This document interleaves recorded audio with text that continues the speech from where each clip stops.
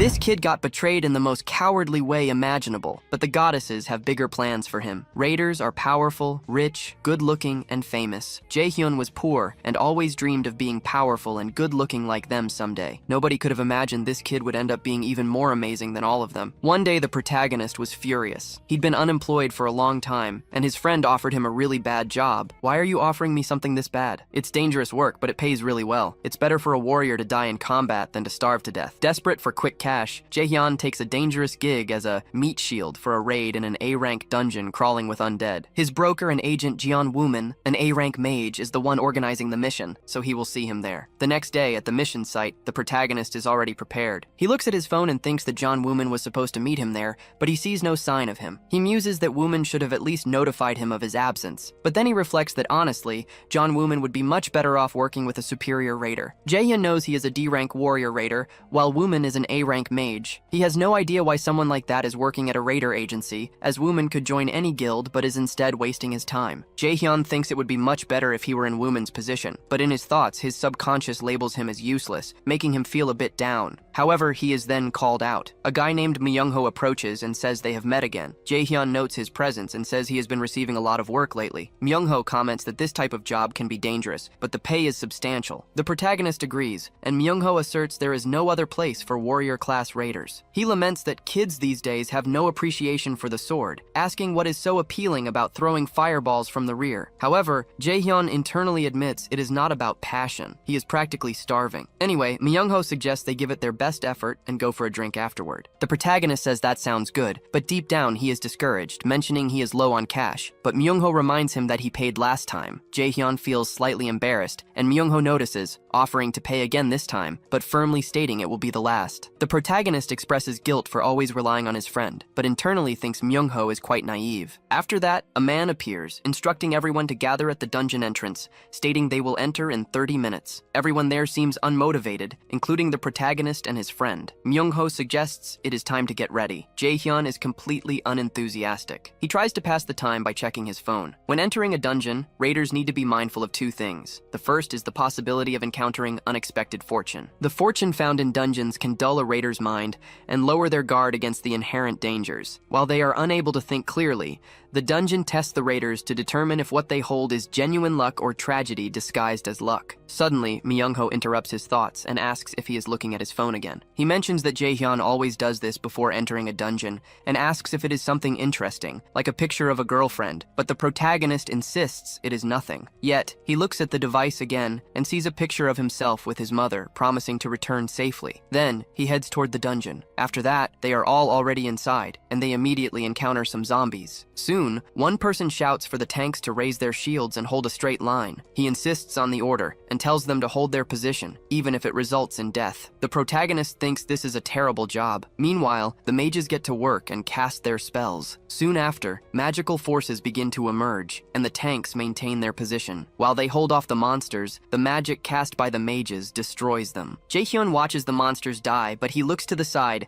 and sees the Meteor Guild, a guild of mages known as Rising Stars for a time. For a moment, he is pleased by their presence and thinks that if they are capable, it seems he does not have to worry about dying. After the battle, his friend is already drinking and asks if the boss hall is the only area remaining. He also says that getting older is not easy, and if he had known it would be like this, he would have played less as a child and leveled up non-stop. The protagonist replies that Myungho is still young enough, and that he is still a higher level than him. Myungho, nonetheless, asks if his friend got any good drops, noting there are quality items dropping since this is an A-rank dungeon. Jaehyun is unsure, but decides to check now. So he accesses the system, but something strange catches his attention. He sees something he does not understand and asks, "What is this?" Right after, he feels a sharp pain in his head, then wonders, what was that just now? Jaehyun looks at the screen again. The Isekai system alerts that it has crashed, and the protagonist finds this odd, as it has never happened before. The system also alerts that it could not restart due to unknown reasons. This leaves the protagonist even more confused. However, something emerges and tells him to follow the light. He is startled by the sudden voice. voice. The system issues a new alert. It states that an unknown presence is infiltrating the Isekai system. The system attempts to initiate repairs in safe mode, but fails. Jaehyun grows suspicious of the unknown presence and wonders what this voice he heard is. He recalls the voice telling him to follow the light. Myungho asks what he is talking about. However, the protagonist replies that it is nothing. He just thought he heard someone tell him to follow the light. But then he looks at his friend and only sees a light around him. The protagonist becomes even more confused, wondering what this light is that is beckoning him. Myungho says he has been acting strange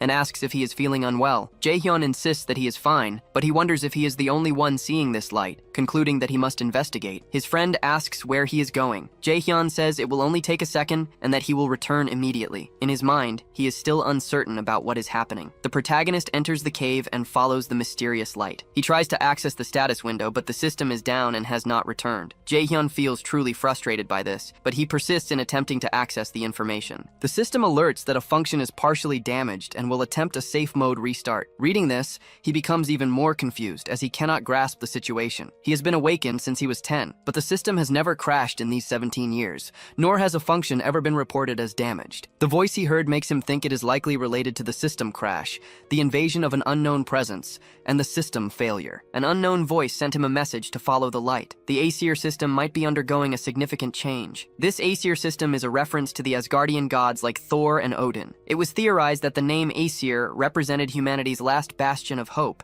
after being driven to the brink of extinction 20 years before these events, a period referred to as the Year of Calamity, 2011. In the middle of the vast Pacific Ocean, a giant tree of immeasurable height grew. It suddenly sprouted one morning, reaching beyond the skies in just 9 days. Some people called it the sign of humanity's extinction. Others called it the Tree of Blessings. The true name of this tree is Yggdrasil, the world tree that appears in Norse mythology. And on the 9th day, after the tree had fully matured, tragedy began. Across the world, a disaster of unprecedented scale, known as monsters, started to appear. Half of humanity perished to these monsters, and half of the remaining humans died from starvation or disease. It was at this moment, when everyone was consumed by despair, that someone appeared, willing to confront the crisis. A man who did not waver in the face of chaos, challenging fearsome and powerful creatures. And at that moment, a small hope for humanity was born. The creatures attempted to attack the one who challenged them. However, the man remained unshaken. He was the first awakened one and used magic against the monsters. A human wielding the authority of the gods had appeared. After this, the number of awakened individuals increased, and among them were those who hunted the monsters, the raiders. The Aesir system is the most powerful weapon wielded by humanity's strongest heroes. Jaehyun thinks that if something major changed the Aesir system, it would be difficult to view it positively. He finally reaches the source of the light and stands in front of what appears to be a portal. Not knowing what it is, Jaehyun hypothesizes its nature, a portal to hidden treasures, and he rejoices at this possibility. Treasure gates are hidden halls that appear very rarely in high-class dungeons.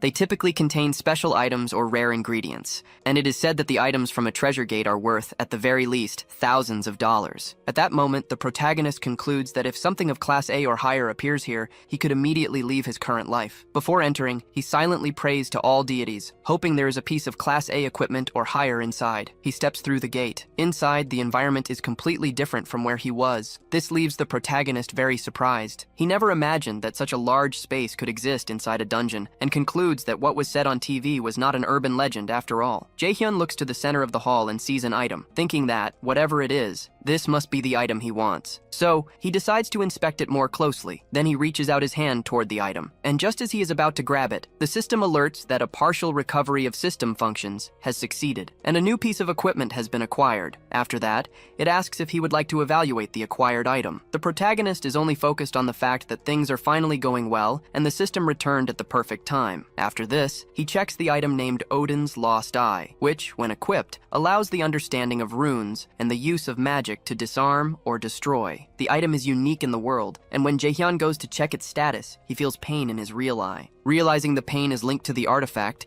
he checks the system again. An alert indicates that the universal derivation skill has activated, allowing him to understand and dismantle a magical formula. The resulting effects include full comprehension of runes, enabling the use of all types of powerful magic without the need for casting and without incurring any penalties. Jaehyun knows the highest ranking items sold at auctions are typically ranked S. When this artifact appears on the market, it will easily fetch over $10 million, as items with magical properties essentially sell for whatever price the seller desires. Furthermore, this artifact is of mythical rank and remains unique globally. With this in his possession, the protagonist believes he will no longer have to suffer or be constrained by guilds. Nor will he be forced to act as a meat shield in dungeons. His miserable life is about to end. Before selling it, however, he considers it best to test the item first. Since he thinks he'll never find another item like this, he should at least use it once before listing it for sale. However, the system warns that upon use, the item will be automatically bound to him, and it asks if he truly wishes to proceed. Jaehyun panics and immediately cancels the action, realizing he nearly squandered the hard-to-obtain mythical rank item. He has no reason to equip it, and if sold on the black market, it could be worth hundreds of millions of dollars. Despite having obtained an exceptional item, he has no desire to continue grinding through dungeons, as he has spent 20 years doing so, and his level can no longer increase. Beyond the fact that the item might not be very effective if he uses it on himself, the system malfunction is an unexpected complication, which could be called an unprecedented anomaly. Nevertheless, Jaehyun is accustomed to such bothersome issues. In today's world, where dungeons are a reality, sudden events occurring to raiders are common, and these situations generally fall into two categories: luck or tragedy. With this thought, the protagonist wonders if he should start heading back. Outside, Myungho attempts to reassure the others that the protagonist will return shortly, having just stepped away to check something. Then, he asks the group leader to wait a little longer, as Jaehyun has already returned to the spot. As soon as he is back, the leader announces they will soon begin the raid. The protagonist apologizes for the delay, and the leader tells him that acting alone will make things difficult, hoping this will not happen again. Apologizing again, Jaehyun assures him it won't happen. His friend stares at him for a moment and notices he is behaving somewhat strangely. Myungho then tries to cheer him up, telling Jaehyun not to feel down, but the protagonist, with a smile, insists he is fine. He even says he will pay for the drinks tonight and cannot be a freeloader forever. They proceed toward their objective, and his friend is confused by this sudden shift in behavior, asking if Jaehyun finally matured at 27 years old. In turn, Jaehyun thinks he managed to get away with it for now. He knows he is inside a dungeon, and since nothing that happens there can be exposed to the outside world, it becomes a lawless place. Spreading the news that he obtained a valuable item would be tantamount to asking to be killed. For him, waiting until the raid is over to sell the item as planned is no big deal. Right now, avoiding suspicion is more critical. The leader states that now that the vanguard has assembled, he wants to continue the raid. However, an explosion occurs above them, startling everyone, including the protagonist. He then runs to avoid being hit by the falling rocks. Utterly confused by this sudden explosion, he wonders what just happened. But first, Jaehyun spots a purple mist rapidly spreading across the area. He recognizes this is no ordinary event, but a kind of poisonous gas affecting everyone present. Jaehyun knows prolonged inhalation means certain death and concludes he must escape the place immediately. Myungho calls out to his friend and urges them to leave quickly, as the mist appears dangerous. The protagonist agrees, saying everyone needs to get out, but suddenly, someone is struck. When he turns to check on his friend, Jaehyun sees that Myungho has been stabbed by a sword. He is incredibly shocked, having been completely caught off guard. Myungho then collapses to the ground, leaving the protagonist stunned by the scene. Thinking he might be next, Jaehyun attempts to flee. He runs as fast as possible, without even looking back. The sudden sound of an explosion echoes in his mind as he races to save his own life. He also considers the poisonous mist enveloping the dungeon. Jaehyun apparently finds the exit door, but the memory of his friend Myungho and the others who were killed forces him to pause. Exhausted from running, he realizes these actions do not belong to a monster. Instead, they are clearly the work of a dungeon assassin. The protagonist draws various conclusions about the situation and becomes intensely anxious. But for a brief moment, he thinks he should put these thoughts aside and focus on escaping. He refuses to die right after finding the magical item that could change his life. This thought even causes him to break out in a cold sweat. However, someone is approaching in the distance. Jaehyun realizes he is about to be attacked and is startled. A chain of fire is launched in his direction, but he manages to dodge the attack just as it grazes him. The aggressor remarks he knew Jaehyun would manage to survive. When the protagonist sees him, he recognizes him as Jong Wooman, the same agent who employs raiders. Jong Wooman says he warned him about his visit today. The protagonist confronts Jong Wooman and asks if he is responsible for this. Jong Wooman knows about the spreading poisonous mist and the attack on the Meteor Guild members. He laughs at the situation and confirms that he is, in fact, the mastermind behind it all. The protagonist is shocked by this confession. He tries to first understand the situation and asks Jong Wooman about his motivations. Jong Wooman replies he did it at a client's request. He also mentions that many people dislike the Meteor Guild. They had been underestimating other guilds too much, and it wouldn't be surprising if people hated them. Dungeon assassin is the term used to refer to those who exploit closed dungeons to kill people inside. Based on the circumstances, the surprise attack on the Meteor Guild this time was executed by exploiting such a blind spot. Jaehyun is concerned about this development and wonders if he can take down his newfound enemy, but he quickly concludes it won't be possible as Wooman is an A-rank mage and one of the geniuses within the country's top 2%. The protagonist, on the other hand,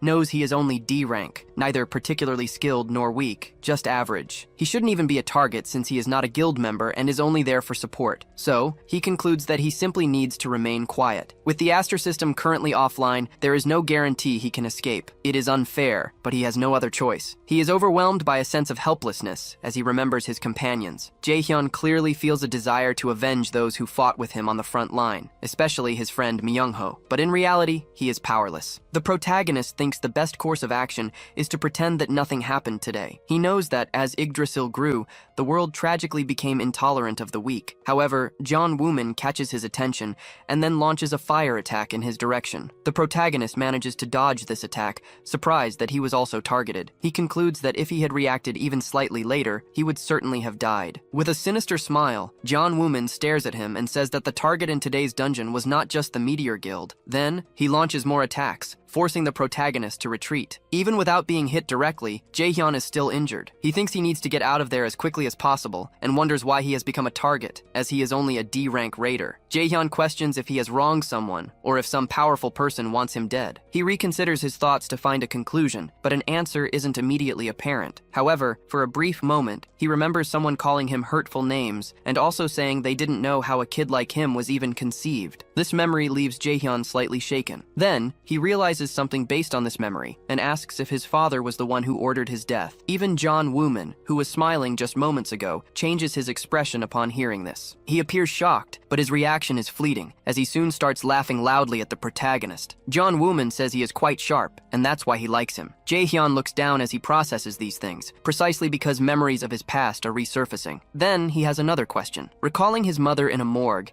he asks if that same person also made a request like this 5 years ago, in the winter. Surprised, John Wooman says he didn't think Jaehyun would figure that out too. With a sarcastic smile, he states the protagonist is amazing. This reaction provides Jaehyun with a partial answer. John Wooman continues, saying he doesn't understand. The father had his wife murdered, and then he rejected the son. After that, he launches a new attack, but the protagonist coldly dodges the fire. John Wooman says it's shocking and asks if Jaehyun doesn't agree. He confirms that's what happened and bids the protagonist farewell. But Jaehyun doesn't move this time. He stands still and attempts to say his last words. But before anything can happen, a light appears from the system. It's an item that seems to have been activated. Back in the fight, John Wooman mockingly asks if the protagonist said something. He even removes his hood to hear better. But then he is startled as he notices something. Looking at the protagonist, he sees a strong light surrounding him and wonders what kind of magic this is. The ground beneath Jaehyun begins to crack, but the protagonist doesn't seem to notice, lost in thought. John Wooman feels the mana growing stronger and wonders what is happening there. Something strange is occurring, and he wants to end it quickly. Then he tells Jaehyun their game ends here and asks him to please die this time. Soon, he unleashes his strongest attack. His fire chain approaches the protagonist,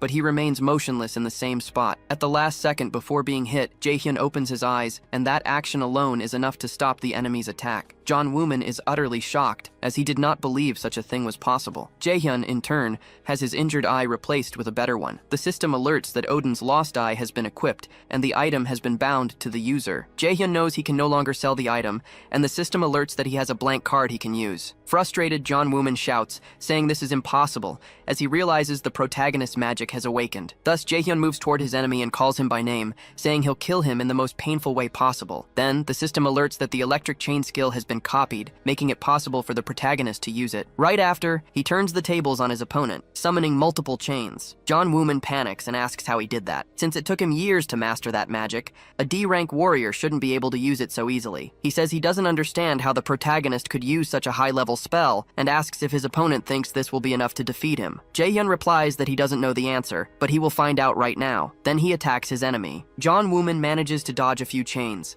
but the attacks come from all directions. The protagonist is toying with his prey and attacks his opponent indirectly, forcing him to run. In anger, John Wooman attempts to counterattack. Once again, Wooman fights back with his chains. But then, the protagonist's system alerts him that the universal derivation skill has been activated. In this way, Jae-hyun redirects the enemy's chain right back at him, forcing Wooman to witness his own ability used against him. John Wooman freezes in terror, realizing he will die if he does nothing. He decides to summon a shield. Using his new magical eye, the protagonist activates universal derivation again, and John Wooman's shield shatters, making it impossible to dodge the attack. Wooman is hit directly. With the battle already won, the protagonist approaches his defeated enemy and sees that, although weakened, he is still alive. John Wooman did not expect this outcome and now begs for his life. However, without saying a word, the protagonist finishes him off in a single strike. After that, he is overwhelmed by a strange feeling and asks himself if it is truly over. Then he lies down on the ground beside his enemy's body. His stamina and magic are depleted. There is nothing left in him. He just obtained a mythical item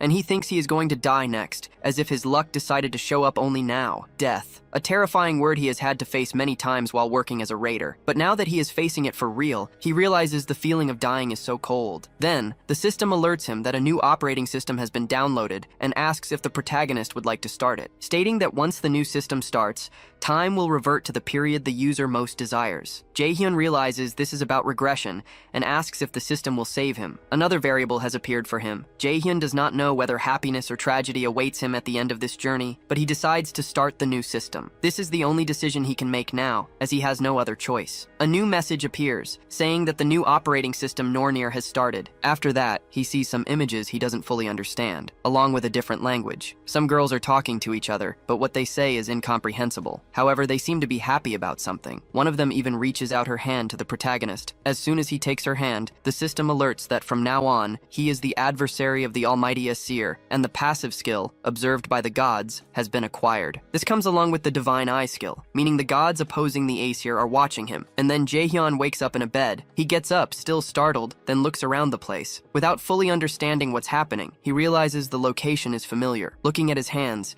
he notices there is nothing wrong. But then his previous power manifests, and the system informs that temporal regression to the time most desired by the user was successful. Reading this, the protagonist wonders if he is dreaming or something. He recalls his past and asks if he really returned to the past, but he concludes no, this must just be a dream. He remembers the last moments with his mother, saying that this is one long dream. But surprisingly, she walks into the house, and as soon as the protagonist sees her, he runs to her and embraces her. He concludes that if this is a dream, he never wants to wake up. Moments later, the system alerts that the date is November 15th, 2020, and the user has successfully returned to the most desired period. The limitations on non-combat activities have been removed, and his body has successfully recovered to 20%. Jae-hyun still questions the reality around him, but he realizes he is in his room in his old house. A new side quest, Rest is a Friend of Success, has been automatically created. The system states that he is a being who miraculously survived death, and as a requirement, it asks him to rest to recover his health to 80%. After reading this, the protagonist thinks he will return to the beginning. First of all, he knows he didn't die in his last fight, and the reason is probably because of the new system, allowing him to return to the past. His mind is already accustomed to the appearance of Yggdrasil and monsters. This is not the first time Jae-hyun has faced such strange phenomena, and if he has learned one thing in situations like this, it is that quickly assessing and adapting to the environment is absolutely essential. If the system's information is accurate, this day is 11 years in the past, when he was in the 3rd year of elementary school. He also realizes that the name of the new system is Nornir, but honestly, this whole experience of going back in time still feels like a dream. However,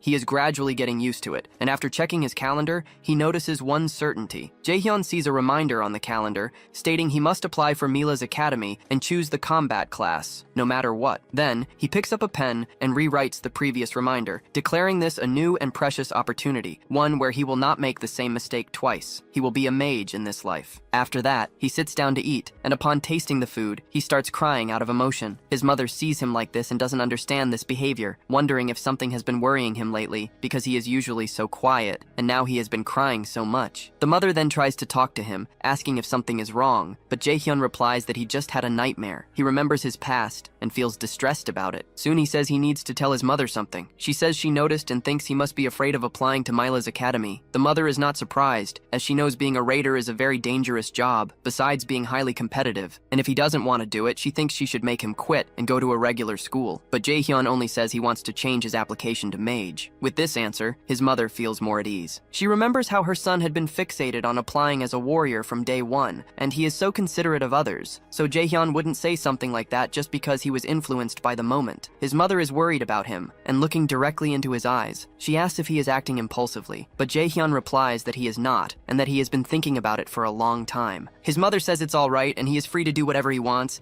and she just hopes he doesn't give in to money. Whether it's magic or something else, he will always have his mother's support. Jaehyun feels moved, but thinks now is not the time to cry, because if he wants revenge on his father, an A-rank raider, he will have to get much stronger. Then, the system alerts that he has completed the rest mission and obtained a blank card as a reward. Jaehyun wastes no time and begins to train, thinking the situation is favorable for him. He still doesn't fully understand what the Nornir system is, but it's worth taking advantage of it for now, as he has knowledge of the future and knows about hidden pieces and ruins he can monopolize, having a good enough memory to even serve as a map in dungeons. His problem is his abilities. Except for those learned in the last fight, all he has are warrior class skills. Jaehyun thinks it's no surprise since he planned to be a warrior class from the start. He wonders if there's nothing he can do. Then he decides to check his status and notices that his level has returned to what it was back then, and his attributes have also reverted. Jaehyun wonders why only the passive skills are the same. The system says that, due to the skill observed by the gods, all previous passive skills have been retained, and it states this skill aids in the user's rapid growth with the god's blessing. He realizes this skill affects all attributes and is surprised. More importantly, it represents the attention of the gods opposed to the Aesir, and he concludes he should look at his other skills as well. The system shows the absolute god's eye skill, which sees through illusions, revealing absolute reality. Then, it shows lightning chain, which attacks the enemy and has a chance to inflict the paralysis status on the struck enemy. Jaehyun isn't sure yet what this absolute god's eye does, but he thinks the lightning chain is really good. Regarding his attributes, he thinks strength isn't necessary for mages, but he needs at least some agility to be able to dodge. Magic is obviously necessary, but the most important thing is endurance, because endurance doesn't increase attack power like strength or magic,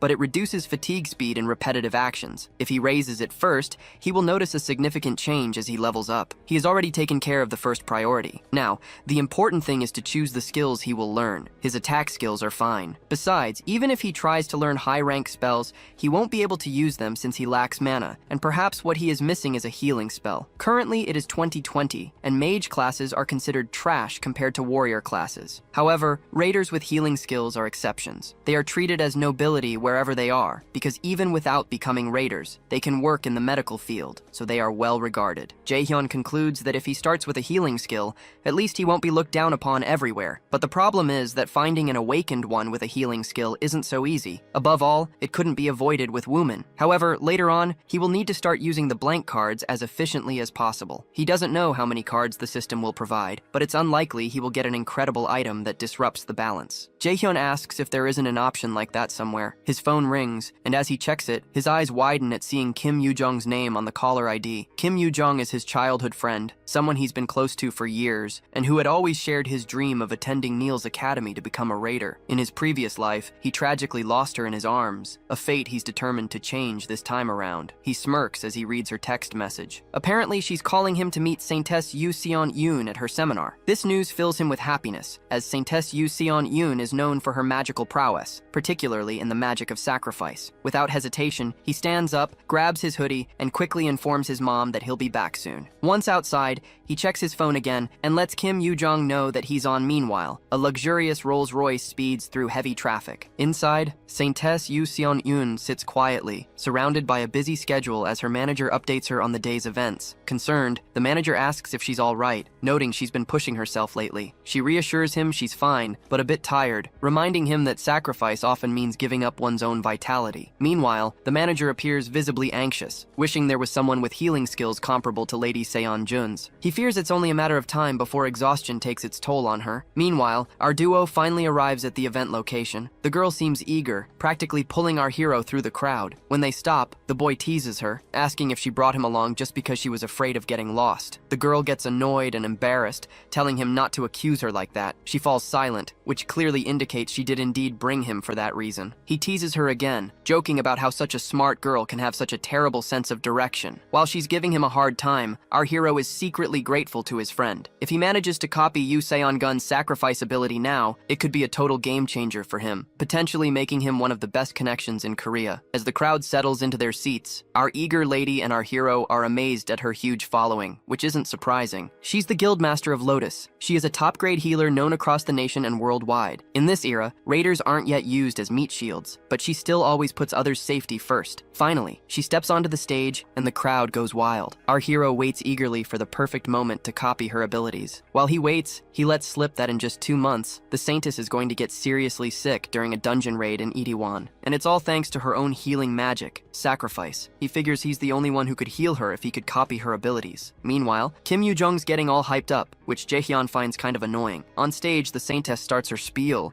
about how the world's in a mess because of Yggdrasil's tree and monsters munching on people's lives. Despite all that, she throws in some hope and tells everyone to remember the awakened who can help to save humanity, and urges one of them to become a raider as well. As her speech concludes, the fans are ecstatic, and Jaehyun acknowledges her words too, stating that since it's no easy task fighting monsters on the front lines, everyone feels reluctant to become a raider. He's a living example of this for us, because he also wanted to sell Odin's eye to avoid raiding for cash. As they move forward, she couldn't stop talking about the Saintess, while our hero kept teasing her, which really got on her nerves. He then mentions that he has already called her mom earlier to pick her up due to her poor sense of direction. She suggests he just catch a ride with her mom, but he brushes it off, saying he has other things to handle. Before leaving, he casually mentions changing his career path to focus completely on magic, and hints he'll need her to teach him later. With that, he takes off without explaining why he changed his career plans, leaving her feeling disappointed and alone. The boy starts looking around, and finally spots the lady's car. A smile spreads across his face as he heads towards the car, but the manager notices him approaching and tells him they're not accepting any fan visits right now. But the boy boldly states he's here to meet director Yoo Seong-un. The manager sighs, clearly annoyed by another raider fanatic to deal with. With an irritated expression, the man cockily tells the boy to walk off and reminds him to respect her privacy, mentioning even the director would be bothered by his presence. The boy insists he's not here for a fan meet and greet. To convince the director,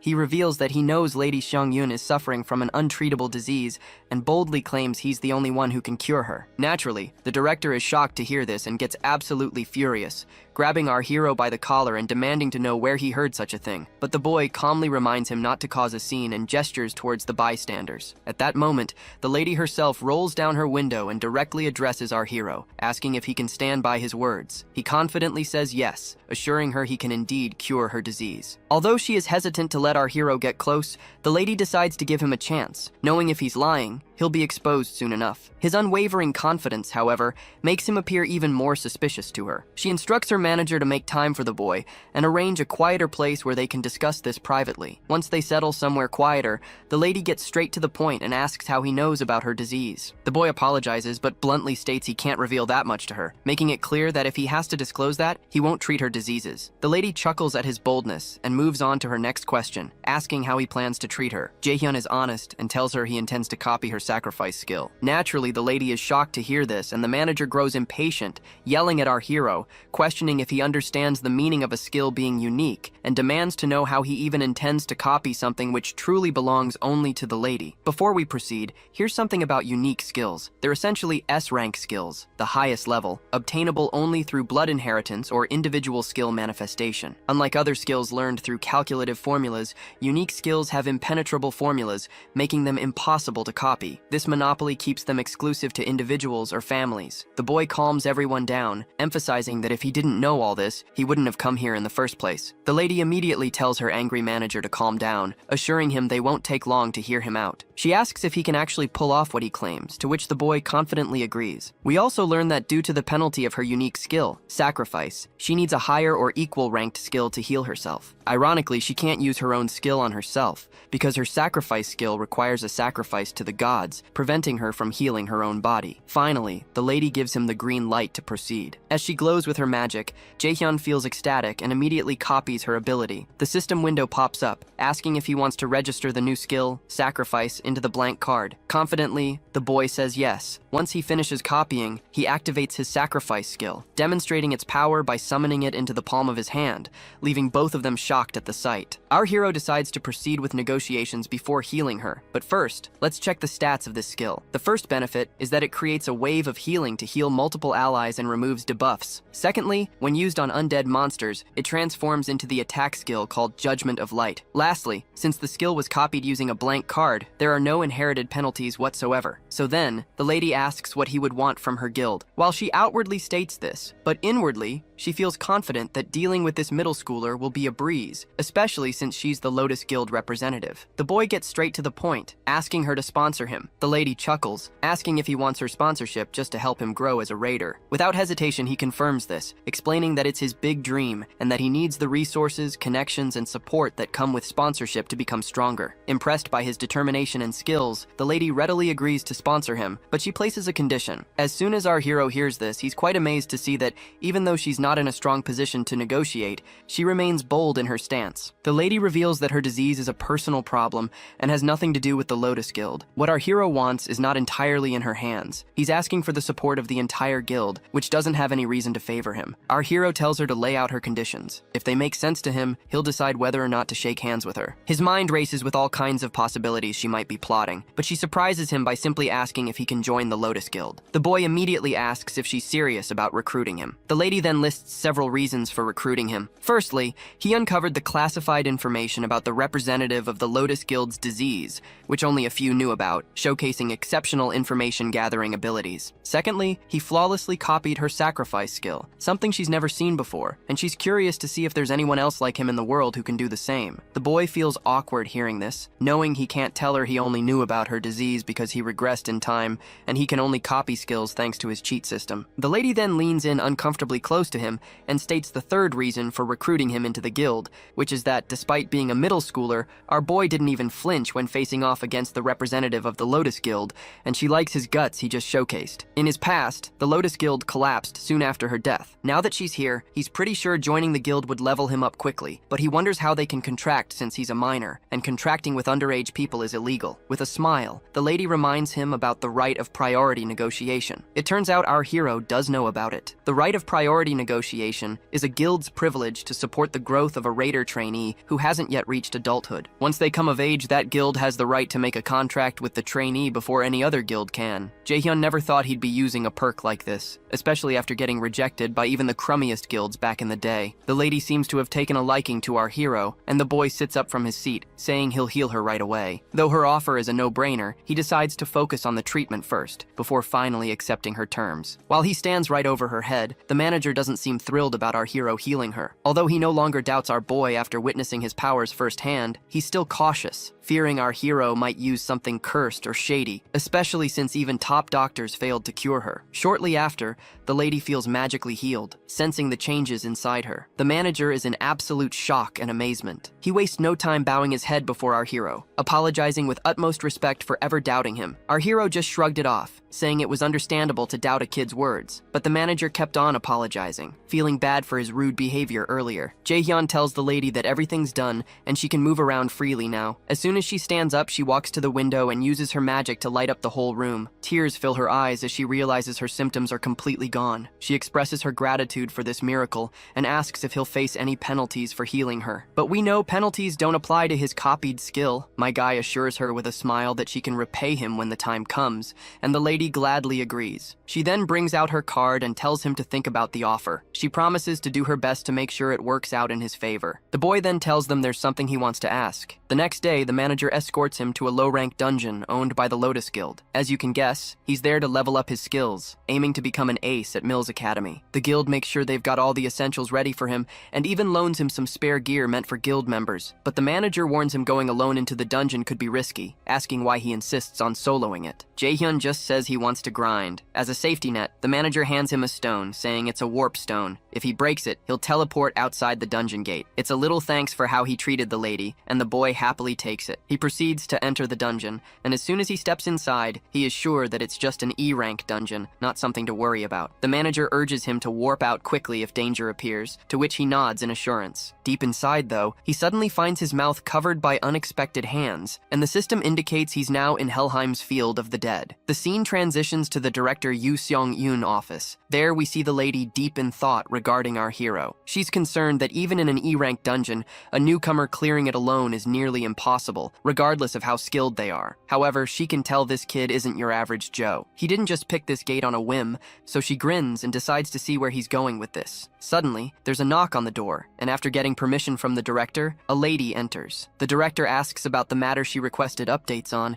and the other lady hands her the files explaining it's our hero's profile. As the director flips through the pages, she's shocked to read that he aspires to be a martial artist, which makes no sense to her considering his magical capabilities. A heavy silence falls over the room, as the lady who brought the reports also has no clue how someone can be so talented, but she assures the directory that the reports are accurate, unless there are not any mechanical errors. Taking a peek ourselves, we see that our guy's aptitude for magic is at 97%. Shortly after, the director calls his manager Appa and instructs him to call her immediately once our hero is out of the dungeon. She's eager to witness our hero's talents with her own eyes. Meanwhile, our boy finds himself falling into the unknown realm known as the Field of the Dead, hitting his ass on the ground hard upon landing. As he looks around, he realizes he's in a graveyard and struggles to stand up, coughing harshly. Before he can make sense of his surroundings, an undead creature appears. Wasting no time, it aims its bow at our hero and shoots an arrow at him. Reacting too slowly, he ends up with a nasty cut across his face. Another monster appears, ready to strike our hero down. He's unsure if it's laced with paralysis poison, which annoys him greatly. He quickly heals himself using his fancy sacrifice skill. Suddenly, more zombies emerge, and he finds himself surrounded by black souls hovering above in the air. They immediately start attacking and shooting at him, but this time, Jae-hyun grabs an arrow with his bare hands and breaks it by clenching his fist, thoroughly annoyed by their pesky attempts. Meanwhile, Kim Yoo-jung stares at the autograph she received from the director, and she is also feeling totally annoyed at our hero for leaving her alone, despite knowing she has a terrible sense of direction. She's getting more and more annoyed by his unpredictable moves. He used to avoid crowds, but suddenly he's agreeing to tag along with her. He never used to ditch her like this before, always making sure she wasn't left hanging, but this time, he left her high and dry down there alone. And now he's switching to magic class, even though he's always dreamed of martial arts. She just can't wrap her head around his sudden change, because she knows he's usually thoughtful and careful, not someone who acts without a good reason. Suddenly, she starts texting him again, giving him a piece of her mind about leaving her alone that day. Meanwhile, back in the dungeon, Jae-hyun's face pales as he freaks out at the sight of ghosts right in front of him. To make matters worse, they're far more organized than your typical monster horde. He decides to rely on an item, a staff forged by a blacksmith from the Lotus Guild. Before we delve deeper, we learn that this dungeon, Helheimer, is the realm of the dead overseen by Loki's daughter Hel. It's one of the 9 worlds in Norse mythology, created after the 7 realms excluding Midgard and Asgard. These worlds include Niflheimer, the world of fog and ice, Muspelheimer, the world of flames, Jotunheimer, the world of Alfheimer, the world of elves, Svartalfheimer, the world of dark elves, Vanaheimer, the world of the Vanir gods, and the coldest and darkest of all, Niflheimer, where Helheimer exists alongside it. This place is a total nightmare for newbies, but our hero's pumped to test his skills. He decides to whip out Goddess Nora's sacrifice skill. When he uses it on dead monsters, bam, it transforms into this epic area of effect attack called Judgment of Light. The monster jumps him right away, but our hero's quick to smack it down with his wand, sending the monster flung backward. He gears up with Blitzfire and blasts the monster to smithereens, bagging 70 XP for knocking out the Death Wraith. He keeps up the momentum, chaining his blitz moves to rock the stage with his skills. Every monster he takes down brings a bigger grin to his face as the XP rolls in. Next up, he leaps at another undead who is using arrows and smacks it hard on the noggin. Boom. His wand cracks in half, but he still manages to take down the monster. His face goes pale seeing his wand broken, realizing he wasn't exactly fighting like a mage after all, and his foolishness has caused him to lose a weapon. So, he gets serious and activates his sacrifice skill. The holy judgment of light comes crashing down on the monsters, burning them to a crisp. Once those undead are turned into ashes, he racks up some valuable experience points along the way and decides to take a breather in the settling haze. He heals himself to restore his powers, and he is relieved to have made it out alive. He's learned a valuable lesson. not to overestimate his skills. Even though divine judgment saved him this time, he might not be so lucky next time. In any case, he decides to leave the place, but he soon realizes he has no clue how to get outside. He sighs and decides to use the warp stone, but before he can, a terrifying aura of mana creeps over him from behind. When he looks back, there's nothing there. Suddenly, he senses something approaching, and in the next moment, he feels himself getting choked. He raises his busted wand and jabs it into his own thigh. Not quite sure why he's hurting himself, but he is making damn sure not to let out a single scream to draw any unwanted company. Little does he know, there's this hideous monstrosity lurking right behind him. Right on cue, the system chimes in, revealing that the dungeon boss, Nightshade, has shown up, and the gap in levels between our hero and this boss is like night and day. The system practically screams at him to bolt out of the dungeon as soon as possible. He fumbles for his teleportation stone, but before he can grab it, the monster pounces from behind, sending the stone tumbling from his hands as he hits the nearby wall and starts coughing up blood. His HP also takes a nosedive. The system immediately tells him to use a healing item immediately, but looks like he does not have any time for that because the monster is already standing before him and immediately launches another attack. Just as he braces for the worst, the monster in front of him freezes solid, leaving him staring in disbelief, wondering what the heck just happened. That's when a voice, a woman's voice, echoes through the cavern. The woman appears divine, almost like a goddess. She commands the monster not to harm him, revealing that she herself brought him here as an important guest. This half-demon, half-angelic elf informs our hero that he is destined to be the adversary. Confused, the boy has no idea who this woman could be. The lady continues, expressing her belief that he was meant to effortlessly defeat this monster as the adversary. However, it seems she was mistaken, seeing him as just an average kid with moderate mana and abilities. She questions why Loki chose someone like him to be the adversary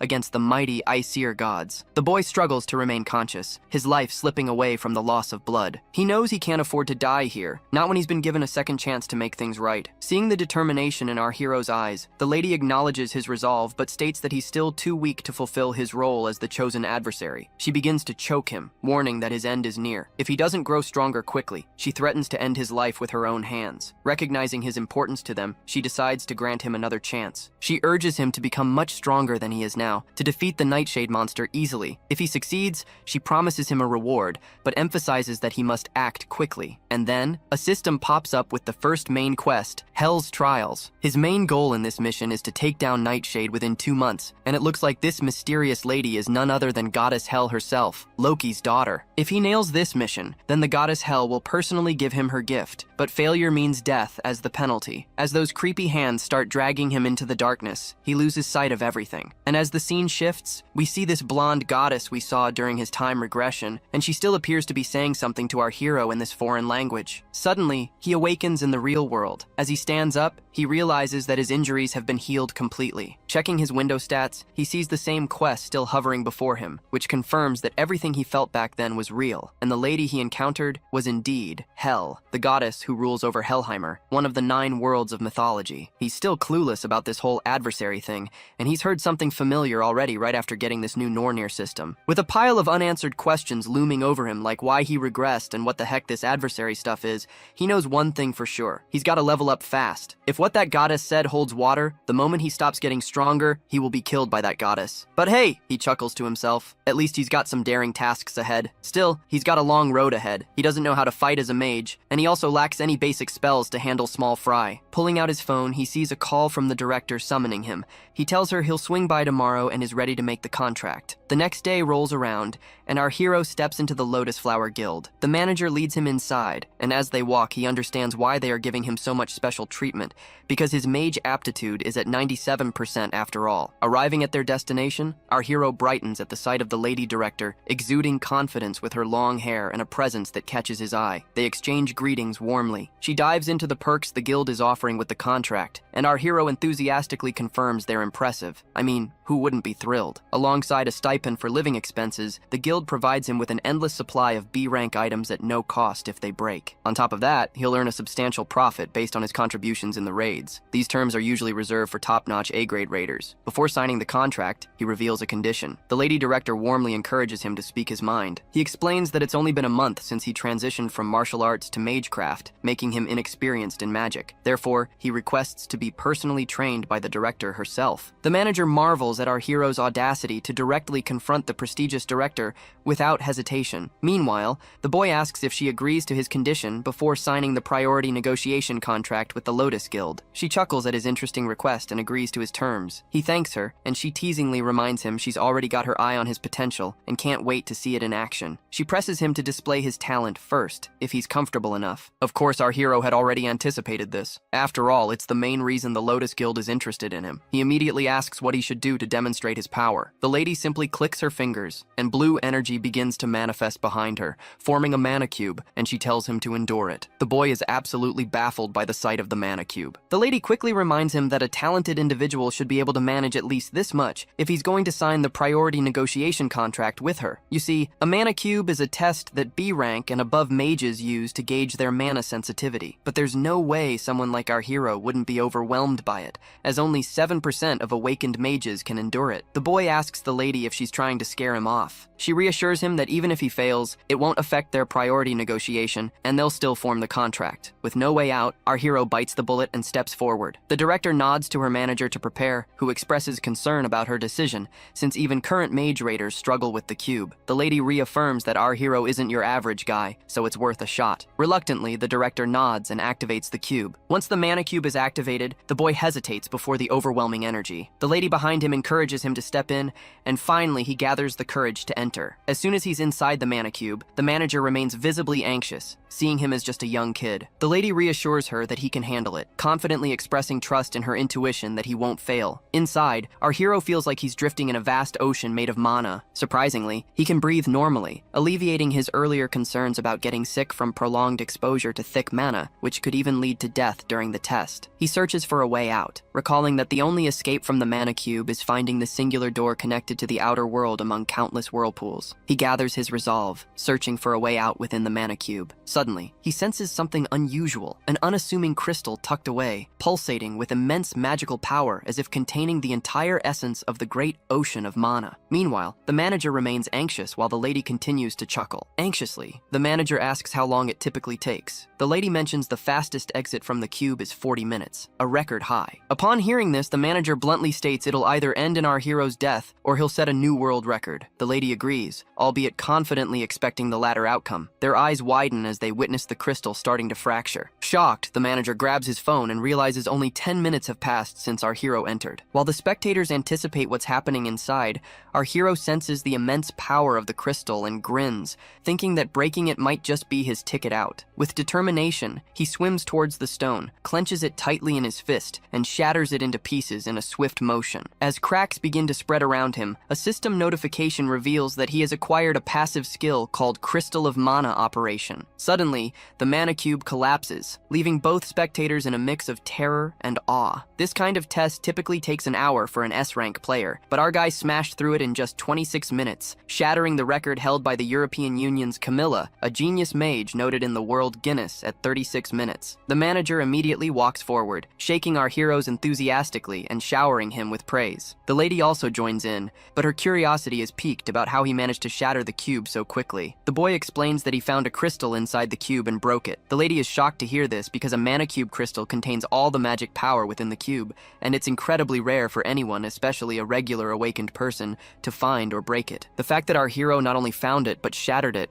suggests that his mana capacity exceeds that of the entire cube. She bursts into a moment of happiness and immediately vows to help him become the greatest mage in the world. The scene transitions back to Lady Kim Yoo-jung, who is visibly upset that Jae-hyun is still late. Our hero's mother stands beside Kim Yoo-jung, confirming that he's indeed late and not answering calls either. Suddenly, a familiar flashy Rolls-Royce grabs both ladies' attention. They're stunned to see our hero stepping out of such an expensive car, completely blowing them away. How could he afford something like that? Jae-hyun immediately notices the ladies and waves happily. While his mother is anxious, concerned if her son is involved in something shady, Lady Kim is livid to see him lounging around. Once they're settled in the room, the girl jumps straight to demanding answers, asking why he switched to magic class. Our hero casually explains that martial arts just wasn't cutting it for him anymore, and he already filled out all the paperwork for the magic track. She keeps pushing for more details about his decision, but he flips the script and asks why she's dropped by. He then asks if her parents are off at work, to which she nods, explaining that's why she's crashing for the night with our hero's mom's blessing. We then learn that her folks work in a monster processing plant. shipping creatures abroad, which keeps them moving. And whenever she's left alone, she tends to hang out with him, since our hero's mother is a good friend of her parents. Moving forward, the boy asks her to teach him the theories of magic now that he's in the magic class. The girl demands to know what she'll get in return. Reluctantly, the boy asks what she wants. The girl admits she doesn't have anything specific in mind at the moment. After thinking for a bit, she decides that he must grant her one wish. The boy agrees, but adds a condition. Her wish must be made within a year, or it expires. The girl agrees, somewhat annoyed, while the boy privately bets that she'll likely forget about it within a year. Teasingly, the boy asks what kind of wish she might have in mind, but the girl,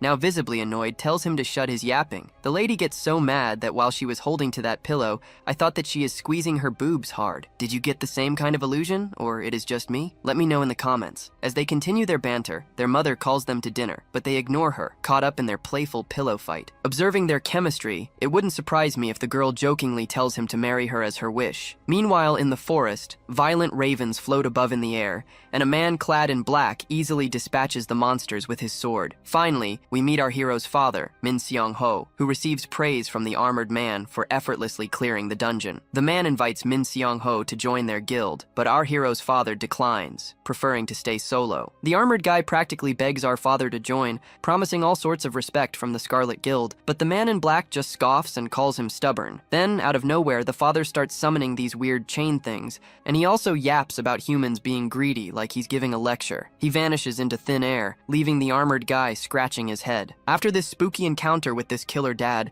who, let's face it, looks younger than our hero himself, we're back to the director, who's giving a lecture to Jae-hyun for his first magic class. The lady decides to dive right into sparring and challenges him to take a swing at her. The boy hesitates, but realizes he has no choice. He lets out a sigh and carefully takes his stance, ensuring there are no openings. Drawing on his martial arts knowledge, he throws a punch aimed at her, expecting a reaction. The lady stands there grinning, and the impact of his blow creates such a massive disturbance that everything gets obscured in a cloud of dust. As the dust settles, our hero sees his punch effortlessly caught by the lady, who handles it like it's nothing, leaving him utterly terrified. She grins confidently, and the boy quickly retreats to a safer distance. Seems he underestimated her just because she's a healer. He's now certain she's got the power of an S-rank raider. After that punch, she breaks down his moves, noting the martial artist's habits in his stance and attack. She points out that mages typically don't charge in like that to attack. The director then asks him if he knows the difference between martial arts and magic. The boy says martial arts is all about up-close fighting with swords and stuff, while magic is more about blasting from a distance. She nods and adds that magic classes are about weakening enemies from afar, while martial arts finish them off face to face. Then she tells him to get ready because she's going to attack him to show him what mage combat is really like. She assures him she can heal him if things get messy. He's a bit nervous but ready. The lady gathers energy at her fingertip and shoots out this intense laser beam of energy. The boy quickly rolls to safety as the lady tells him it's his turn to attack. He activates his blitz chain power and unleashes lightning arrows straight at her. There's a huge explosion when the chains hit their mark, but the lady stands there without a scratch. She's surprised he has an A-rank skill, but reminds him it's only good if he hits the target. Then she counters with her own arrow aimed right at his face.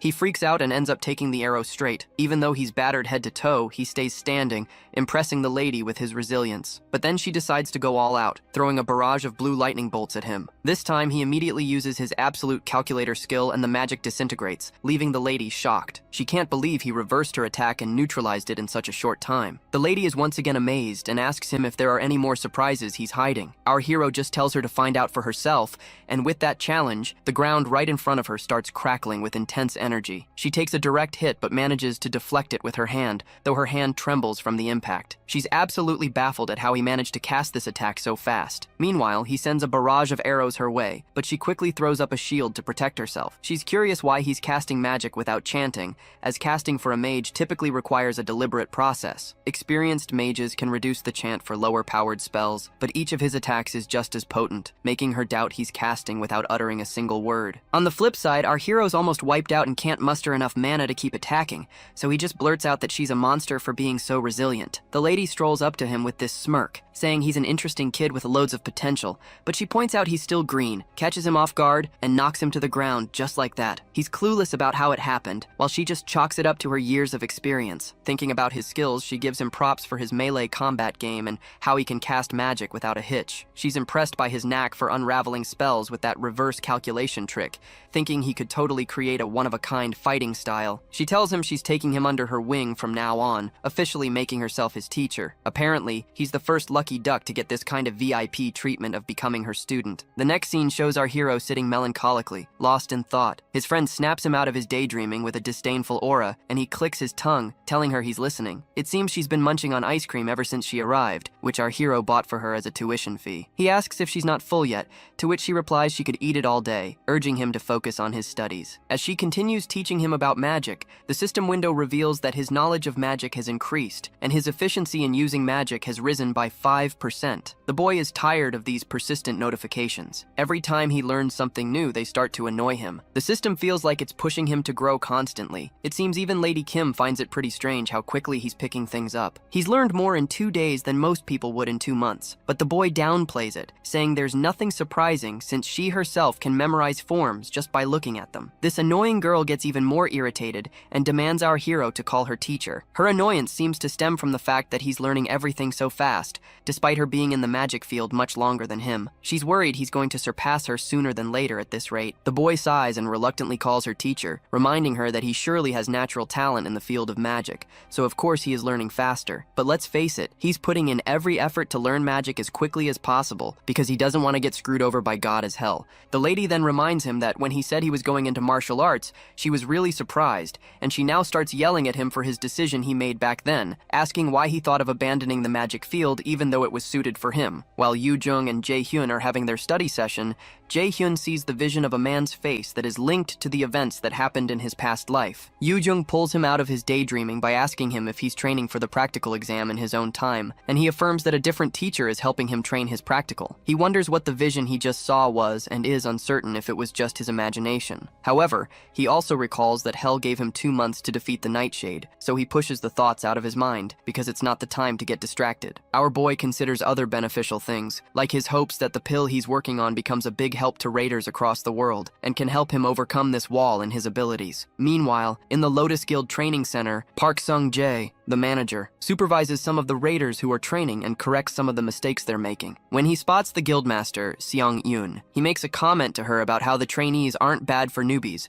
and how the average rank has almost gone up from last year, but he's surprised to notice she wasn't listening. When she realizes he was talking to her, Seong-yoon apologizes, and the manager teases her by saying she's thinking about Jae-hyun, and she affirms his suspicions. Suddenly, the manager mentions that he recalls that several other raiders have tried to learn the thing that she wants to teach Jae-hyun and have all failed. However, Seong-yoon reminds the manager that he also saw Jae-hyun's peculiar talent. It would have been believable to say that Jae-hyun was a veteran because he didn't make a single unnecessary movement. At this point, Guildmaster Seong-yoon is certain that if another S-rank magician is to appear in the future, it will be Jae-hyun. Presently, she's still the only magician in the country who has become an S-rank. Even so, as a healer, her effectiveness in battle is a bit low. However, if Jae-hyun were to suddenly appear like a comet right now, it would shake up the whole magic world. Sometimes later, MC works on a mana enhancement pill. Like its name suggests, it's a pill that permanently increases the mana of the awakened who takes it, and it's an item that all magicians covet. While he's working, the mixture fails for the umpteenth time,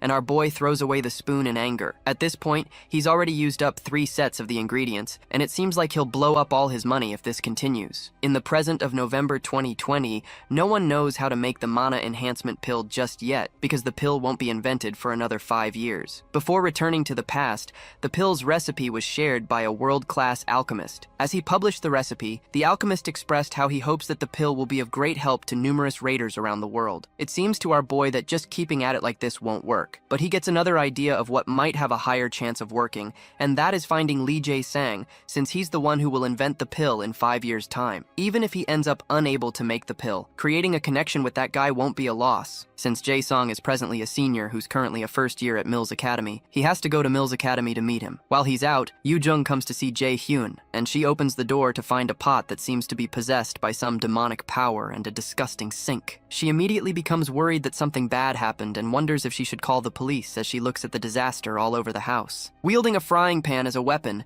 she looks around the terrifying wasteland. In the past, right as the Yggdrasil appeared and monsters started pouring out, there were a few people who established themselves the quickest. One of them was a man called Lee Jae-shin, also known as Quick Blade. When the first first awakened vanished without a trace, Lee Jae-shin appeared as if to take over his mantle as the first S-rank raider in Korea. Lee Jae-sang, the person our boy is out to meet right now, is the youngest son of Lee Jae-shin. When Jae-hyun reaches the transportation building, the attendant asks him where he would like to go, and he requests to take a portal to a place called Daegu. Daegu currently lay abandoned due to the monster outbreak, and it's a city where monsters poured out from all sides, and you had to worry about your life from the moment you stepped in. Shortly after, our boy gets close to the Mills Academy in Daegu, and has to walk a bit more to get to the main entrance. When he gets in, he wonders where he could find Jae-sang. Although Jae-sang was in the combat department, he wasn't very talented. The probability of Jae-sang, who dislikes fighting, making use of Millis's combat facilities is very low, so Jae-hyun decides to look around the classrooms first. As he walks forward, he notices a crowd and walks up to see what they're looking at. When he forces his way through, he's hit by Jae-sang, who's thrown back by an attack from whoever is whooping his behind. Our boy helps Jae-sang up, and the kid apologizes for hitting him. Jae-hyun, however, doesn't reply to his apology, but only locks eyes on Jae-sang's opponent, who asks him who the heck he is, and if he has any business with Jae-sang, whom he calls a stutterer. Before he can talk, the bully places a hand on our boy's back and asks him if he's the brother of the stutterer. After all, they don't look one bit alike, but Jae-hyun doesn't bother giving any response to this shithead. However,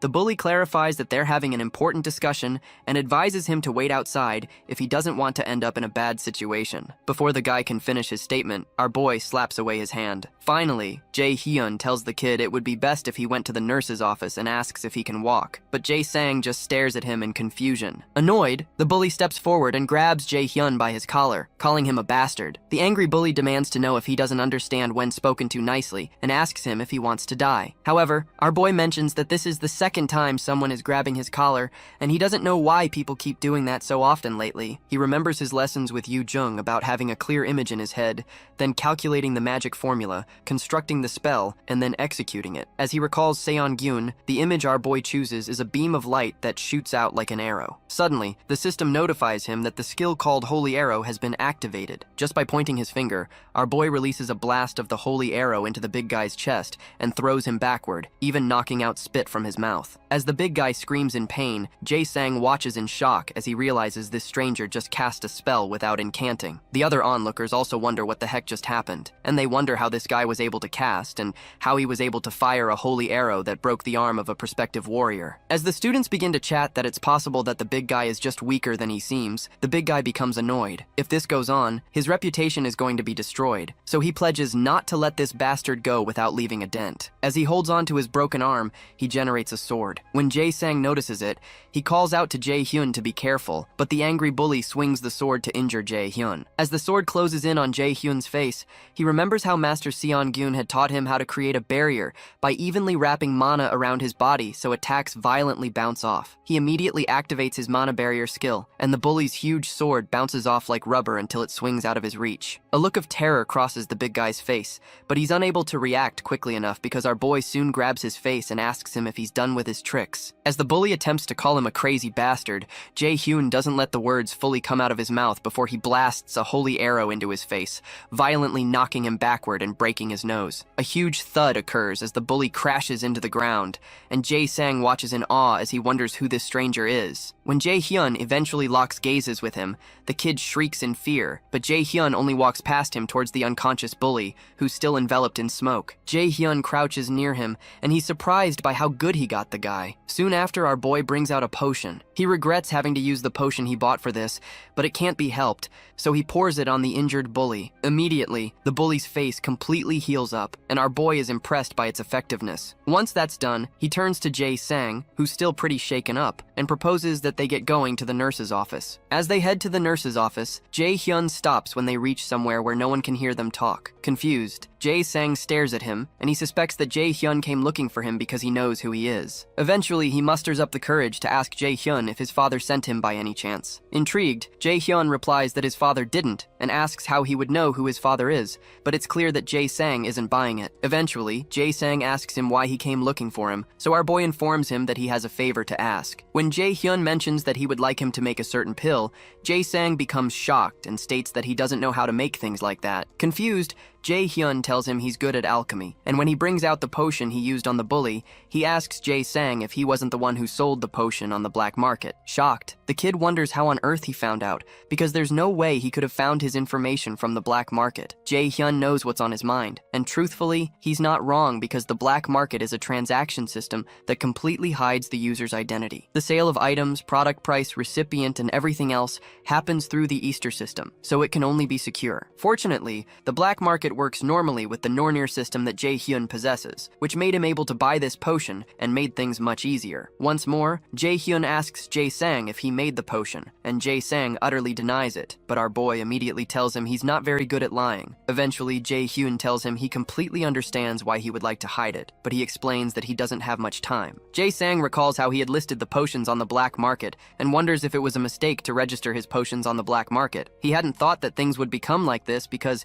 he had only done this to try to earn some money. He knows that he's going to die if his father finds out, so to stop that, he bows to Jae-hyun and pleads that he keep it a secret from other people. Eventually, Jae-hyun explains that he didn't tell him this to blackmail him, but he only needs an excellent alchemist that can help him make the elixir that he wants. After Jae-sang thinks about it for a while, he asks Jae-hyun who on earth he is. So our boy explains that he's a prospective student of Mila's academy and calls him senior. Eventually, they both sit, and Jae-sang, who's still tense, requests that he tell him about the pill he wants to make. Our boy informs him that he wants to make a mana enhancement, a pill that permanently increases a raider's mana. Shocked, Jae-sang gets up and asks him if permanently increasing someone's mana is even possible. Jae-hyun tells him it is. Immediately, the kid's engines begin running, and he wonders what kind of ingredients would be needed to create such an effect. As he begins to think of the things that could be needed for the mana pill, Jae-hyun is surprised to notice that the kid's aura has changed, and he's stopped stuttering. Apart from that, Jae-sang was able to guess most of the ingredients just from hearing the effects, which shows he's truly talented, and Jae-hyun decides that he has to win him over. Eventually, Jae-sang stops talking and concludes that it would be better to ask another alchemist since it's such a great elixir, but Jae-hyun refuses because he wants to ask him, and even promises to provide everything he needs. Although it's true that with the recipe, other alchemists might be able to create the pill, the one who possesses overwhelming, incomparable talent is Lee Jae-sang. Finally, he asks Jae-sang if he'll do this favor for him, and the kid agrees. Regardless, Jae-sang clarifies that he doesn't know if he'll succeed or not, so our boy tells him it's alright, even if he fails. Confused, Jae-sang asks him if it's alright since he'll be the one taking the loss, so Jae-hyun assures him that he's investing because he thinks that he has the ability, and he admits some investments can result in failure. As Jae-hyun tells him he looks forward to working with him, tears fill up the kid's eyes because this is the first time that someone has ever believed in him like this. When Jae-hyun notices this, he's glad he's been able to make a connection with him. The next morning, while Jae-sang is alone in his room, he thinks about the events that had transpired just hours ago, and he wonders if he's even had anyone believe in him this much in his life. Because he's a coward, not as talented as his other siblings, and lost his mother early, he was eventually left alone and was unable to gain the approval of his father, so to him it's odd that someone would trust him enough to tell him that it's alright to fail. The fact that he, who had nothing to show for himself, received such trust for the first time, reaches deep into his heart and makes him begin to cry. Meanwhile, Jae-hyun's main quest is to deal with Hell's trial by defeating Nightshade within the time limit and getting Hell's recognition. The mission comes with a reward of Hell's gift, and he had 2 months to fulfill the mission, with a penalty of death looming over his head if he fails. Presently, he has only 10 days and 23 hours to perform it. Sometime later, Jae-hyun goes to the training center to spar with Seon-gun, and he manages to dodge her blue lightning attacks. As he moves forward to close the gap between them, he's targeted by some blasts, but he creates a shield to protect himself. He quickly activates his own holy arrow attack and blasts her with it, but she's already covered up in a magic shield. However, she notices a crack in the shield, and she's surprised our boy has grown this strong already. After the smoke clears, both of them lock eyes with one another, as if at a cowboy standoff, until Jae-hyun starts to burn bright with yellowish streaks of lightning around his body as he activates his blitz chain skill. But Seon-gun looks quite ready for his attack. As they both prepare to attack, the manager steps in and tells them to wrap it up because their time is up, and they've both worked hard today as well. The manager is surprised that the training hall made with arc metal, which takes a significant amount of strength to create even a little love, has been destroyed by their sparring session. If he hadn't stopped them in the middle, the hall would have been obliterated. While they're resting, Seon-gun tells our boy that he's grown strong at a truly unbelievable rate. Apparently he can cast more spells now, and his strength is now ridiculously high. Suddenly she asks him if he's studying the theory separately, so he affirms that he's learning it from a friend. Excited, Seon-gun declares that it's better than she expected, because she was worried since she couldn't help him with the theory too. She comments that it seems like Jae-hyun has an intelligent friend, and he reluctantly agrees she is. But he considers how the real problem is Yoo-jung's weird-ass personality. Before they leave, Seon-gun reminds Jae-hyun that he had said he wanted to try raiding a dungeon again, and he affirms that he wants to test out the effectiveness of the training thus far. Because of that, Seon-gun believes that the E-rank dungeon that he entered should be a breeze with his current skills, so she asks him to do his best. The only issue is that it's not an E-rank dungeon he entered, but a C-rank one where he encountered Hell and Nightshade. He wonders if he can defeat a C-rank boss monster alone, but he decides not to worry too much about it since he's prepared well enough, and he can only focus on the battle. Sometime later, Jae-hyun goes to see Jae-sang, who meets him with the pill he's worked hard to create. Soon after, Jae-hyun ingests the mana enhancement pill, and his magic stat increases by 15, and the unbelievable effects shock him. Alchemy is fundamentally a profound and difficult science. Even when creating the same item,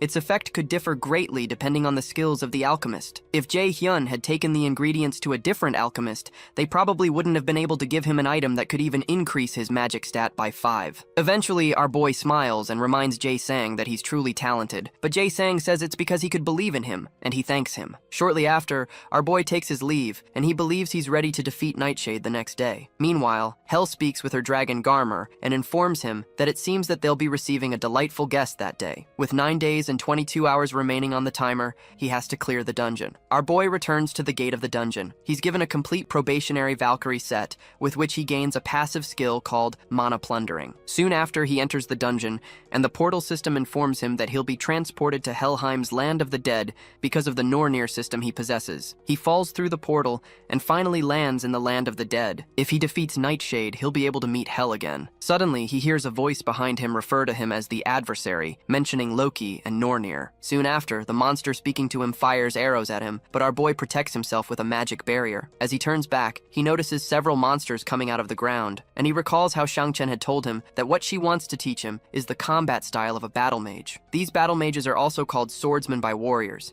and it's a hybrid combat style that uses both magic and physical attacks, but until now, no one has managed it. As Jae-hyun turns back to blast the monsters behind him with holy arrows, he considers how this fighting method is not as powerful as being a long-distance magician, and is lacking compared to a close-distance warrior. As he pummels one monster into the ground, he realizes the fighting style is in an awkward position because it specializes in neither, but Shang-chen seems to believe that it's going to be a different story for him. He soon begins to destroy the monsters. Meanwhile, while manager Sung-jae is guarding the entrance of the dungeon, he senses that someone else is there, and he recalls that he didn't get a report that someone else would be coming here. He immediately wields his sword as a red car rushes towards him. When the driver parks, a woman who recognizes him as senior mentions that it was rather hard to find him. When Sung-jae realizes it's an old acquaintance named Yeonju, he stows away his sword, and he asks her what she's doing here and about her guild. She explains that she's on the job right now too, and that she figured she'd see him again while taking care of some work for the guild, but she had checked at the Manhwa guild and couldn't find him. However, manager Sung-jae wonders what nonsense she's spouting, especially since Yeonju hasn't contacted him even once since they graduated from college. Eventually, he replies that it's nice to see her after so long, but he considers that she isn't someone who would come to a remote place like this just to see him. As she steps forward, Yeonju asks her senior if he's managing this dungeon, but he informs her that it isn't something an outsider should concern themselves with. Regardless, she keeps speaking and mentions that managing dungeons is usually not a part of his responsibilities,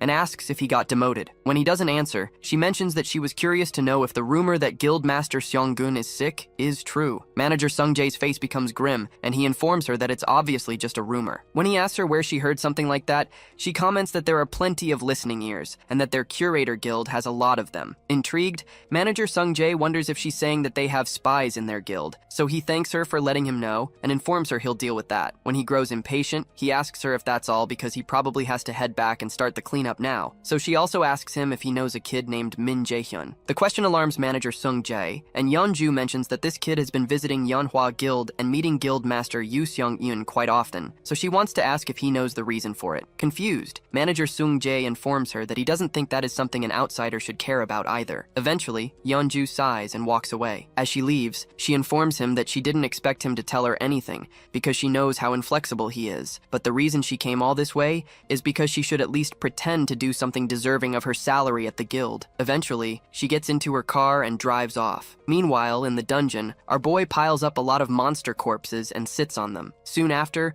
the dungeon boss, Nightshade, appears, and our boy tells the monster that it's been a while, projectile. Nightshade's body burns in an eerie, bright red, and the monster soon lunges forward, causing our boy to jump into the air as he aims his holy arrows at the monster. While mid-air, he fires the arrows down into the monster's eyes and mouth, destabilizing it for a while before he lands back on the ground. The monster doesn't seem to be injured and removes its hand from its face, unveiling its bright red, eerie eyes. It releases several blasts of energy towards our boy, who spots them and quickly calculates the place to step to avoid the incoming attack. He successfully dodges the attack, and when he gets right in front of the monster, it releases another onslaught of destructive energy, which our boy still dogged as. Shortly after, our boy asks it if it's now flustered because things aren't going its way. Jaehyun activates his lightning chain, and he directs the chains at Nightshade, who manages to knock away the anchor of the chains. However, our boy redirects the chain's anchor and wraps the monster's midsection with the chain. Due to the monster's violent reaction, our boy decides that this attack is still not enough to subdue it, so he rains down several holy arrows and goes right for its eyes. The resulting attack is quite painful and causes blood to ooze out of the monster's face. Regardless, Nightshade refuses to go down easy and continues to thrash around until it breaks itself free of the lightning chains. Soon after, the system warns Jaehyun that the boss monster has entered a berserk state, and its strength has increased by 1.5 times, and so has its dexterity. This isn't good news to Jaehyun, and as if that's not enough, he's told that something called the stigma of death has been placed on him, and he will receive the penalty of sudden death if the stigma is not removed within 10 minutes. The condition for removal is defeating Nightshade,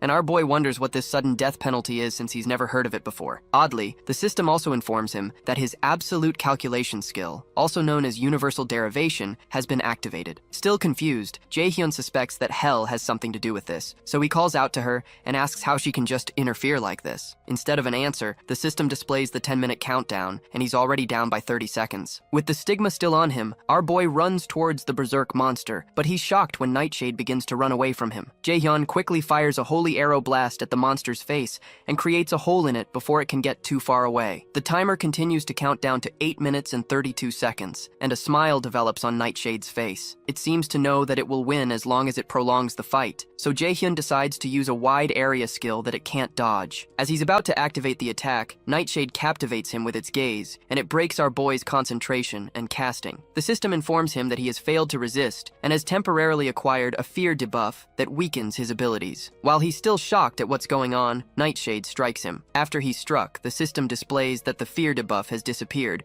but Jaehyun is coughing out blood at this point. However, he manages to find his footing and isn't knocked off his feet by the attack. At this point, the time remaining until the penalty is 7 minutes and 11 seconds. Jaehyun expects the monsters to use the same attack on him, and when it doesn't, he wonders if it's unable to use such spells that limit his movements continuously. Jaehyun isn't certain, and he's worried that the monster might interfere again if it sees him trying to cast Light's Judgment, which will cause him to use up his mana and end up incapacitated. He has to think of another way, and he recalls that the monster got hit in the eye a while ago, and its line of sight is probably narrower than before. He decides to activate his wind boost skill to first get rid of the rest of the monster's sight. After using a blast of wind to block the monster's sight, the smoke soon clears, and our boy is seen wielding a light-type magic in his hand, just like he had planned. He teases the monster for thinking he would have run blindly towards it, and calls it gullible as he activates his flash bomb skill. The flash bomb is soon triggered, releasing an explosion of bright light that covers the entire field, and releases several lightning chains towards Nightshade. Amidst the explosion,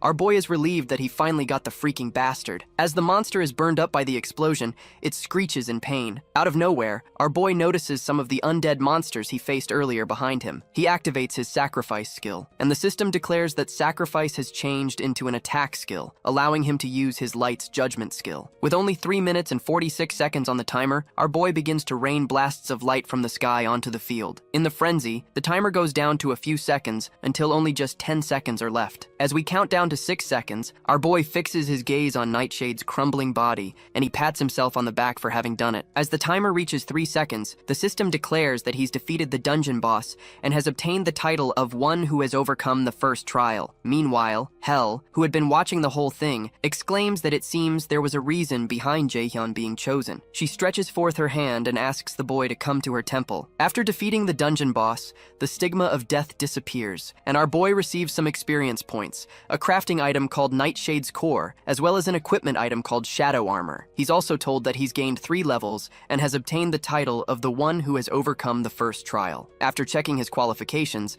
the system informs him that Hell is calling on him to come to her temple. Moments later, he's transported in front of a huge entrance that leads into Hell's temple. At the entrance, this, he sees a huge monster burst out of the darkness towards him. Our boy leaps backward due to fear, but Hell calls out to the monster named Garmer and asks it to show their guest in. Jaehyun follows Garmer into the temple and he calls out to Hell. Hell tells him that she didn't expect him to have succeeded, and she congratulates him for overcoming the trial she gave him, referring to him as the child born with the fate of the adversary. Confused, our boy asks the reason she gave him the Nornir system and made him go through a trial like this, but Hell only smiles as she watches him, then states that he has to grow as the adversary. Still confused, Jaehyun asks why he was the one specifically chosen to be the adversary, so she adds that it's because he was born with that fate from the very beginning. Apparently, he's destined to be the adversary to the great Aesir, and to become the one who will kill the great god, Odin. She explains that this is what Loki and the rest of them expect from him. When Jaehyun says he doesn't understand, Hell informs him there's no need to understand, because they had no hope of it happening in the first place. When Jaehyun becomes angered by her pointless answers, she places a finger on his lips and states that he must feel wronged because he probably cannot comprehend why he would have to be controlled by the gods. As she moves closer to him, as if to enclose her lips upon his, she reminds him that this does not only concern the gods who are against the Aesir. While speaking, she pushes him into a portal behind him and informs him that the world is heading to its end, and Odin wishes to have everything under his control. To stop this, the strength of the prophesied adversary is needed. As our boy falls through the portal, he protests that she shouldn't let him go because he still has more questions to ask. But Hell only tells him to grow strong, because she looks forward to the day they meet again. After Jaehyun is transported away, Hell turns to someone who is standing nearby and asks how long he plans to continue watching, since she doesn't remember inviting him there. Shortly after, Jaehyun falls to the ground in the real world, and he's annoyed that he was unable to get any real answers. As he sulks, the system informs him that he has received Hell's gift, which is a passive skill called Hell's Blessing that makes all abnormal inflictions on him invalidated. Meanwhile, the old man who was spying on Hell asks her to forgive his discourtesy because he just couldn't resist when he heard that Hell was meeting with the boy. He asks Hell how she feels after meeting the boy in person,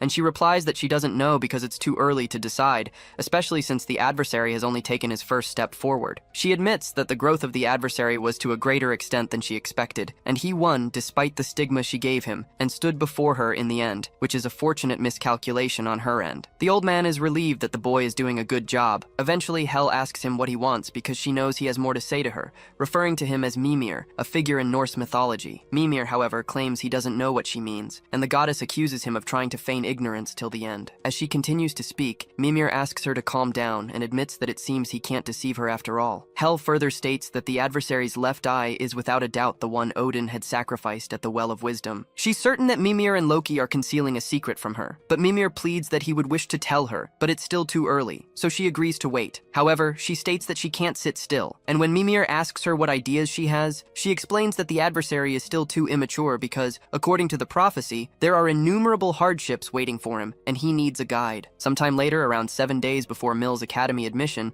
Jaehyun comes to the store to get some items with a lady. She notices that he doesn't look so good and asks if there's something on his mind, but our boy says it's nothing, so she leads him to buy the rest of the things he'll need. Even though he said it's nothing, what's on his mind is how he went through so much without getting answers, and even ended up with even more questions. Fortunately, he was able to get the passive skill, Hell's Blessing, and an X-rank skill. Our boy has other X-rank skills too, one that's called One Watched by the Gods, which helps the user's rapid growth with the blessing of the gods. Another one is the Absolute Eye of God, which penetrates through false illusions and sees the absolute reality. The X-rank is a rank that Jaehyun had never heard about with the Aesir system, and the X-rank is short for extraordinary, and it seems to be a skill that exists outside the norms of the Aesir system. As he considers that the reason the gods against the Aesir provided him with these skills is for him to kill the great god, Odin, he becomes overwhelmed once more. He's soon brought out of his deep thoughts when he notices the lady he came with paying 300 million won for a mere mana blade, which is just an expendable item. As she brings out a long list on her phone of things they still have to buy, Jaehyun becomes worried. Hours before, this lady, named Park Hana,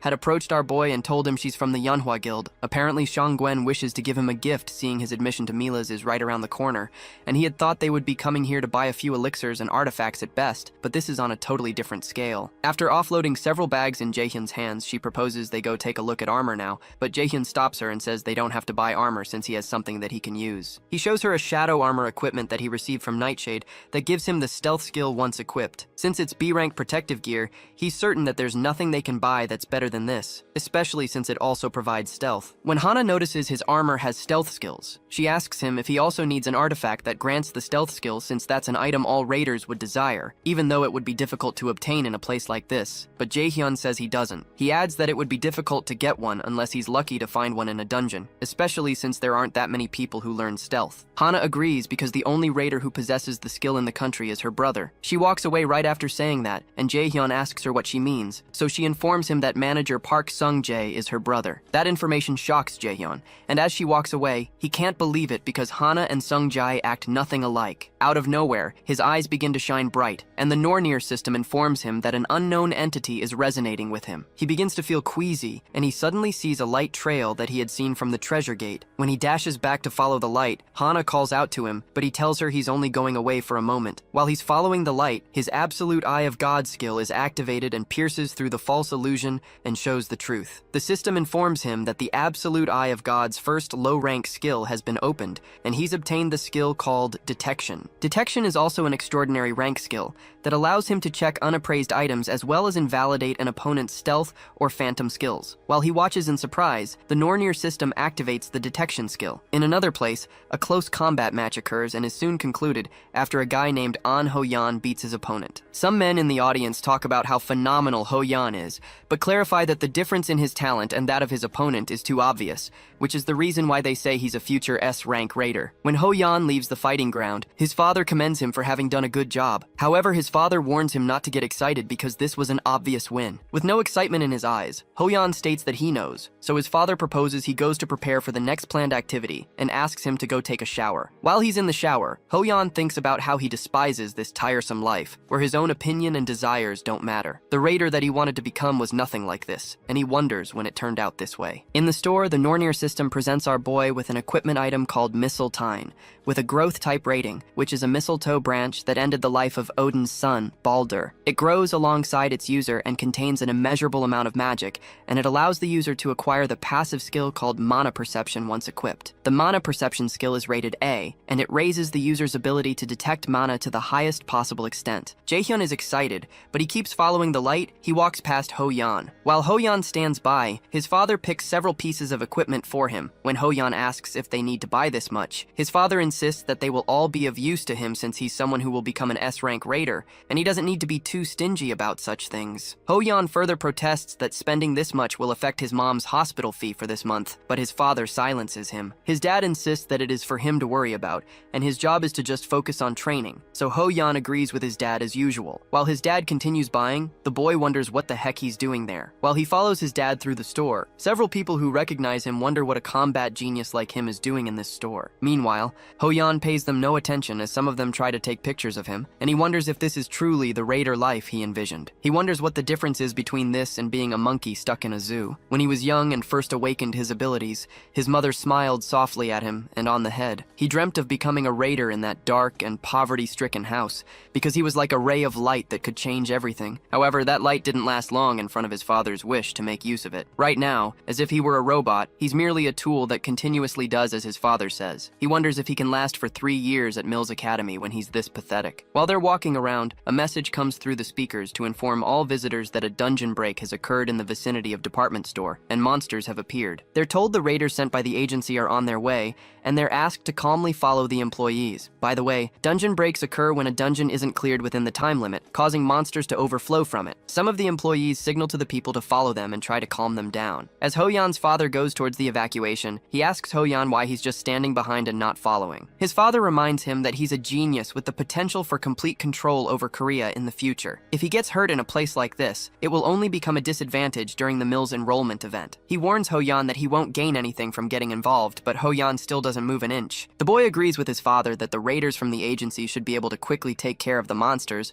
but while they're on their way, he wonders what will happen to all the civilians who don't have the strength to protect themselves. This is his chance, and he dashes in the opposite direction as his father orders him to come back. To Ho-yan, this is his chance to prove that he can succeed as a raider. He tells himself that he has to make sure to know if his current self is anything something like what he longed to show his mother when he was younger. While running, he has to pause when he runs into a group of gruesome-looking goblins who look both confused and excited to see him. For a moment, he just stands, and sweat starts to trickle down his face, and his body doesn't move at all like he had envisioned. The only movement from him is the tremor in his pupils, and as the monsters rush towards him, he realizes he can't move a single finger or take a single step. He tries to force his body to move, and as one goblin gets close enough to slice him with its sword, he wonders why he isn't moving when he had known this would be dangerous and had dreamt of becoming a raider for so long. These are low-level monsters, and he wonders why he is scared of them, but before the monster can reach him, Jaehyun stomps it into the ground. Hoyeon watches in surprise, and he trips on his backside while this strange new person asks him if he's on Hoyeon. A while ago, our boy had bought an item in the store with 50,000 won from his own money when Hana called out to him in a panic. She asks him what is wrong and why he suddenly rushed over to the unappraised items corner, but she only sees a piece of rock in his hand that he had purchased. Jaehyun wonders if what he bought only looks like a piece of rock to other people, but he doesn't explain it to her, and he says it's nothing. While he's talking, the announcement comes through the speakers about the dungeon break that occurred in the vicinity of the department store. Before Hana can respond, our boy runs off again and breaks through the department store window to jump outside. Leaping downwards, he sees the group of goblins right under him. When he lands on the ground, he rains down several holy arrows on the monsters, taking down several of them instantly. As the others watch him in confusion, Jaehyun realizes there are more of them than he thought. It might be difficult to take care of them without any casualties, but he tears through their little goblin flesh with his lightning chain and more onslaughts of holy arrows. As he jumps across the city, he finds Hoyeon ambushed by several goblins, and he leaps on the stupid goblin that's about to clap the boy. Confused, Jaehyun asks the boy if he's on Hoyeon. Our boy hadn't expected that he would meet the unfortunate genius at a place like this. On Hoyeon, who's still shaken, asks who he is, but our boy doesn't reply and informs him that he'll be needing his help. While Jaehyun is still talking, Hoyeon notices a goblin behind him and warns him, but Jaehyun doesn't move an inch and tells him he knows. Without turning around, our boy activates his lightning chains and tears through the upper body of the zombie-like knife through butter. Hoyeon's eyes widen, but Jaehyun tries to explain to him that they can't let the monsters reach the residential area. When our boy asks him if he's just going to keep sitting on the floor, he quickly gets up to get a weapon. It's strange, but the moment Hoyeon heard those words, the fear that was suffocating him disappeared. This is who a raider is, and what he has to do right now is save people. They walk a bit further and run into another group of goblins. Jaehyun asks Hoyeon if he knows how to use a skill called Taunt, a skill that provokes enemies in the surrounding area, so he asks the boy to keep the monster's attention on him and to provoke as many as possible. Jaehyun asks him if he can do that, and Hoyeon nods in approval. As he summons his sword, Hoyeon realizes he can't hesitate any longer and has to do whatever he can. He activates his active skill, known as Taunting Roar, and sticks his sword in the ground, releasing a huge amount of energy that causes all the monsters in a 50-meter radius to watch him. The Taunting Roar skill draws the attention of all the goblins, and Jaehyun realizes that Taunting Roar is a skill higher level than Taunt, and he's surprised that this boy can use it continuously. Jaehyun recalls his past life, and that before he regressed, Hoyeon only became a B-rank raider. There's no mention of whether it's because of the weak mentality he showed a while ago,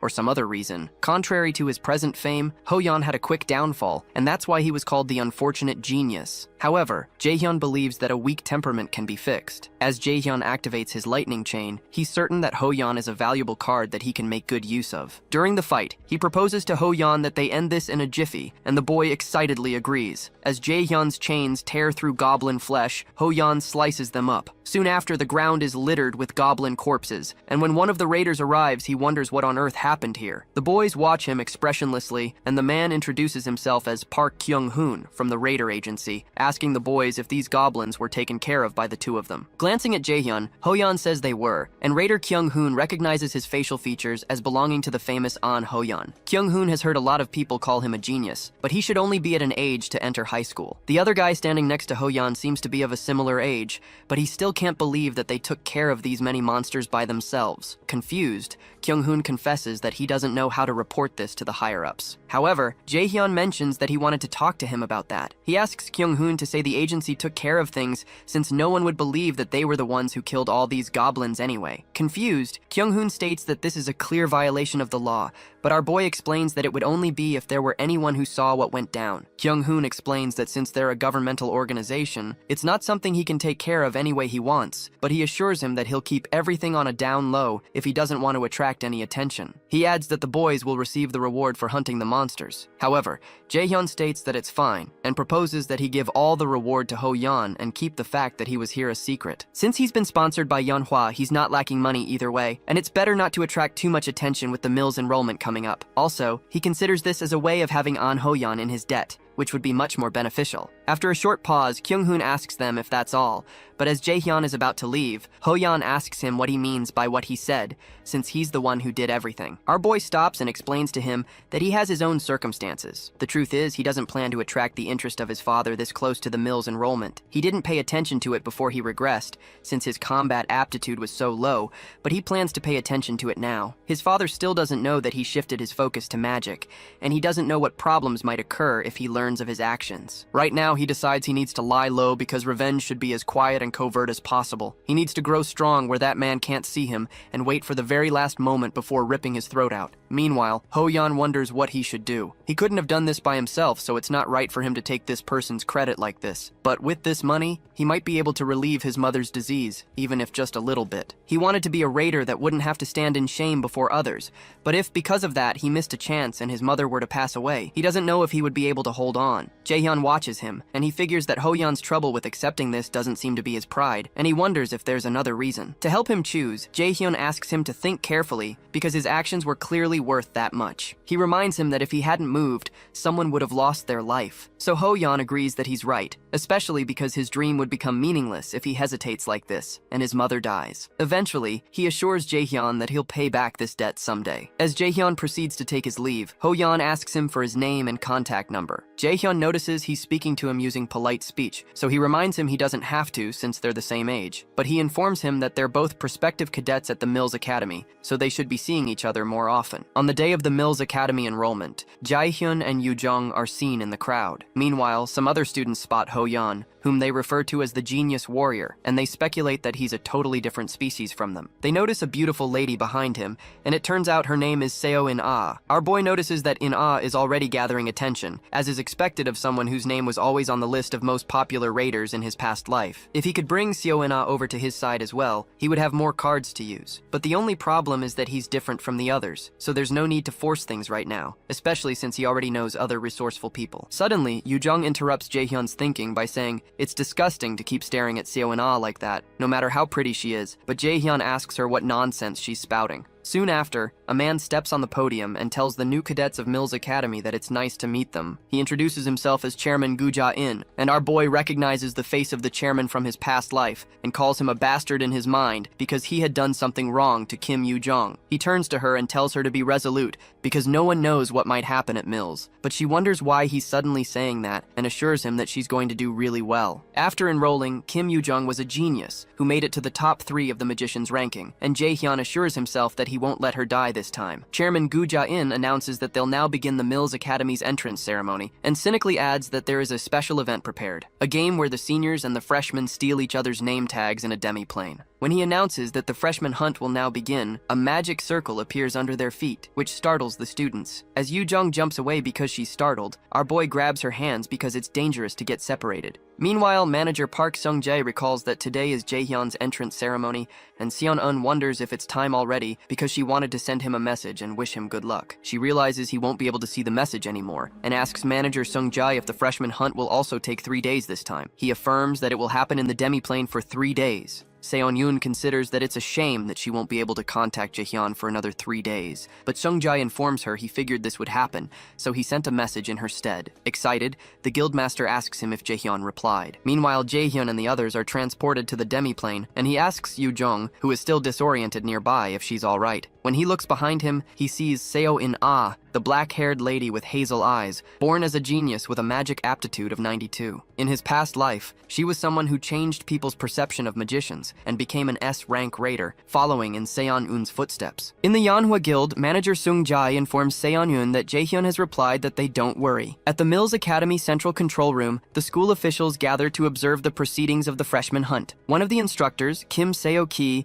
notes that they have quite a few talented cadets this year, and An Ho-yan is so promising that he's getting attention even abroad. Seo-ki mentions that Seo In-ah, Kim Young, and Lee Soo-hyuk all received aptitude scores of around 90 or above, but adds that the profiles of the cadets who changed their career paths haven't been updated yet. However, the chairman tells Seoki not to bother because there's no point in hearing about those who change their paths at this point, since their institution isn't so easygoing, and such whimsical people can't last long here. The cadets who enroll in Mills Academy are quite talented on average, but even among them, there are those who are obviously a cut above the rest. The chairman believes the average talents just become a stepping stone for the geniuses in the end, and they don't need to give an opportunity to such cadets. Sometimes, an awakened who meets an enemy they cannot defeat or comes to face death can gain another chance known as a reawakening. Chairman Jaehyun believes he has to train one A-rank raider even if it costs him throwing away 100 C-rank raiders. Those who fail are simply those unable to prove themselves, and his role is to pick out the excellent gems to offer to someone behind the scenes, and he can't afford to delay things any longer. The freshman hunt takes place in a man-made demi-plane created with magic. Within this space, it is possible to carry out things that would be impossible in reality, like controlling the flow of time or removing the restrictions of space. In this place, around 5% of cadets fail every year. This event is so difficult and lets them realize just how limited their abilities are. In the demi-plane, Chairman Jaehyun's face appears on a screen, and he proceeds to explain the rules of the freshman hunt. Within the demi-plane, they can only use skills that are C rank or below, and every time they steal someone's name tag, they earn points. When a senior takes a freshman's name tag, they will receive 10,000 points. On the other hand, when a freshman takes a senior's name tag, they can get 100,000 points. Since these points can be used in all facilities within Mills, it's good to have more of them. Meanwhile, our boy realizes that he won't be able to use his A-rank skill, Lightning Chain, because they can only use C-rank skills, but the chairman didn't say anything about unique skills. After explaining the rules, the chairman explains that all skills used will be diminished to 1/10 of their usual power for everyone's safety, so they don't have to worry about getting hurt. While listening, Jaehyun considers these rules as nonsense because not only does the chairman not say a thing about unique skills, but he doesn't mention any limits on stats. What the chairman wants is obviously to filter out the useless ones and pick out the talented. Our boy immediately turns to Yu Jung and proposes they get going because they need to find a shelter since they have to stay here for 3 days. In this demi-plane, there are several things that can be used for survival, such as traps that reduce people's powers, the healing pond, the nightmare forest, ecosystems for foraging, and shelters. If you wanted to survive for 3 days, finding a shelter is the most important out of all those. While they walk, Yu Jung asks Jaehyun if it wouldn't be safer to bring Seo In-ah along since she's also a magic cadet, and it's better to have one more person with them. It disturbs Jaehyun that Yu Jung would say something rational at a time like this because it really would be better for them to team up with Seo In-ah. However, she isn't a variable that he can control, although everything he knows about her is from the news. He recalls having heard something that occurred on an unfortunate day because Ina lost her senses in anger and jeopardized the lives of a great many. Jaehyun informs Yu Jung that it's not something they can easily decide on because there's no way to say for certain that Ina won't betray them. Moreover, he notes that the girl is wary of them and doesn't seem to trust them either. However, Yu Jung mentions that from the way she sees it, In-ah is just like Jaehyun was when they were younger. Before our boy can say anything, she walks up to In-ah and asks her if she would like to come with them since they're both magicians too. In-ah doesn't speak for a while, so Yu Jung mentions that the event is unfair to freshmen like them, so it's easier for them to fight if there are more of them. In-ah seems to reason with her, but she mentions that it seems like they'll have to leave the decision of moving together for later, and Yu Jung soon realizes that they've been ambushed by a group of seniors who are excited to have already found freshmen. One of the seniors, Shinju Sheng, mentions that it seems like they'll have an easy time earning points this year, and the other senior, Kwon So-yul, wonders why there are 3 juniors when she had only detected 2. When she looks at Jaehyun, she's shocked because she can't feel anything from him. Meanwhile, Yu Jung recognizes that the seniors are warriors, so she suggests to Jaehyun that they escape from there first, but our boy insists that they have to catch them now because if they don't, they won't be able to escape from them. From what Jaehyun remembers, Kwon So-yul has a particular ability that allows her to find any target she focuses on within 300 kilometers called Search. If they don't defeat them now, they might round up other seniors and attack them together. Jusheng tells So-yul that once they get a lot of points this time, he's going to eat a ton of good food. But So-yul warns him not to be careless because there's about Jaehyun. However, Jusheng summons his sword and states that Jaehyun is just a freshman, and they have more experience since they've done this event several times. He tells So-yul to watch him take care of them all in an instant, so he dashes forward. Jaehyun doesn't move an inch, and when Jusheng swings his sword at him, he only bends backwards to dodge. The fact that our boy is able to dodge his attack surprises Jusheng, and So-yul calls Jusheng a fat bastard for not listening to her when she said something is off about the boy. Our boy realizes that it's been a while since someone swung a sword at him. Meanwhile, Jusheng tells himself that the boy was just lucky, since there's no way he wouldn't know the name of a freshman who's skilled enough to counter his attack. He reminds Jaehyun that he's just a magic freshman, and goes in for another attack. but Jaehyun dodges it again. Annoyed, the senior continues to land several sword strikes, but none of them touch him. Eventually, Jusheng starts to sweat, and he wonders why he can't seem to land an attack on the boy. Suddenly, Jaehyun grabs the senior's sword mid-swing and commends his skills. As our boy inches closer to the sweating senior, he crushes his sword with his bare hands and asks him how on earth he was able to survive with such a physique all this time. Much to the surprise of Seo and Ah, our boy tells Jusheng that he'll let him go if he leaves his name tag behind right now and starts a 3-second countdown. Since his sword has been broken before his eyes, Yoon-sang begins to shiver. He can't believe that an ordinary magic freshman is able to overpower him with such an aura. When Jun-sang doesn't respond, Jaehyun tells him not to say he didn't give him a chance, because he was the one who didn't take it. In one swift movement,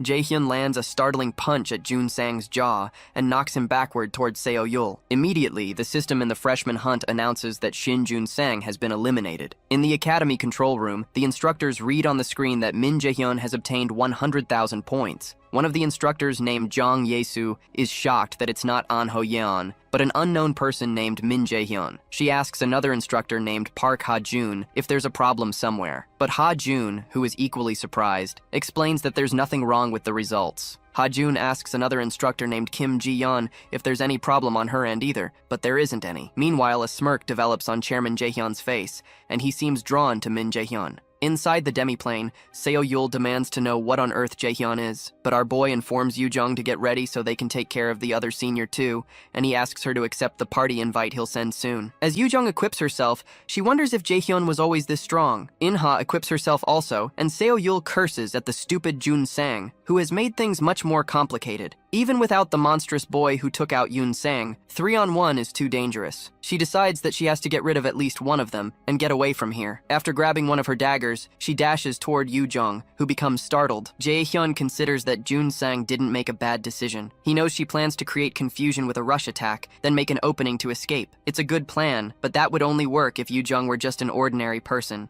To Seo-yul's surprise, Yoo-jung activates her binding to attack Seo-yul, forcing the senior to throw her daggers at her. Before the daggers reach her, Yoo-jung creates a barrier around herself. Jae-hyun, who is watching nearby, considers that it's still too hard for Yoo-jung to take on a senior all by herself. And as he proceeds to help, In-ah activates something called the Holy Light of Alfheim. In-ah uses the Holy Light to form a radiant sword that catches our boy's attention. He knows that this is In-ah's unique skill, and it's called the Falchion of Alfheim. In-ah rains several holy swords on the unsuspecting senior and impales her, causing her to sputter blood from her mouth. As Seo-yul falls to the ground, she realizes that all 3 students were monsters, and not just one of them. Soon after, the system announces that player Kwon Seo-yul has been eliminated. Based on the level of contribution, player Yoo-jung obtains 50,000 points, while In-ah also gets 50,000. After taking down the senior, In-ah turns to the others and asks them if she interrupted by any chance. Excited, Yoo-jung tells her she didn't, because she was able to win because of her. Eventually, In-ah asks her if the offer she made before is still on the table, and our boy realizes that he may need to update the information he has on Seo In-ah. It's clear that she's reserved, distrusting, and very curious. Soon after, the system informs the 3 of them that they've formed a party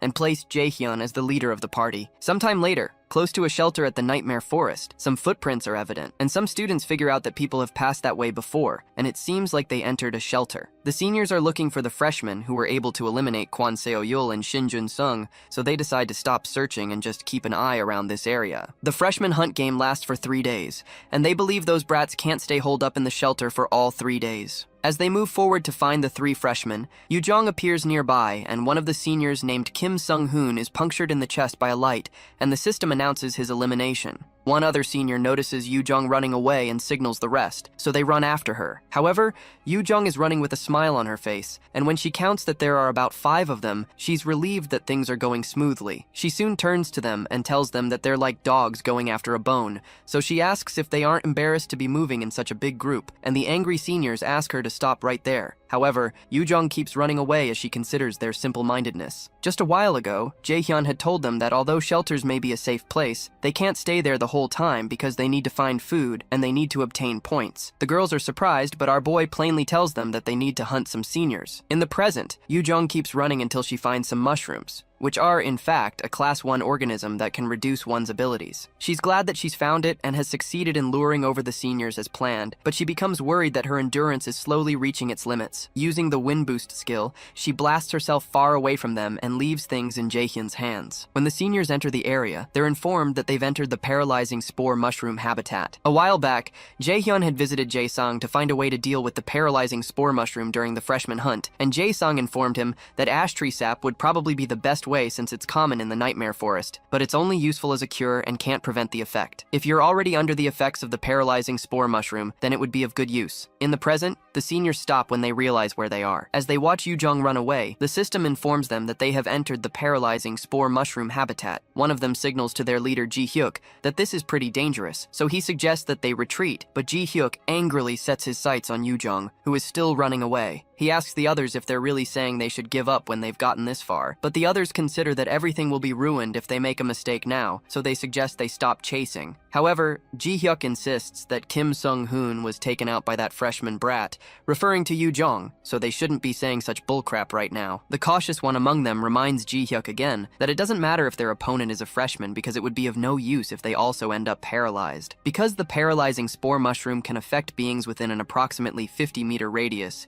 Ji-hyuk assures the others that the brat will be paralyzed too. He orders one of them, named Park Sung-hyuk, to stay here and steer clear of the debuff area to watch out for them, while the rest of them follow him to get the girl. He believes that all of their petty tricks will be useless, even though he knows that they're probably using one of their members as bait, trying to lure them into a trap so they can attack them. He believes that they're looking down on him too much. He can't believe that mere freshmen would dare to try to trick him. After running ahead for a while, they catch up to Brat Yoo-jung, and Ji-hyuk tells her that a shitty brat like her really made them work for it. He asks her where she's going to run, but instead of cowering in fear, she welcomes them and informs them they're all done for. Yoo-jung asks which of them cursed at her and asks the person to raise his hand. And as the men dash towards her with their weapons, Ji-hyuk is amused that she's acting arrogant to the end. When the men almost reach her, she smiles and touches one of the mushrooms with her weapon, causing it to burst. The system notifies them that a paralyzing spore mushroom has burst, and all organisms within a 50-meter radius have been paralyzed for 2 hours. In a flashback, Yoo-jung protests to Jae-hyun that he had said they were going to look for something important, but there's nothing where they're looking but trees. He asks her to wait a while because they're in the right place while he drains some ash tree sap. Yi-jun points out that they must have noticed that this event is more advantageous to warriors,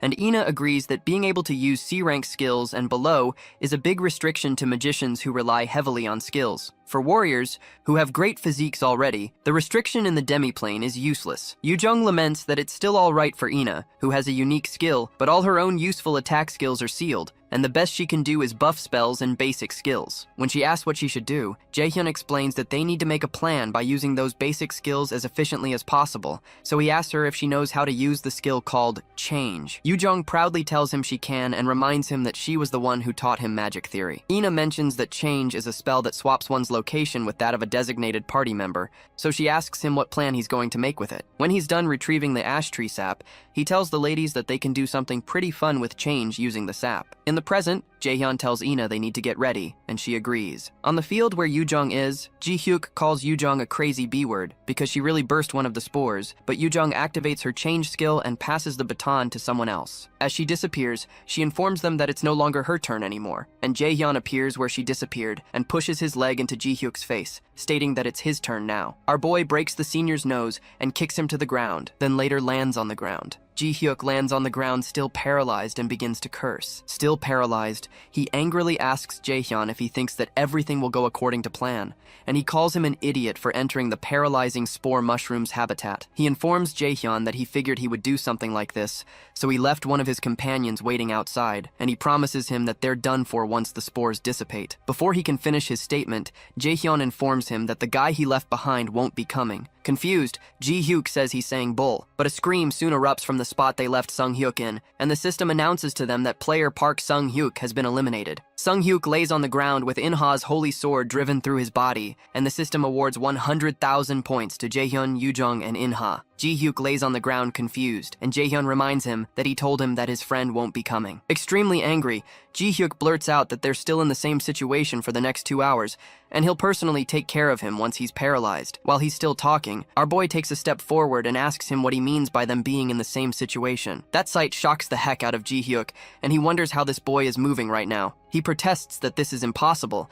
and Jaehyun agrees with him that it is. However, Jaehyun asks him to take it up with the gods. The truth is, our boy is unaffected by the paralysis debuff because Hell's blessing completely negates any abnormal inflictions on him. Now sweat begins to drip from Ji-hyuk's face, and he warns Jaehyun to stay away from him, but the others soon watch the horrific scene of their teammate being murdered. The system soon announces that player Oh Jin-hyuk has been eliminated, and players Jaehyun, Yoo-jong, and In-ha have obtained 100,000 points. When that's taken care of, our boy smiles at the 3 people left. And as they plead that he stop, he takes out all 3 of them, and the team obtains 100,000 points 3 times again. Instructor Yesu can't believe her eyes, and the freshman ranking soon updates with Min Jae-hyun at the top, Kim Yoo-jung and Seo In-ha at second, An Ho-yan on second, 2 people named Lee Soo-hyuk and Cha Yu-wan on 5th, and someone named Jang Ho-san on 7th. Meanwhile, Yoo-jung drinks the ash tree sap and almost vomits, but when In-ha comes to check on her, she admits that she's feeling better now. As they both head out, In-ha comments that Jaehyun seems to know a lot about magic, and he's never read that one could use the change skill like this in the books. However, Yoo-jong informs her that it hasn't even been 3 months since Jaehyun became a magician, and that's why she's the one who taught him theory. Surprised, In-ha asks her if she means that Jaehyun was actually planning to be a warrior, and Yoo-jong affirms that and tells her that Jaehyun was pretty devoted to combat just a few months ago. The only thing that intrigues Yoo-jong is that Jaehyun knew about the tree sap, and she wonders where he learned something like that and how he will get rid of his own paralysis. Soon after,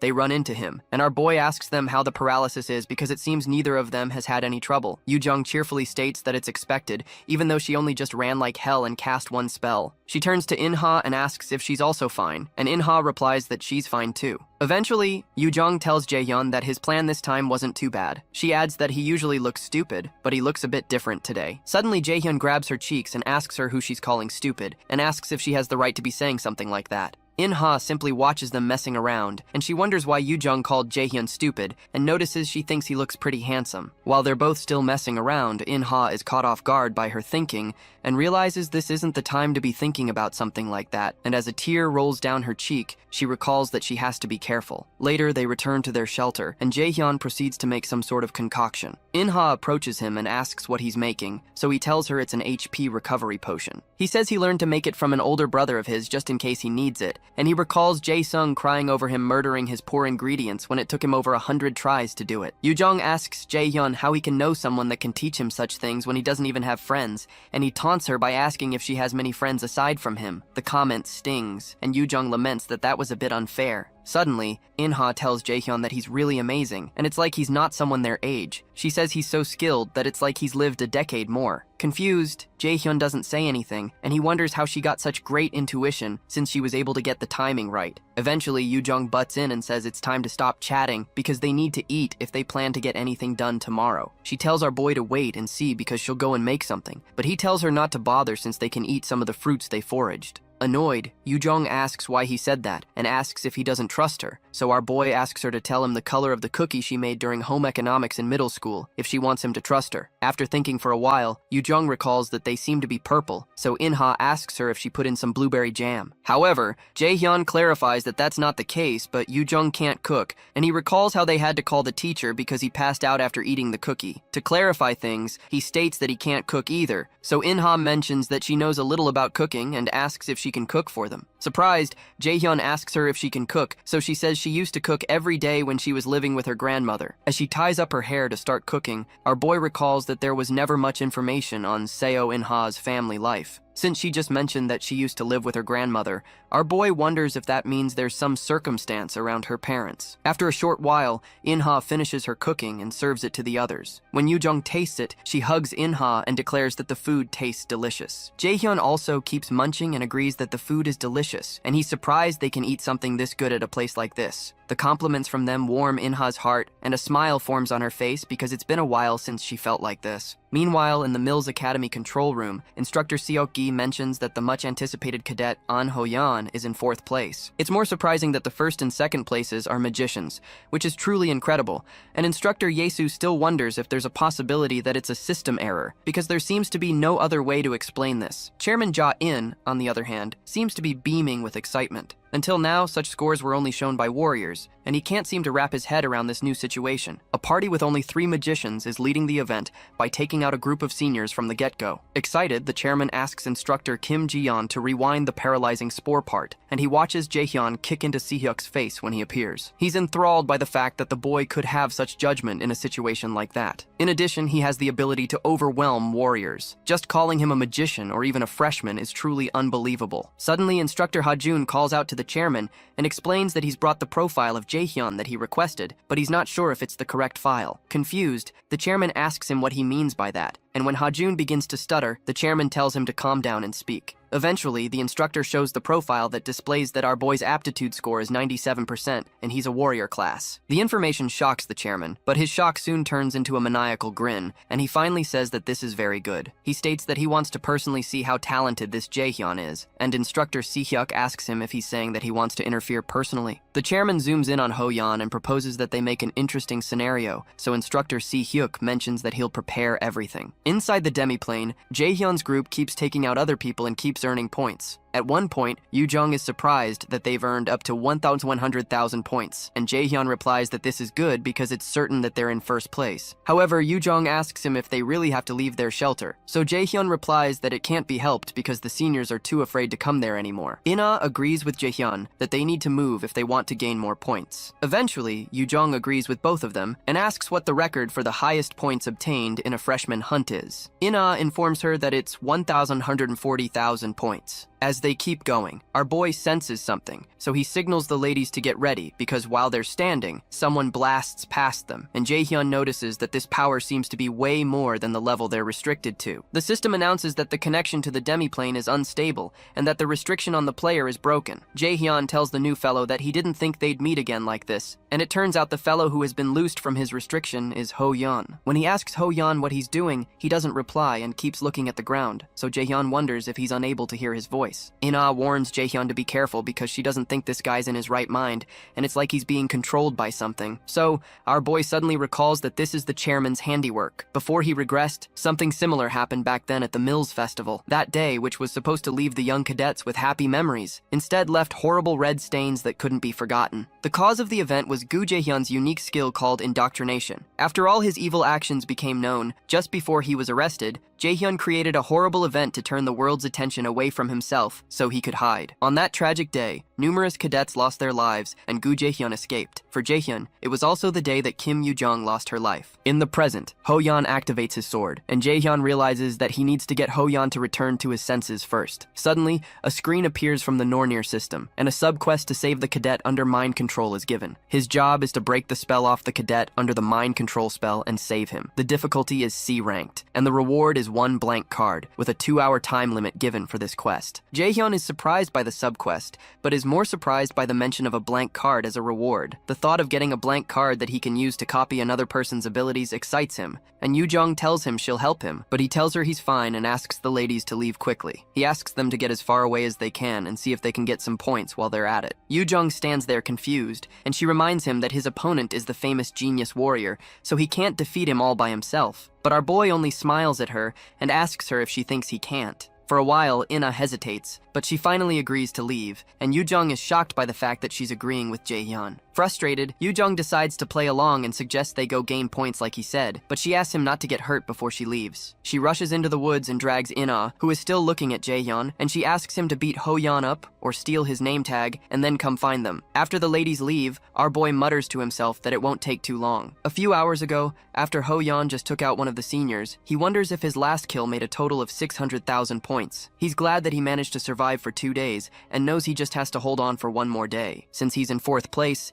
he wonders how 1st place is still out of his reach even after he had worked pretty hard, and realizes this is what is expected of Meal's Academy. The fact that Jae-hyun ranked first as a magician in a situation where his skills are restricted, and even carried his teammates to the top ranking as well, impresses him. However, he decides that he can't lose either, and he still has to work hard because there's still time. While he's thinking, Chairman Ja-in appears to him on the screen and informs him that he would like him to personally help him with something. The chairman uses his indoctrination skill on him and tells him he has a small favor to ask him. After Ho-yeon's eyes light up from the indoctrination, the system issues issues him a warning that someone has infiltrated his mind. As the power overtakes him, he wonders what he's doing where he is. Soon after, the system informs him that his mind has been corrupted. After that happens, he immediately realizes that he has to take out Jaehyun. In the present, Hoyeon employs an A-rank skill called Martial Ascendance. He dashes towards Jaehyun once more and tries to cut him down, but our boy is able to dodge his attack. Jaehyun doesn't think Hoyeon was this skilled even just a few days ago, but he continues to dodge each of his attacks. It seems to him that Hoyeon has become unrecognizably skilled. As Hoyeon tries to smash his shield into him again,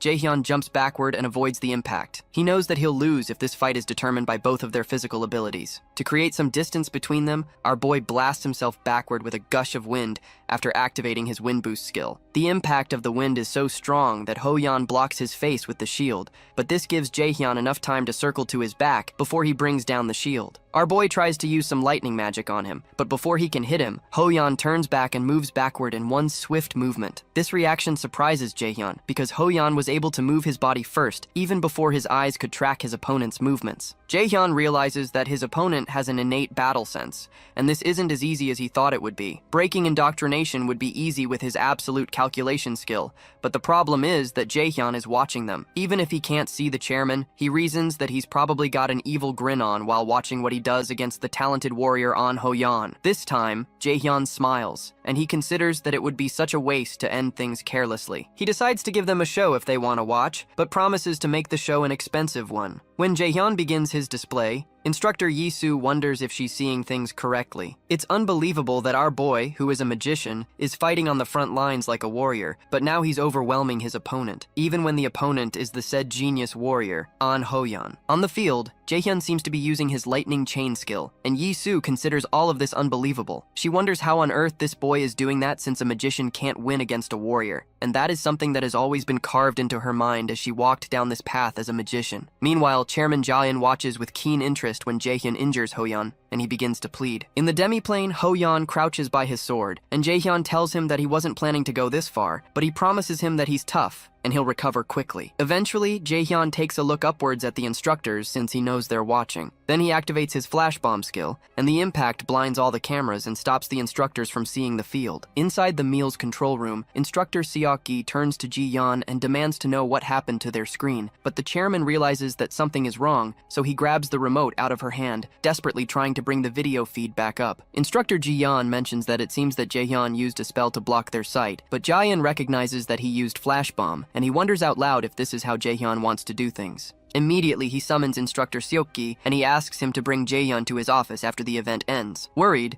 Seok-gi asks the chairman if it's all right for him to decide so hastily, but the already tense chairman places his hand on the instructor's shoulder and asks him why he thinks Cadet Jaehyun, who was already in a situation of victory, would decide to block their sight. While stuttering, Seok-gi replies that it would be because Jaehyun knows how to raise his worth. In the demiplane, Hoyeon remains crouched on the ground as the blinding light from the flash bomb blocks everything. Eventually, he walks up to Hoyeon and places a hand on his head, activating his absolute calculation skill, which allows Jaehyun to lift the indoctrination controlling him. Suddenly, Hoyeon's eyes become clearer, and he recognizes Jaehyun. Still smiling, our boy asks him if he's feeling better, and Hoyeon attempts to get up and says he's feeling better, but he soon collapses to the ground because of the violent pain that runs through his body. Our boy apologizes for the pain, and reminds him that he attacked him out of nowhere, but Hoyeon doesn't seem to remember attacking him. He asked why on earth he would do that, so Jaehyun informs him that he was under a mind control spell. Confused, Hoyeon asks him what he means by mind control, but when he thinks about it, he recalls seeing a face that he can't remember clearly, and hearing a voice he can't remember either. However, it doesn't make sense to Hoyeon because spells like that, to even control someone for even a short period of time, are usually over A rank, but they had told them that they could only use skills C rank and below. Jaehyun informs him that he doesn't know, because there might have been a slight malfunction with the demiplane, or perhaps someone intervened. Hoyeon remains silent for a while, and considers that there's no way a cadet could cast a mind control spell of this caliber, even if there were a malfunction in the demiplane. Eventually, he asks Jaehyun if he knows who could have intervened if that is the case,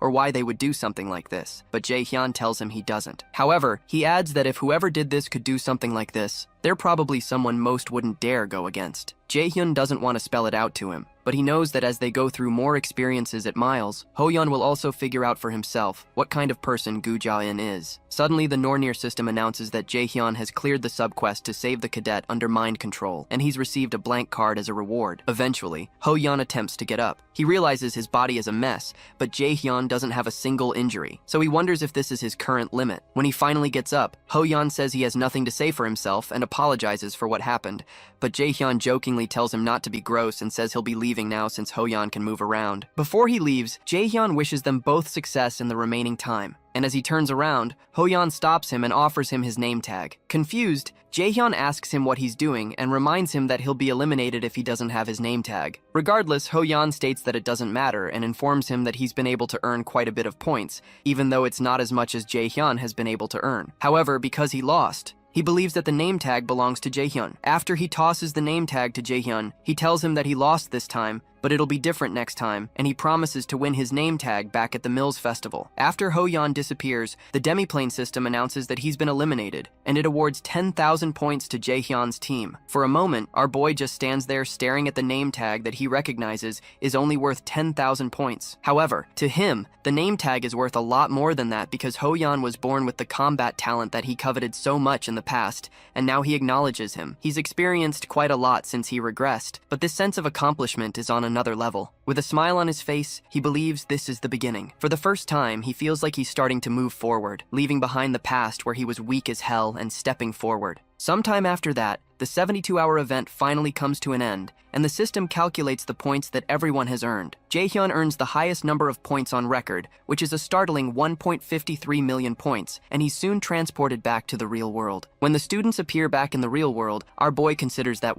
53 million points aren't so bad, but Yoo-jung immediately busts his ass for not being much happier, since it's still the highest number ever recorded in the event. She turns to Iana to get some support, but Iana laments about how they would have been able to get 1.6 million points if they had just stayed one more hour. At this point, Yoo-jung realizes her teammates are really insane. She tries to cheer them up by saying that they should be able to live quite luxuriously for a while with this many points, and Jaehyun agrees. He calculates that if they multiply the points by 10, it would be kind of similar to real currency value. It's safe to say that they've just earned about 15.3 million won, which is approximately $12,000, and Yoo-jung almost drops her jaw. When Iana hears that, she's shocked that it was such a huge amount of money. Our boy informs them that he's first, but they have 1.48 million points at second, and they should also get bonus points. The mention of bonus points makes Yoo-jung grab Jaehyun, and he tries to shake her off and explains that the bonus point is about 1 million points or so. The thought of all that money makes Yoo-jung light up like a Christmas tree, and she starts to twirl Iana around in a dance because of the mention of 1 million bonus points. While they dance, Iana is shocked that they got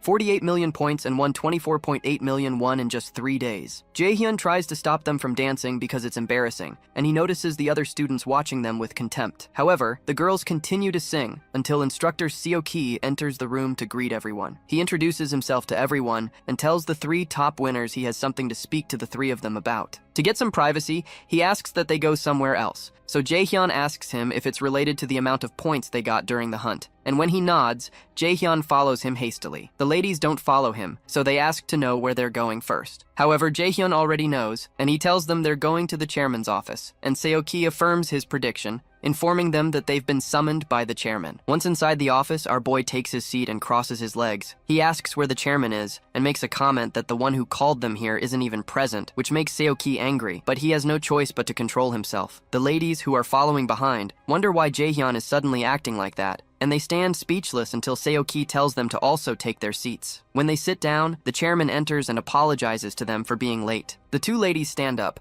and Yoo-jung loudly introduces herself and Iana follows suit, while Jaehyun just sits there. The chairman cheerfully tells them that he knows who they are, and Yoo-jung revels in that. Jaehyun tells the chairman that he's late, and he almost fell asleep waiting for him. The comment surprises the ladies, and even Seo-ki becomes tense, as he wonders if this kid has lost his mind. A moment of silence continues in the office for a short time, until the chairman says he has no excuse for being late. He finally adds that he needed some time to prepare to talk to them, but Jaehyun immediately tells him that they're actually the ones who have no excuse since he called them out right after coming out of the demi-plane for 3 days without giving them a chance to wash up, so they had no time to prepare. The chairman's face tenses again, but this time he just laughs. Jaehyun realizes he's putting on an act and figures that it's because he's interested in the people in front of him. Finally, the chairman informs them that he brought some very beneficial news for them. He congratulates them for being the elite of the elite who secured the top 3 spots in this year's freshman hunt, especially Jaehyun, who took first place. When he says that, Jaehyun says it's all thanks to his party members, and he wouldn't have been able to do it all by himself. That comment makes the chairman hesitate as usual, and he wonders if the boy has no wish to show off his abilities. He finally agrees with Jaehyun, but comments that he's also observed all his actions, and he noticed that they beat the freshman hunt's record of 1.14 million points by an overwhelming amount. When he claps and comments that the result was unbelievable, the ladies thank him for the compliment, but Jaehyun asks him where he's driving at, which makes Yoo-jung worried again. After hesitating for a while, the chairman explains that the Mills Academy would like to offer them a few special privileges. First, a suite room from the dormitory buildings within the academy will be offered for free. Second, priority in the use of the academy's facilities that usually need to be reserved in advance. Third, if they ever are unable to get a satisfactory score in the school tests, they will get a chance to retake the test. After listing out the offer, the chairman asks them what they think and explains that they will be signing a partnership contract with Mills Academy should they agree to their offer. But Jaehyun states that he rejects the offer before the chairman finishes his speech. Our boy explains that the benefits sound nice, but those are all things they can earn by themselves in a month or so, especially since Miller's is very much a meritocracy after all, so he doesn't think they should get them while paying an unnecessary fee. Eventually, he grabs the offer out of the chairman's hands and starts reading through the terms. He reads that after signing a partnership contract with Miller's, once they start working as raiders, they would have to donate over 30% of their earnings to the school for at least 5 years. At this point, the chairman looks pretty grim until Jaehyun finally tells the chairman that this isn't to reward them but to strike them down. When he asks the chairman if he's mistaken, the man pauses for a while and says there's nothing he can do about it if that's what Jaehyun thinks, especially since they can't be forced into signing a contract. He tells them that he leaves the decision up to the 3 of them, and the ladies look at each other to read how the other person is reacting to the whole thing. After a short pause, Yoo-jung apologizes and states that she would like to decline the offer, and so does In-A. The chairman covers his face as if in deep thought, but the veins on his hand bulge out in anger. Eventually, he says that it's a shame because this was the best offer he could give them. However, the chairman mentions that he will give them another chance to think about it, so he locks his gaze onto Jaehyun using his indoctrination skill and asks him if he still does not plan to change his mind. Immediately, the Nornir system informs him that something strange has infiltrated his mind. Jaehyun had been expecting this, but he's soon told by the system that he's completely resisted the debuff thanks to the passive skill, Hell's Blessing. While that is happening, our boy hands Hell his blank card and uses its power because he had only annoyed the chairman in the first place to get him to use his power. For a moment, the chairman just sits there puzzled as to why he didn't get a reaction. Eventually, our boy tells him they'll be leaving now, and the Nornir system informs him that he's acquired the skill called Indoctrination. With this skill, which is of a unique rank, he can manipulate someone weaker than him to do his bidding. Should both parties agree to a master-servant relationship, the skill changes into subordination. Jaehyun gets up and proposes to the ladies that they leave, especially since they're all tired from spending 4 days in the demi-plane. After Jaehyun leaves the office, Yoo-jung asks the men to have a nice day, and In-A, who is still confused, tells them they'll be leaving first. When the students finally leave, Ja-in asks instructor Seokgi to leave. When he's alone, he wonders how a mere freshman can resist his unique skill, and he finds this really interesting. Outside, Jaehyun asks the ladies if they're really fine with refusing Ja-in's offer. Yoo-jung confesses that she was a bit tempted at first, but she later decided Jaehyun was right with whatever he said, because it was obvious that Ja-in was going to sweet-talk them into agreeing and take advantage of them since they're so young. In-A agrees that she didn't also like the contract, and she thinks rejecting it was the best choice. Apart from that, she feels that it's better to earn things with their own hands than to start off with privileges. Jaehyun listens to In-A intently, and he considers her reasonable, which is completely different from the cold image he had of her before he regressed. Suddenly, Yoo-jung asks them if they also noticed that something was really strange about Chairman Ja-in, because his expression was totally sickening when they rejected his offer. In-A mentions that she thought so too, and she also mentions that the chairman and instructor Seokgi never said a word about the problem with the demi-plane. Jaehyun listens to them talk, and he notes that In-A has really good instincts. Eventually, she asks Jaehyun if he knows anything about Chairman Jae-in by any chance, so he asks her why she'd think that. In-ah replies that he's always pretty calm, but the moment they met the chairman, he became strangely aggressive. Yu-jung agrees with her, and she bugs Jae-hyun to tell them if he knows something about the chairman. To answer their questions, he tells them that he's also not certain, so it's hard to tell them anything. But he informs them not to trust anyone in the academy, whether it's the chairman or the instructors. Suddenly, In-ah walks up to him and asks if they can't trust him too. And while Jae-hyun pauses, Yu-jung steps behind In-ah with an eerie look in her eyes and tells her not to trust Jae-hyun either. She points out Jae-hyun's fierce look and narrates how he once left her stranded in the middle of the streets instead of taking her home. And Jae-hyun asks her why she's suddenly bringing up something that happened a long time ago. Annoyed, Yu-jung grabs his hair and calls him a jerk, reminding him of how hard a time she had back when it happened. Eventually, our boy manages to get Yu-jung off him, and he suggests they go into rest since the sun has set. When it's time for them to separate, In-ah doesn't look like she wants to leave, so she asks them if they'll be parting ways here. For a moment, an awkward silence occurs, and Yu-jung just looks at the two of them. Suddenly, she hugs them both and asks why it feels like a teen romance over here, so she asks them to make room for her too. Jae-hyun, however, drags her away and points her to the girls' dormitory, then asks her to go get some rest. She eventually agrees to go rest, and In-ah follows behind, but she reminds Jae-hyun to rest well before she leaves. Our boy soon heads to the boys' dormitory. When he gets to the door, he realizes it's been a while since he's been here. He recalls the musty smell of mold from the corners, the floor that a lack of funds left unmaintained, creaking with every step, and eventually goes to his bed. To him, those who remained in this dormitory after a few years are those without talent, so he hopes to find a new place as soon as class is over the next day, because experiencing hell once was plenty enough. The next day, Jae-hyun goes for a run and eventually stops after he feels he's done enough for a warm-up. He turns around towards the dormitory so he can start getting ready for his first class. Shortly after, all the freshmen that are magician cadets gather in a room, and their assigned instructor for the basic mana acclamation, Kim Ji-yeon, comes to introduce herself. While she talks, Jae-hyun frowns because this instructor isn't someone he's familiar with. Even considering the fact he was a warrior in the past,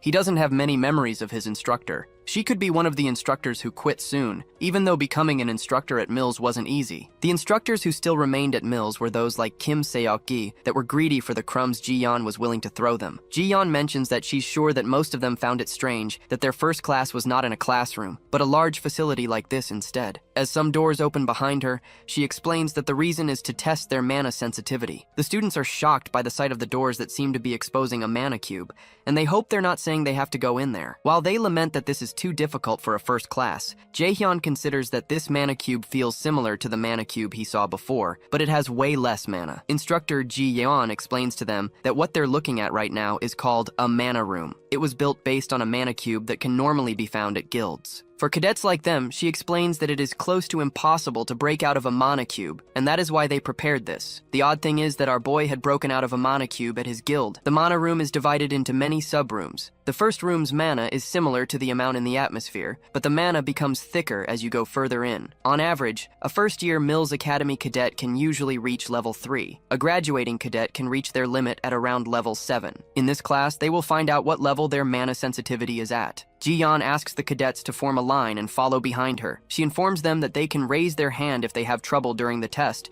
so they can follow the assistant instructors out of the room. Soon after, she enters one of the mana rooms, and the cadets follow her in. After everyone enters, Instructor Ji-yeon notes that none of the cadets seem to be having trouble at level 1. She decides that they move to level 2, and when they enter, some of the cadets begin to pant and the instructors have to help them out. After they leave, Ji-yeon asks the rest that are still standing to follow her to level 3, and when they enter, almost half of the class raises their hands, but Jae-hyun, Yu-jung, and In-ah do not seem to be affected at this point. Instructor Ji-yeon asks that the rest follow her to the 4th level, and many more people raise their hands. When those uncomfortable leave, she proposes they move to level 5, and then many more people ask to be excused at that point. At level 6, several other people are taken out due to exhaustion. Yu-jung asks Jae-hyun if he feels like it's starting to get hard to breathe, but he says he doesn't think so. Meanwhile, In-ah watches Jae-hyun and notices that he seems like he's still doing fine, so she decides to try harder. Ji-yeon looks around, and she notices there are only 4 cadets remaining. Jae-hyun, Yu-jung, In-ah, and one other guy named Lee Soo-hyuk. They are all cadets that scored high during the freshman hunt. Chairman Jae-in had told her to keep a close eye on Jae-hyun and report back to him, but she doesn't plan to simply follow such orders. She soon tells the cadets they'll be moving on to level 7,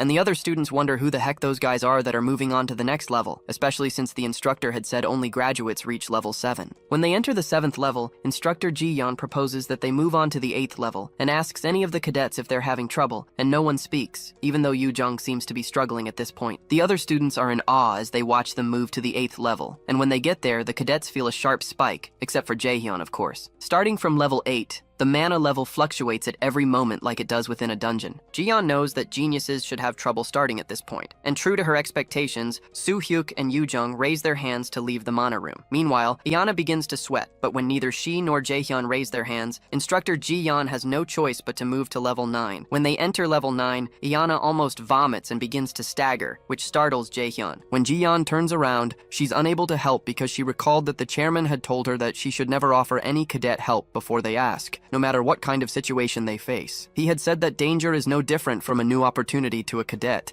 and if that opportunity is taken before their eyes, that would be heartbreaking. Jaehyun asks Iana if she's alright, and she tells him she is while trembling. At this point, she can't clearly see Jaehyun's face, and she really doesn't want to lose. Everyone Iana knew had always told her that only the strong can survive, and she won't be able to do anything but bow down before a warrior, even if she has some talent with magic. She's been told that the weak have no future, and she really desires to be acknowledged at this point, but she finds herself collapsing as Jaehyun tries to hold her up, and she tells him she's lost again. As the assistants take her out, Jaehyun wonders what she meant by losing. When they enter level 10, Instructor Ji-yeon asks Jaehyun if he's alright, and she knows even she will begin to have some trouble from here on. Eventually, our boy turns to her with a smile on his face, and he states that he's also having some trouble and would like to go out now. When she hears that, Ji-yeon asks him to come out with her. As she heads out, she wonders what he means by having trouble since she can't see a single sign of that. When they finally get out, Ji-yeon asks the other cadets to clap for Jaehyun because he succeeded in reaching level 10, which means he's on a par with a raider, that is, a B rank or higher. As she tells everyone else to work hard and try to catch up with him,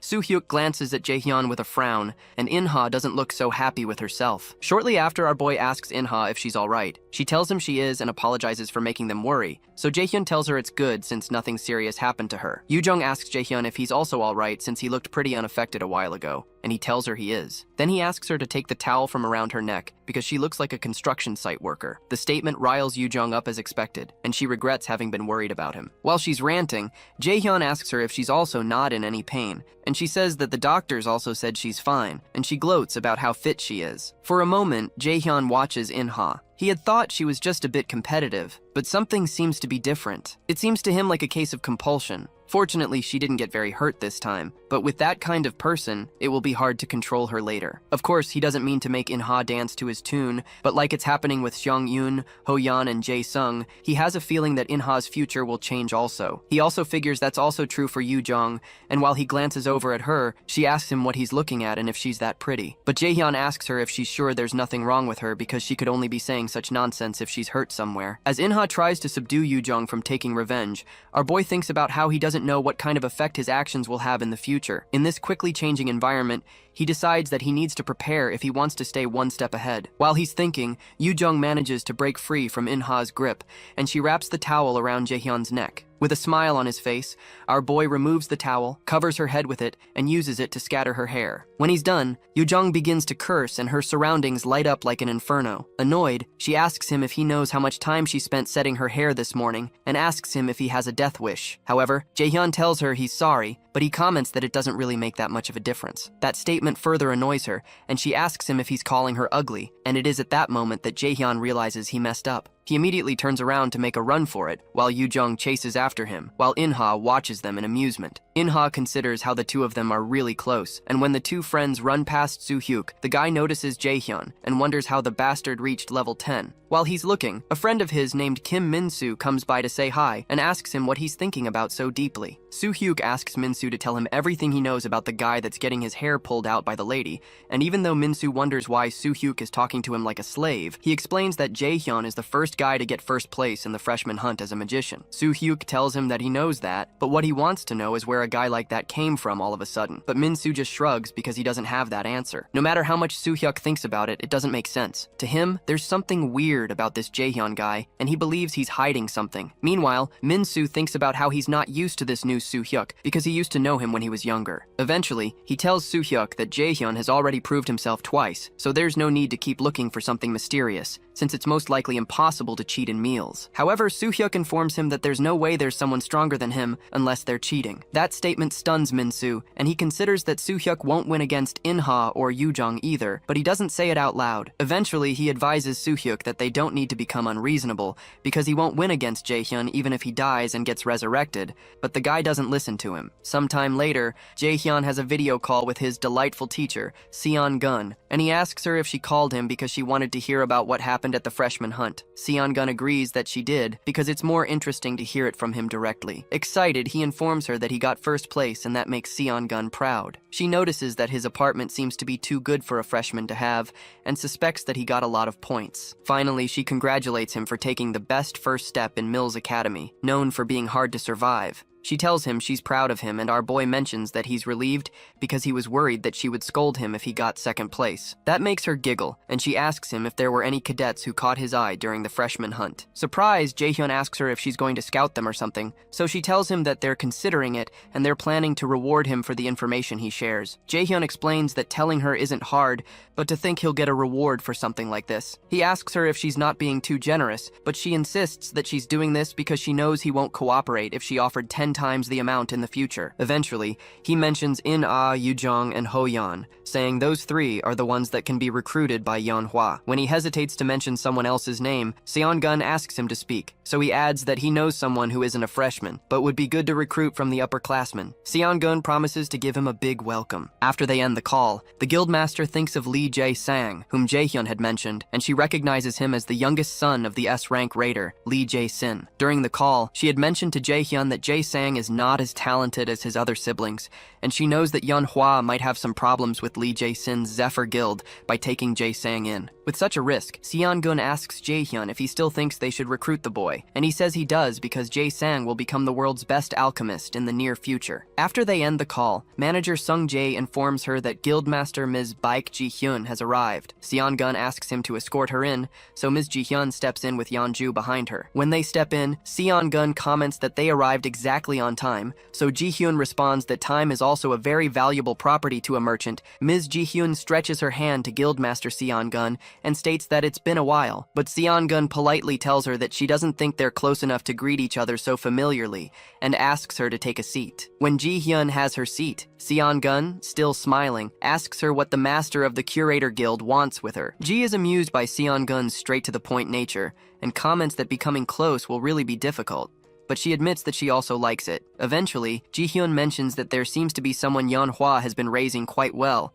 so she asks how much she can purchase Jae-hyun for. Seon-gun tells her that it's unfortunate that Yeonhwa Guild doesn't think of its members as commodities that can be bought, so she suggests that Ji-hyun look somewhere else. However, Ji-hyun asks her if the child would agree with that, so Seon-gun tells her there are some things that can't be bought with money, but remarks that she most likely wouldn't know. Eventually, Ji-hyun replies that she didn't think Seon-gun would take her offer anyway, and it doesn't matter because she only came as an act of courtesy. Amused, Seon-gun informs her that her thoughtfulness is quite unpleasant, but Ji-hyun thinks that's a shame, and decides to leave since it's getting late, and Seon-gun doesn't seem to want to talk to her either. As she gets up to take her leave, Seon-gun retorts that she's glad that she noticed that she doesn't want to talk to her, and Ji-hyun jokingly responds that a sharp eye is also a merchant's virtue. The next day, after an endurance test at the Mills Academy, the cadets wait for the system to analyze the results of the endurance test. An Ho-yeon ends up first with 101 points, while Jae-hyun comes in second with 99 points. The result makes our boy hiss, but he had expected that he won't be able to compare to a combat genius like Ho-yeon. However, he doesn't consider second place a bad result. To him, there's no need to rush, but he also keeps in mind that he hasn't reached his goal. When Jae-hyun turns to the ladies,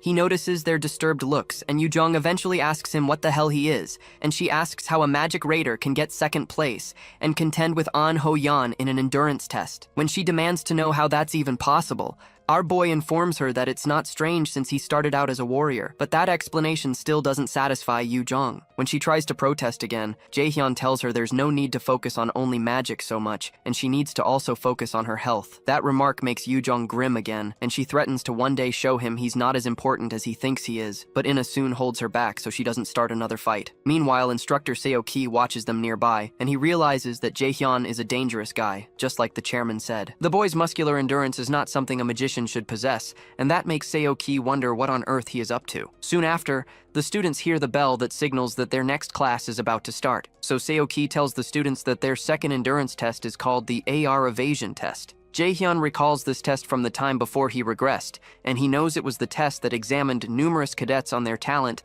and made them hit their limit. Seokai explains that they'll be gathered in a room with top-tier cutting-edge facilities called the AR test room. The AR combat measurement system in front of them will help test each cadet's ability through virtual battles with opponents created within augmented reality. Jaehyun listens intently, and he realizes that Seoki is not planning to do this the easy way. Normally, what they would do is eliminate the monsters materialized by drones while analyzing their pattern of attack. But they will only focus on assessing their evasion abilities this time because it's an endurance test. However, if they defeat monsters, they will receive higher scores. Seoki hands the cadets some objects that look like earphones, and when Yoo-jung asks, Jaehyun explains to her that they're receivers that can analyze and record the combat simulation. After noting Jaehyun's correctness, Seoki adds that this receiver is used to implement augmented reality. It stimulates the brain, and using the projector creates the realistic illusion of an actual monster. Through drone cameras, 3D images are augmented into the surroundings, making it seem like there are real monsters present. The use of such devices is for safety and to avoid the possibility of getting hurt. What Seoki doesn't tell them is that the receiver stimulates the brain such that they can still feel about 1/5 of the opponent's attack damage. The aim is not to shock the cadets, but to create a certain level of caution to increase their possibility of survival in dungeons. Seoki explains that the AR system has a total of 100 levels, but they will be evaluated only up to level 10. The test will be done in teams of 4, and they will now be grouped and called in order for the test. Before the test begins, the teams are formed, and Team 3 contains 2 warriors and 2 magicians, including Jaehyun and Soo-hyuk. Jaehyun considers that it's pretty balanced. While he's thinking, Soo-hyuk calls out to him and asks him if he's Min Jaehyun. Our boy replies that he is, so Soo-hyuk tells him that he heard that he got first place in the freshman hunt, but there's something he can't just understand. He wonders how a magician can get first place and reveals he believes there's a special reason for that, so he asks Jaehyun to teach it to him. After pausing for a while, Jaehyun asks him if he's considered the possibility that there's no such thing, so Soo-hyuk informs him that he'll have to expose it in that case, even if he has to use force. Excited, Jaehyun smirks and asks him why he didn't just say that his goal from the start was that he wanted to fight with him. Soo-hyuk, who is also smiling, informs him that it's nice to see that they understand each other. The 2 other ladies on the team become worried, and one of them wonders why they're acting like that since they're on the same team. The shorter lady wonders if they'll be alright, so she tries to separate them, but instructor Seoki soon calls their team onto the field. When they step into the field, the system begins a 5-second countdown and informs them they'll be facing a skeleton warrior. The skeleton warrior soon manifests, and Soo-hyuk decides he needs to step back first to create some distance. Before he can move, Jaehyun dashes forward at breakneck speed, much to the shock of the others on the team, and the ladies try to warn him that it's dangerous. Surprised, Soo-hyuk asks what the hell he's doing and wonders what Jaehyun thinks a magician can do at the front line. While Jaehyun makes his way to the front, he wonders why there are still such taunts aimed at him, but he decides that it'll be best to show a bit of his ability here. After creating some mana in his hands, our boy smashes the skeleton's head with just 1 strike, and the others watch him in utmost surprise. Even Seoki is stunned, and everyone else in the crowd watches in amazement. Soon after, a few more skeleton warriors appear, but Jaehyun proceeds to feed his knee to another skeleton warrior standing nearby. When he lands on the ground, he initiates an active skill of his called Mana Weapon. Mana Weapon is a special skill that an ordinary magician can't make use of because it's a skill that allows a magician to physically inflict damage. It's useless to magicians since they don't fight close combat, but our boy is a different breed. Soo-hyuk watches in confusion, and he tags Jaehyun as a psycho. The other ladies still can't believe their eyes, and the system announces that they've completely cleared level 1 of the AR evasion test, and additional points have been awarded, with Jaehyun getting 100% of the contribution. Level 2 of the test begins, and they're faced with a monster called a Draugr. The sight of the monster intrigues Jaehyun, and he informs the monster that it's been a while since they met. After a series of fighting and broken grounds, the system announces that they've completely cleared level 10 of the AR evasion test. While the system congratulates them for breaking the record for the shortest time to complete the test, Soo-hyuk considers this completely unbelievable. Meanwhile, Jaehyun considers that his performance is not too bad, and that his body has been feeling lighter ever since he started using the combat technique that Ms. Seong-yoon taught him. Suddenly, Soo-hyuk approaches him and asks him what kind of dirty trick he just used, but Jaehyun explains that there's nothing more to what he just saw. However, Soo-hyuk protests that it was bad enough that he left the safety of the defense line, but he completely annihilated the enemy all by himself, which makes his performance unbelievable. He insists that doing something like that is impossible without cheating, but Jaehyun repeats that he has nothing to say because he has nothing to hide. When Soo-hyuk stands his ground, our boy tells him not to make him repeat himself, and he moves closer and offers to let Soo-hyuk confirm his strength right now if he's really curious. The move startles Soo-hyuk, and he calls Jaehyun a bastard, but before anything can develop, Instructor Seoki asks the two of them if there's a problem. The instructor's interference stops the building tension, and Soo-hyuk wishes there weren't any instructors here. Our boy eventually turns to walk away, and Soo-hyuk tells him not to think he's won, so our boy tells him he doesn't think he lost either. Before Jaehyun can leave, Soo-hyuk proposes that they fight at the Mills Academy Festival, but Jaehyun refuses because he has already made plans with someone else. Sometime later, Hoyeon remembers how Jaehyun had refused to fight Soo-hyuk during the Mills Academy Festival because he had made plans to fight with him. He recalls having told him that he'll win his name tag back at the Mills Festival, so he decides to go train so he doesn't let Jaehyun down. Sometime later, Soo-hyuk and some of the assistant instructors move around. One of the assistant instructors asks the other if he's seen the results of the endurance test this year, and the other guy says he personally monitored it, and that the cadets this year are pretty good. When they start to talk about a magic cadet named Jaehyun breaking the record, which shouldn't be possible, Soo-hyuk considers that the boy is not merely talented, because those practiced movements he showed while fighting at the front line when he's a mere magician are unique. When they enter the chairman's office, Jaehyun commends them for their good work, and he proposes that they talk about the results of this year's endurance test. Soo-hyuk explains that there were a total of 3 cadets who got full points, and those cadets are An Ho-yeon, Cha Yu-won, and Min Jae-hyun. Even among those 3, Jaehyun's scores were exceptional. The chairman thanks instructor Soo-hyuk for the information and commends him for working hard. On his screen, Chairman Jaehyun goes over footage of Jaehyun, and a grin develops on his face. He tells Soo-hyuk that he hopes he'll continue to keep him informed on Jaehyun's actions and grades,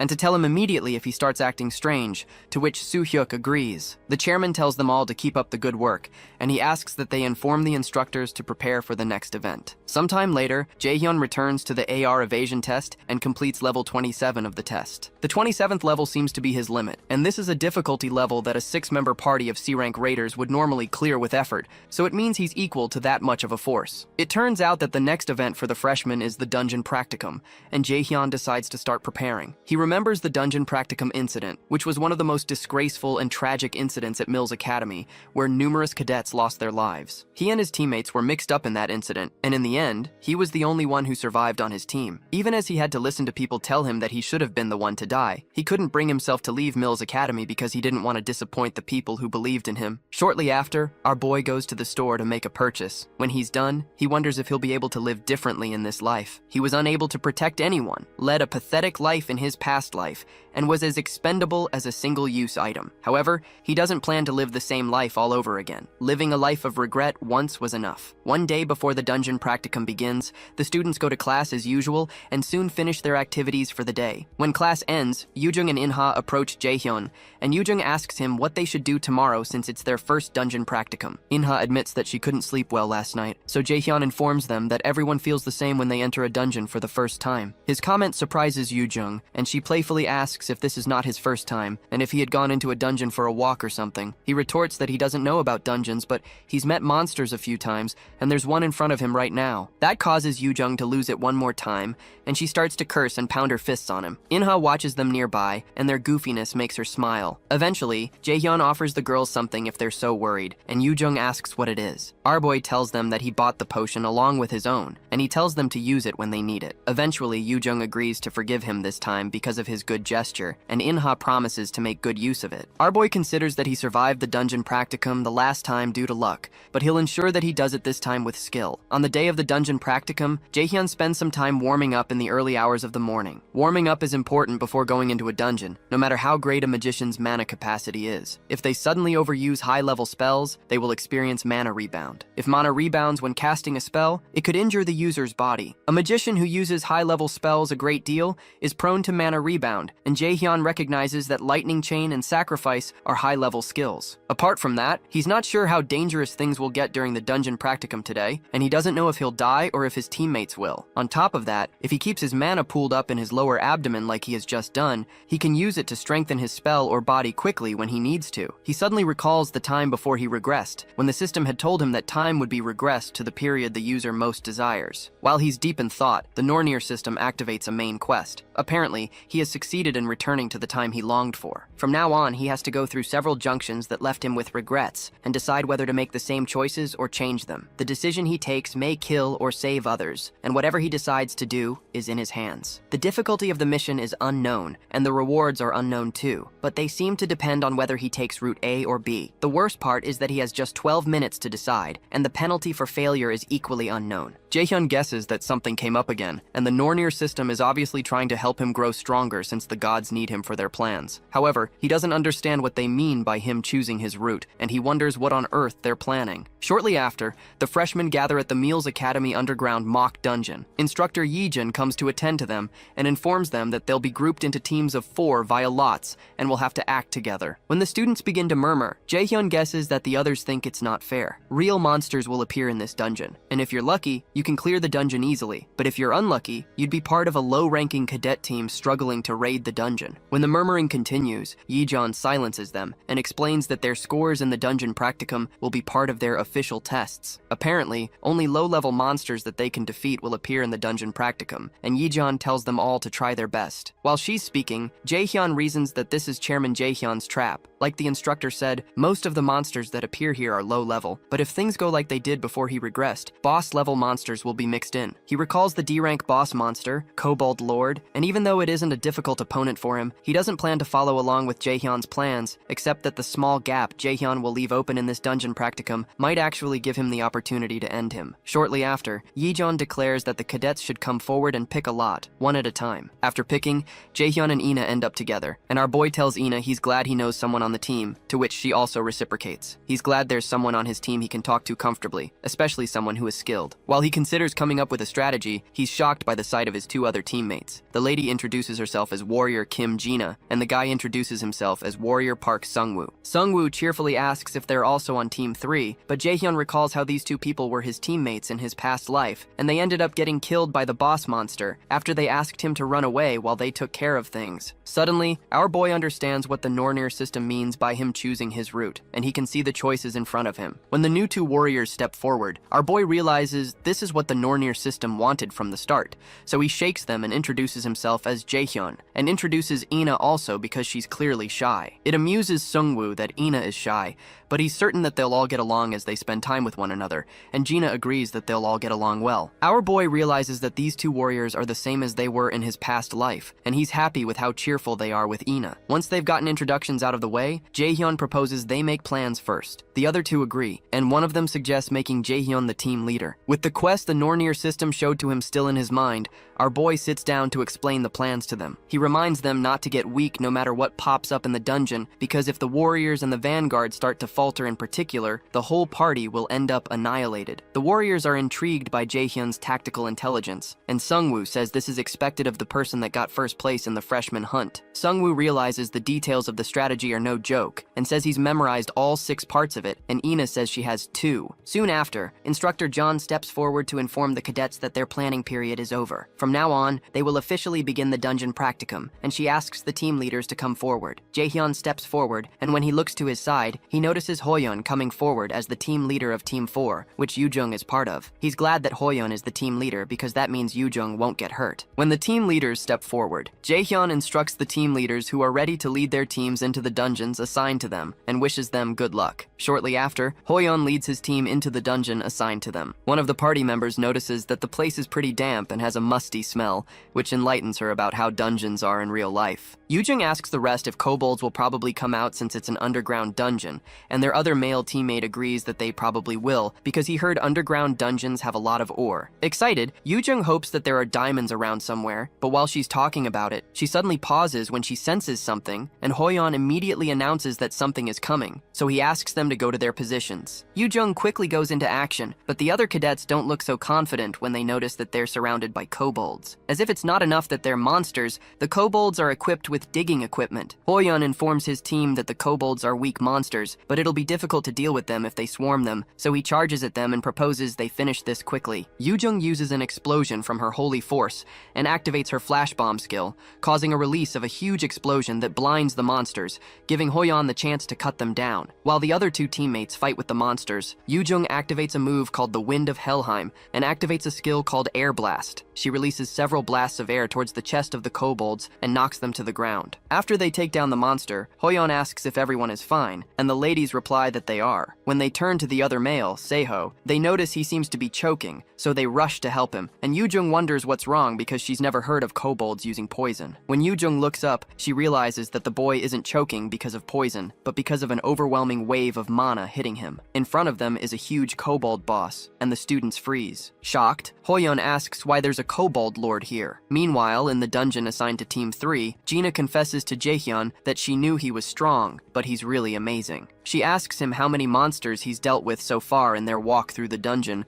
but Jaehyun insists it's nothing because things just happened. However, Gina insists that it's nothing because they will be able to clear the dungeon without anyone getting hurt if things continue like this. When Jaehyun looks to his side, he notices that Ina is distracted, so he grabs her hand and asks her if other people still make her uneasy. She admits that they do, so Jaehyun realizes she's really shy. But then, there were rumors that no one had seen Ina speak more than 3 words at a time. While moving forward, the team runs into a room filled with ores. Our boy realizes that this is different from what he remembers, and this clearly must be Jaehyun's doing. It occurs to Jaehyun that his existence has caused Jaehyun to change his plans from what he did in the past. Suddenly, Jaehyun senses a monster coming, and he supposes it's the Kobold Lord, so he informs his teammates to use their plan C by defending first and then counterattacking. When Jaehyun tells them to be careful because this monster is different from what they've encountered before, Sungwoo becomes worried that a stronger monster is coming, especially because they had been told that only weak monsters appeared here. Suddenly, something breaks in through a nearby wall, and the cadets are shocked to see a Kobold Lord. They wonder what a boss monster is doing here, and as Ina is about to run backward, she recalls what Jaehyun said about the whole party being annihilated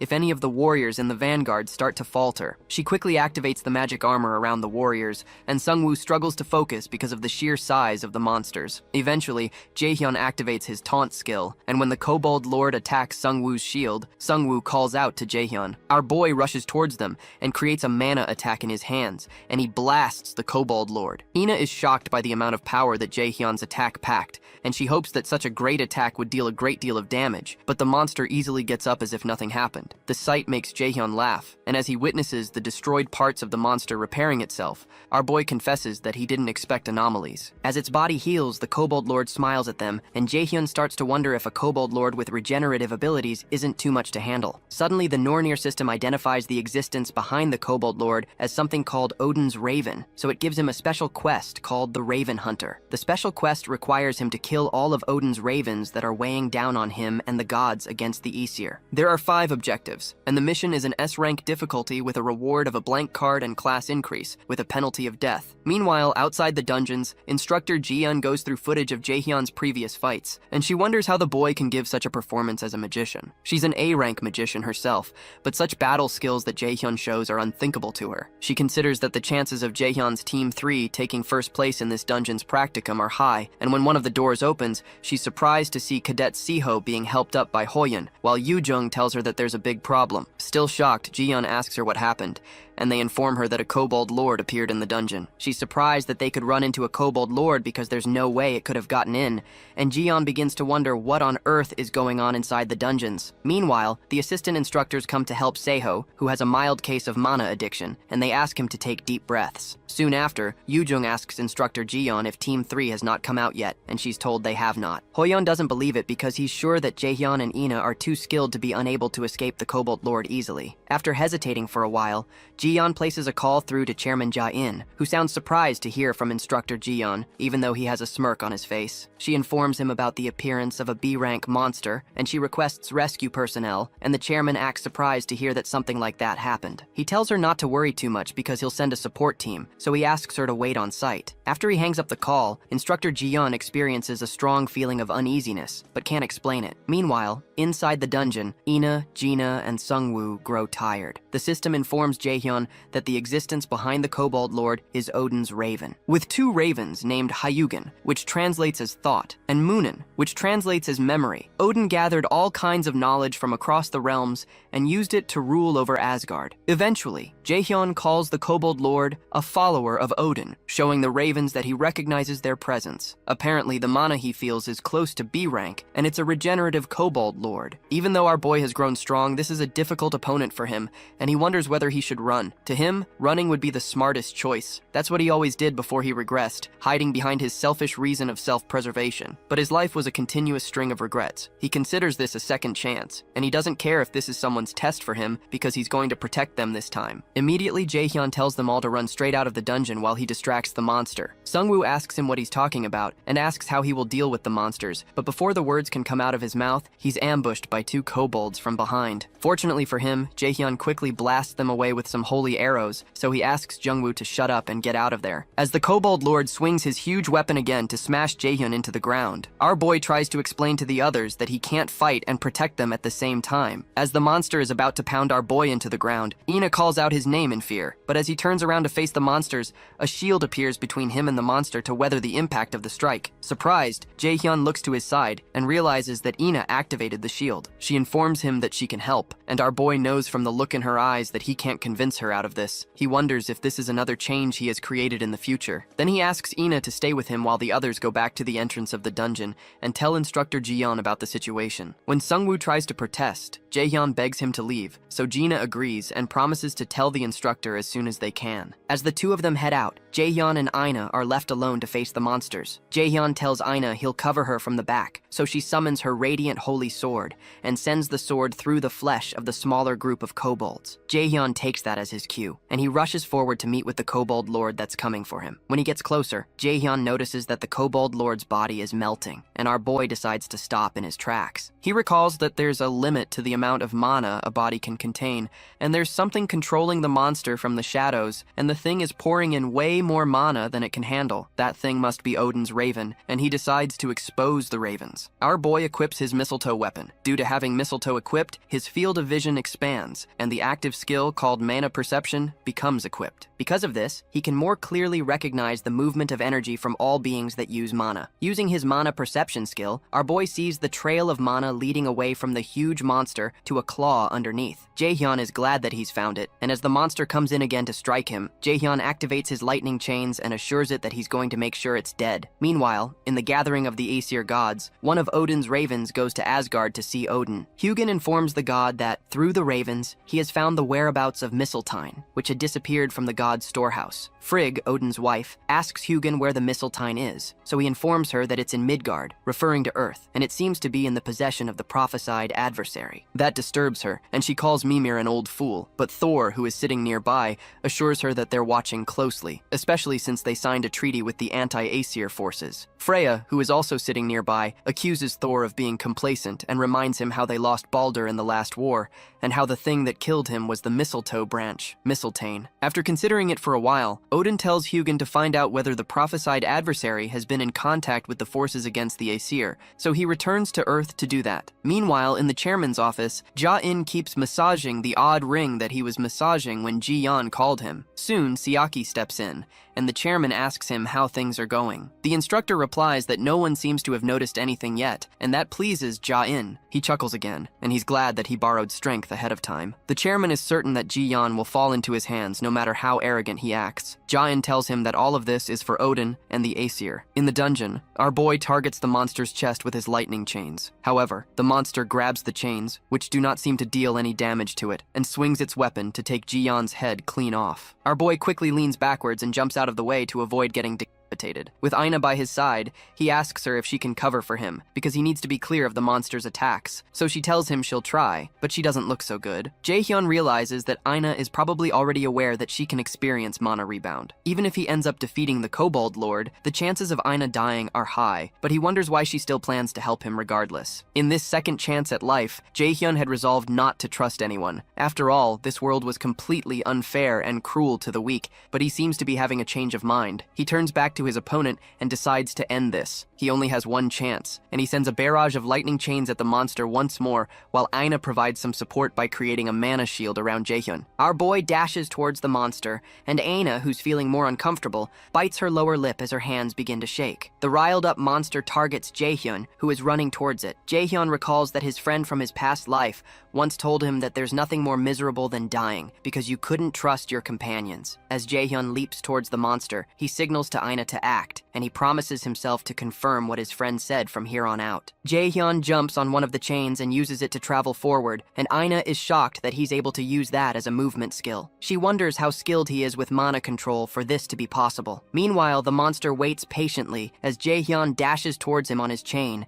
but instead of colliding into the monster, our boy jumps right above it. In a split second, the monster twists its hand and tries to smash Jaehyun out of the air without turning back, because it would take much longer to turn back, but it's clearly doing this under the control of the Raven. Aina becomes worried that Jaehyun would be knocked out of the air, but our boy evades the attack and smiles. Using his mana perception, he traces the mana threads to the spot where Odin's Raven is staying, and bears down on the spot with all of the might of his sword. The strike is so strong that it breaks his sword, but it still works because the Kobold Lord reacts by letting out a shout. Suddenly, the system announces that the mana thread connecting the Kobold Lord and Odin's Raven has been broken. When Jaehyun lands on the ground, the Kobold Lord crashes behind him, and our boy walks forward to see the face of the being behind all this trouble. When he steps forward, Jaehyun finds Hugin crumbled after being hit by his strike. He asks the Raven what the hell Odin's goal is, and steps on its head when it doesn't respond. Eventually, Jaehyun notices a necklace with an insignia of 3 triangles, similar to the shape on Chairman Jaehyun's ring. He steps on the Raven again, and asks it what the connection is between Guja-in and Odin, but the monster doesn't respond. Eventually, Jaehyun realizes that the Raven doesn't have a will of its own, and it's meaningless to keep it any longer. He finally raises his leg, allowing the bird to fly back to Asgard to report to its master. Suddenly, Inna bursts into the area looking for Jaehyun, but Jaehyun warns her that it's not over yet, because she needs to be careful about mana rebound. Before the words come out of his mouth, she suddenly freezes, and the Nornir system informs Jaehyun that corrupted mana has accumulated in his body. Jaehyun grabs his chest due to pain, and Inna does the same, but the Nornir system soon purges Jaehyun's mana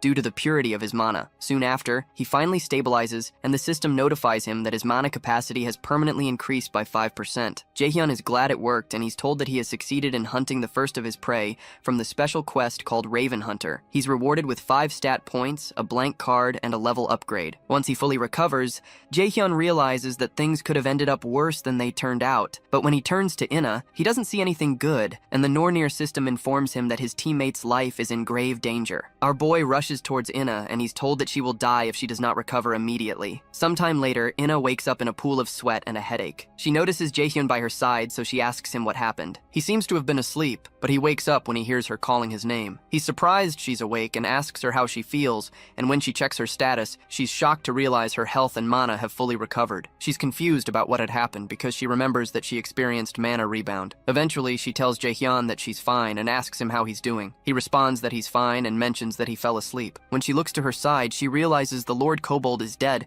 so she asks Jaehyun why he didn't leave. He tells her that he was waiting for her to wake up because he has something to tell her. She wonders what it is, so she asks him, and after pausing for a while, Jaehyun tells her that they have to get their stories straight. Inna suddenly blushes because the Korean phrase for getting our story straight is directly translatable as "I want to touch my lips to yours." Outside the dungeon, Yujong demands from Sung-woo and Gina why only 2 of them made it out, and instructor Ji-yeon tries to hold her back from doing anything stupid. She tells Yujong she understands that she's worried about her friends. Meanwhile, Ho-yeon wonders what he's supposed to do to help Jaehyun and Inna come back. Suddenly, the dungeon door opens, and while Yujong is still raising dust, Jaehyun and Inna step out of the door, causing everyone to freeze. Jaehyun asks them if they're fighting because of the 2 of them, and even instructor Ji-yeon freezes in shock because the inspection team had told her that the 2 cadets would definitely be dead. The monster inside was at least a B-rank boss. Suddenly, tears flow down Yujong's eyes, and she runs towards the 2 of them with her arms open wide. She cries while embracing them, and explains that the instructor and the inspection people people all said that they'd be dead. She tells him she's so glad that they're alive,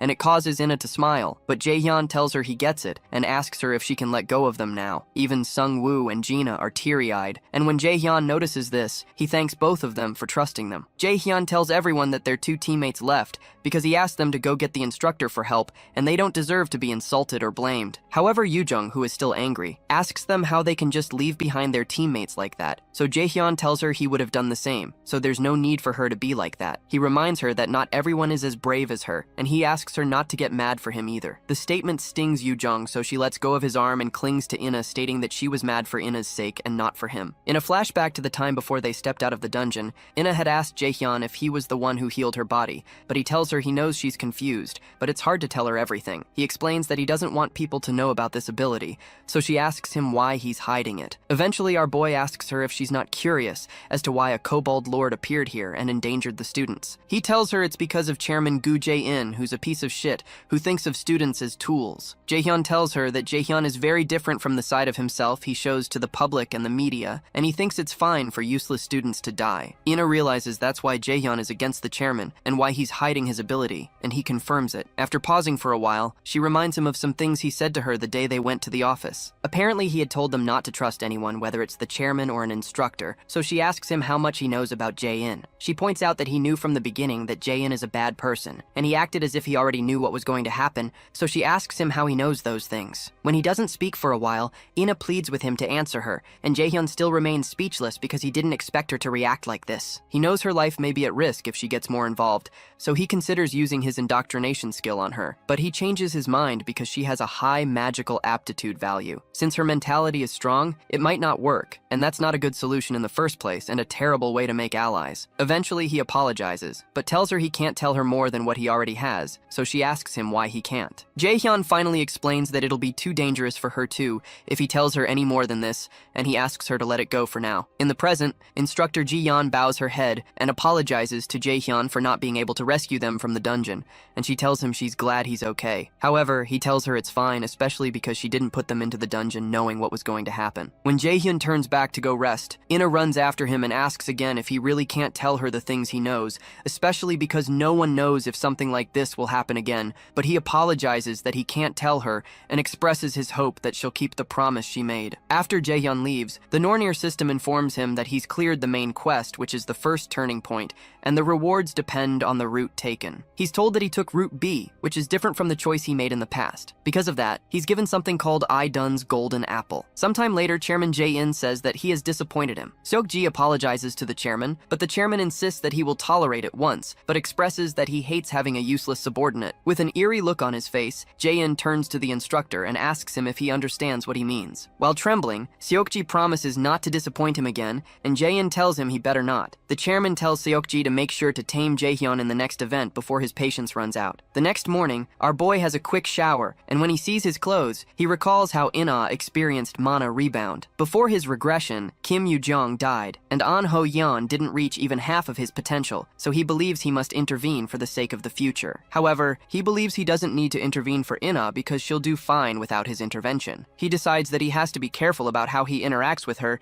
since he's not sure how it'll affect the future. Eventually, he takes his seat on the couch and turns on the TV to see if there's anything worth watching. While watching the news, he reasons that he'll have to find out the relationship between Gu Jae-in and the Aesir as soon as possible since what occurred in this dungeon is just the beginning. There will definitely be more dangerous situations in the future, and he knows he needs to grow stronger so he can respond to any situation. While watching the news, he notices one broadcaster asking another man about some other kinds of dungeons that exist other than the ones they're used to. The specialist invited to the show explains that there are themed dungeons and you have to approach those differently than you would a normal dungeon in which you kill the boss to clear it. When asked what other feature a themed dungeon has, the man explains that the biggest difference is that you can't leave the dungeon before clearing it, and our boy recalls these themed dungeons from his past life, and he gets an idea. The specialist further explains that raiders who want to raid themed dungeons need to become a character of the theme and clear certain requirements. It could be regarded as a kind of roleplay, and what raiders want in these kinds of dungeons are rare item rewards. Apparently, there's a hidden piece that raiders also call God's Arrangement,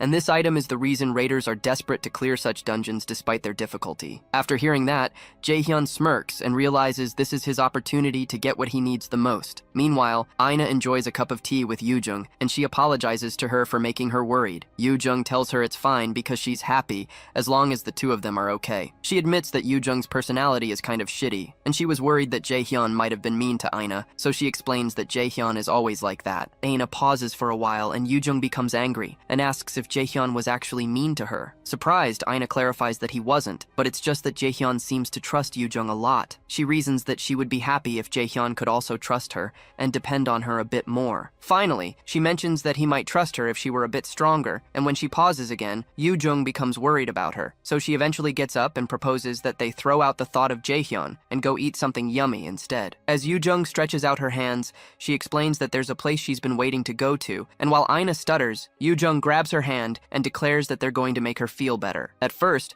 Aina is surprised that Yoo-jung is dragging her away, but a smile soon develops on her face. Meanwhile, our boy checks out the legendary rank consumption item called Idun's Golden Apple. It's an apple grown and picked by Idun, who is in charge of the Aesir god's eternal youth and immortality. Consumption slows down aging immediately by 50% and increases natural healing ability by 50%. It also permanently increases magic aptitude and cannot be sold or given to another user. Jae-hyun realizes that such features like anti-aging and better natural healing are super rare, and it must cost at least $1 million. However, the issue is that he can't give this one out too. He decides to focus on calculating all the loot he can get, and he recalls that an A-rank theme dungeon will open soon in a theme park in Seoul. It's where he can obtain the shoes that increase speed called Thialfi's Thunder Steps that Thor's servant Thialfi used to wear. The shoes greatly increase one's dexterity stat, so a lot of martial arts raiders really wanted them. Eventually, Jae-hyun takes a bite of the apple with much anticipation, and everywhere lights up, but he eventually realizes the apple tastes like every other apple. Soon after, the Nornir system informs him that Eden's golden apple is starting to take effect, and his stamina stat has permanently increased by 20. His mana stat has increased by 20, with his aging rate and natural healing ability increasing by 50% each. Apart from all that, his magic aptitude will be greatly increased permanently. Jae-hyun is glad that the apple's effects aren't average, and his movements start to feel lighter. He picks up his phone and soon places a call to someone. Shortly after, our boy heads to the theme park in Seoul, and he finds out that the place looks a bit cheap after seeing it after regressing. When he steps towards the counter, the attendant asks him what kind of ticket he would like, but Jae-hyun drops a Lotus Guild card and introduces himself as a raider from the Lotus Guild. He informs the woman that a theme dungeon will open up in the park in a short while. Meanwhile, instructor Ji-yeon comes to Jae-hyun's hostel to see him, and she's told that he's not around. The attendant informs her that Jae-hyun had said he had something to do today and asks if something is wrong, so Ji-yeon clarifies that there isn't a problem. Ji-yeon wonders how Jae-hyun is already able to recover from such an incident, especially being a newly enrolled student. He's not only skilled but also very fast at recovering from trauma, so Ji-yeon realizes he has real guts. Before she leaves, she asks the attendant to tell Jae-hyun to come see her when he returns. Ji-yeon steps out of the hostel and plugs in a communication device to secretly speak with a team manager named Song Ji-seok Sunbenim. Ji-seok soon answers and asks her how her investigation went, so she informs him that she found out that Jae-hyun was behind it. Ji-seok asks her if Seoki was in charge of the dungeon trial and guesses he must be in a difficult position right now. He asks her to keep an eye on both of them and call him if she notices anything. Ji-yeon receives the orders and also informs him that she thinks student Min Jae-hyun, whom she talked to him about, knows something about what is going on. At the park officials announce to their guests that they need to leave. Jae-hyun is surprised by how quickly they responded, and he realizes the Lotus Guild is really influential. He recalls the call he had with teacher Seongun to inform her about the dungeon that's about to appear. When he expresses total certainty, she gives him permission to mention their guild's name on the condition that he prioritizes his safety if things become dangerous. He's amused by her condition, so she tells him that it's not that she doesn't believe in how capable he is, but no teacher in the world wants their students to be in danger, since anything can happen in a dungeon. In the present, the Nornir system informs our boy that the themed dungeon called Neverland in Ruins has appeared. Apparently, a special item will be rewarded if 3 missions are cleared consecutively. A special quest called Big 3 is added, and his mission is to clear the 3 missions, which have a difficulty of A rank with the reward of Thialfi's Thunder Steps. A 24-hour timer begins, but the failure penalty isn't stipulated. Jae-hyun realizes things are just as he remembers from his past life. In a flashback, he recalls that another raider showed up and began to talk about how she could easily tell that the Viking was a mission location. In the flashback, she states that she was so smart that she could easily find some of the rides in the park, the haunted house, and the parade. Her name is Seo Ah-hyun, a 16-year-old themed dungeon raider. She openly declares that her skill, Cognition Accelerant, is pretty awesome. To her, there's nothing she can't do if she just uses her brain a bit. She talks about how excited she is to hear it's a themed dungeon, but she's not disappointed. Jae-hyun recognizes her as a self-proclaimed genius with an IQ of 150. She was all excited about her own power and bragged about it, but ended up being killed by those who were envious. Thanks to that, Thialfi's thunder steps went to some other random person. This time, Jaehyun figures it's going to be better for him to take the thunder steps this time. Soon after, the Nornir system asks him if he would like to start the Viking mission, the first mission out of the big three, and he agrees. He's soon transported to the Viking dungeon, and the system tells him the ending of the story is being changed. Jaehyun is transported away, and not long after, Seo Ah-hyun appears close to the place he disappeared. Shortly after, our boy is completely synchronized with the character of the dungeon, and he's told that he's playing Thialfi, a warrior who survived the invasion of the Vikings. The first mission of the big three, called Thialfi's Grudge, is soon added. In the theme quest, Thialfi's Grudge, the god of thunder, Thor, envied Thialfi's quick feet and kidnapped Thialfi's younger sister, Roskva, as a hostage in order to force Thialfi to work for him. Our boy is to become Thialfi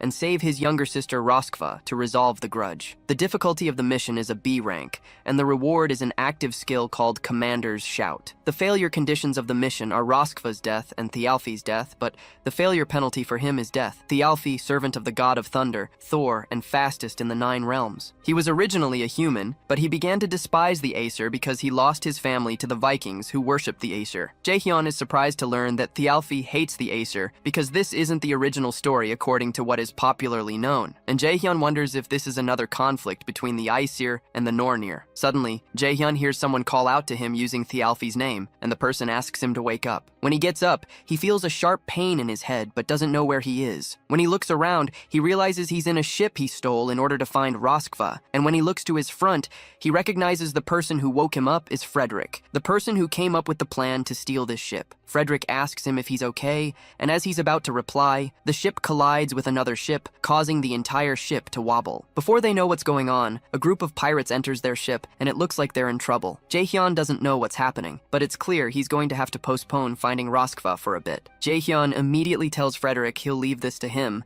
and he jumps into the next ship, even while Frederick tries to stop him. When our boy jumps and lands on the other ship, the men are startled, but one of them starts to make fun of him for jumping into the enemy's territory when he should be hiding. They begin to call him names and threaten to kill him immediately, but our boy doesn't say anything. When he notices a girl tied to the middle of the ship, he recognizes that it's Seiho, the same girl who had boasted about her abilities, so he wonders what she's doing here. Immediately, the Nornir system informs him that the lady tied up is Thialfi's younger sister, Roskva. Seiho Ah-hyun prides herself as the owner of a genius brain, and also a great raider-to-be. She considers herself an amazing person, but somehow she found herself locked up in this dungeon. Just 3 minutes before the emergency announcement at the park, she had told her friends she wanted to go to the bathroom. Now that she's stuck, she calculates that there's a 0.6% chance of a dungeon appearing where she is, and a 0.003% chance that she'll get locked up in a themed dungeon. After lamenting about her luck, she decides not to think about it, but to think about a way out of here. After tearing up because she doesn't want to die here, she hopes a raid team might have already arrived. As she hopes to run into one of them, she spots Jaehyun standing in the middle of the park, so she tails him. She wonders who he is because he doesn't seem like a part of a raid team, so she decides to follow him. In the present, Jaehyun wonders why he ended up meeting her again, of all the people he could meet, especially after they even made an announcement for everyone to escape. While he's lamenting, the pirates prepare to poke him full of arrows, but our boy creates a mana shield to protect himself from the onslaught of arrows. While they fire, he wonders why he's always surrounded by abnormal people. He soon creates a punch packed with mana and knocks them all down with one strike. Eventually, our boy decides to be optimistic. Even though Seo is a bit of a bitch, he knows she'll be helpful for the raid. A new and bigger opponent appears and tries to slash Jaehyun with his sword, but our boy slides out of the way to avoid his attack. Since he can't send Seo out, he decides that it'd be better for him to use her. After evading the first attack,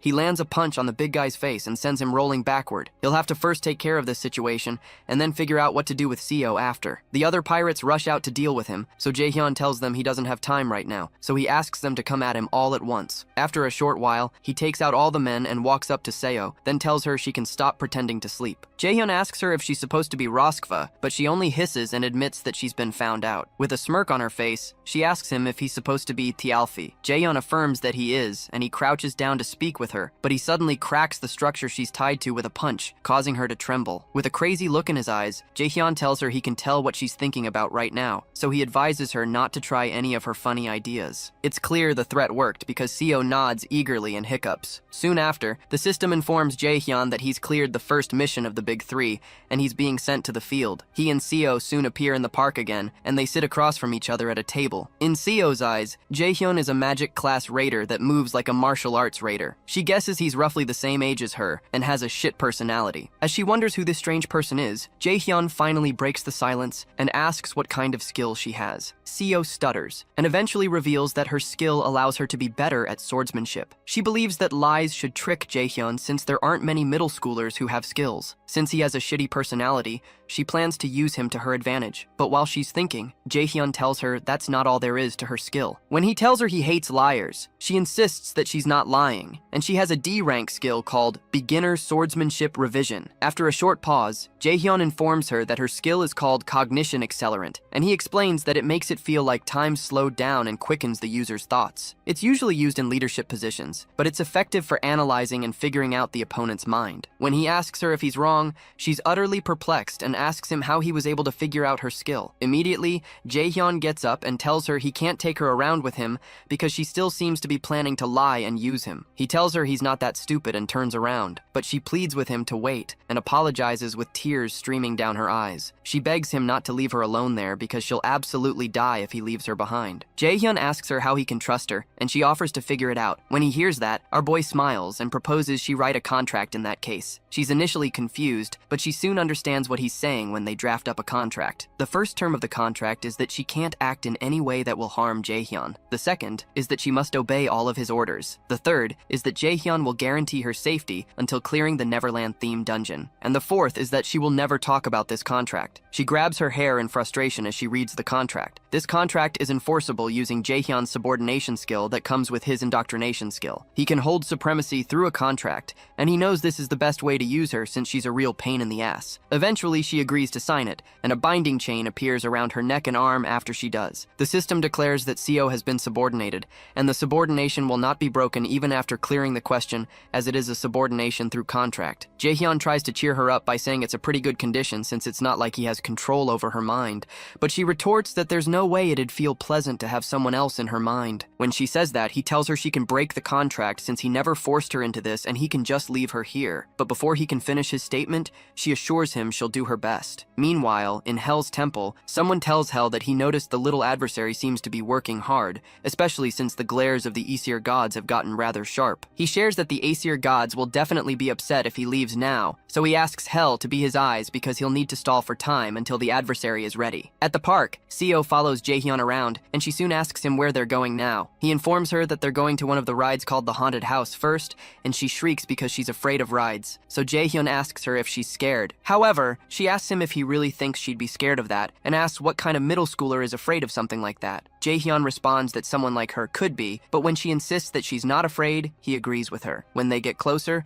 our boy tells her to prepare to go in, but she pleads that she needs time to do some deep breathing. The system declares that they're starting the second mission in the haunted house, and they're soon transported there. They're to escape without breaking the 3 rules, and some of their skills will be locked. Jaehyun asks Seo what her role is in the dungeon, and it seems to her she's a cameraman because of the camera given to her. So she asks him what his own role is. Our boy explains that he's some horror streamer, and it's been a while since they've had a guest. Suddenly, a huge man appears by their side and greets them. Seo looks like she's about to explode, but the man soon introduces himself as Alfred, a butler of this mansion, and he explains he's serving Countess Flendir. The butler explains that the Count instructed him to come greet them, and the Nornir system informs Jaehyun that he's received the second mission. In the second mission, called the Flendir mission, they've been invited by Countess Flendir, the owner of the Flendir mansion, but this place is creepy and holds a terrible secret. Their job is to use the camera to reveal the truth of this mansion and escape, and the difficulty of the mission is A rank, but it has a reward of an active skill called illusion. The mission will be a failure if they're unable to escape within the time limit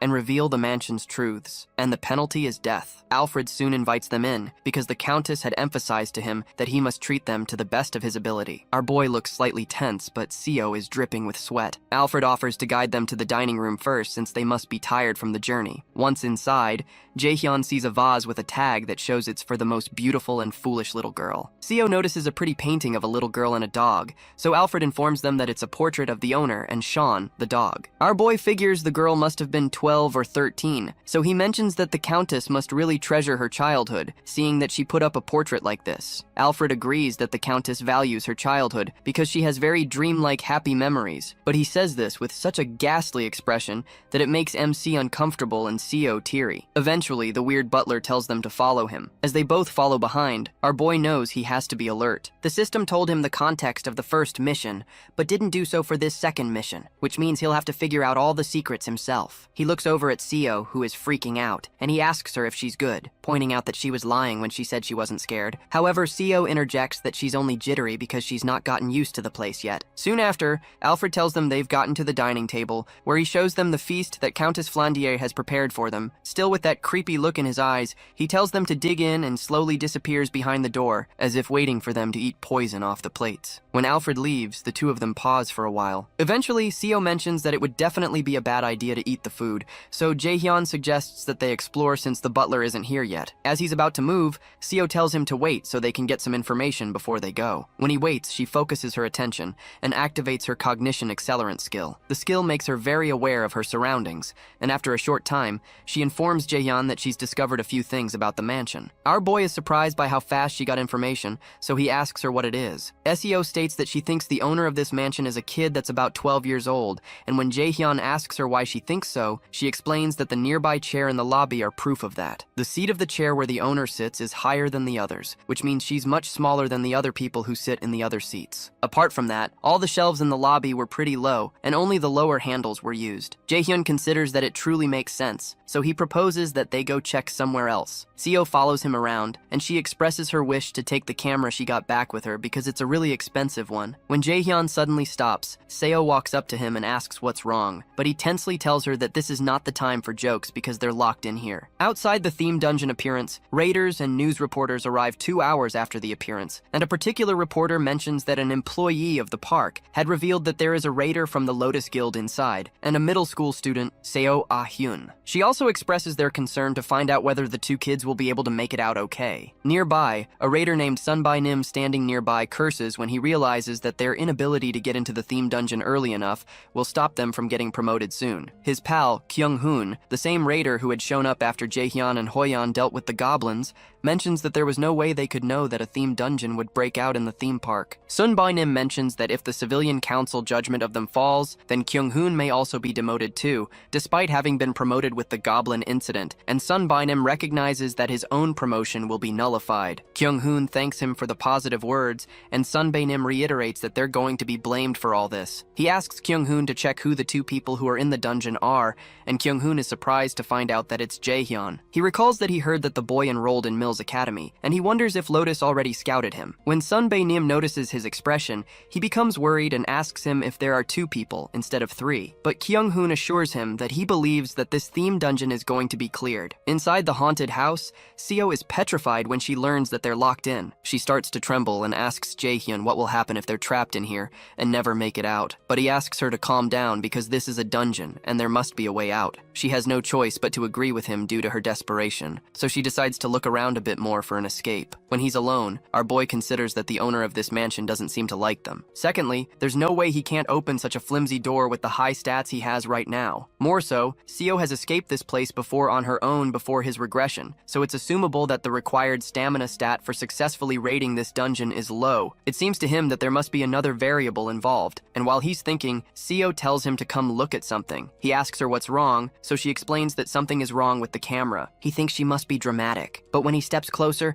he finds a corpse of the Alfred who had guided them here on the table they're supposed to eat at, and he realizes the Alfred who guided them here was a fake. Immediately, the system notifies them that they've reached 70% of Alfred's secret, the first mystery of the mansion. When he realizes that the camera is showing them things they can't see, they realize this camera is a key to solving the mystery. Our boy realizes that if they assume that the Alfred they met is fake, then this screen is either showing them the present or the past. Since this is a dungeon where they have to solve the mystery of the mansion, they wouldn't show them the future, so Seo concludes that it must be the past. She believes the camera is showing them the mansion's secret through the past. If that's the case, she realizes all this food definitely isn't made for eating. Jaehyun realizes that it was weird that he kept sensing a bit of mana, which means all of this is an illusion. Illusion is a type of magic that occasionally appears in dungeon traps, so our boy places a finger on the table and activates his absolute calculation skill. For some reason, the system tells him that there was a failure familiar with activating the absolute calculation skill because the skill is not allowed here. When he realizes that won't work, he turns to Seo and asks her what she's looking for under the table. She mentions that she feels like some device for opening a door might be there because the only thing in the entire room that's different on the camera is Alfred being on top of the table in place of the food. She believes the key to escaping must be here, so it gives Jaehyun an idea to solve the mystery. Our boy immediately turns on his mana detection skill, and when he focuses on the table, he notices a beam of mana emanating from one of the plates filled with pudding. It confirms his suspicions since locking magic is fundamentally tied to other objects or calculations. So,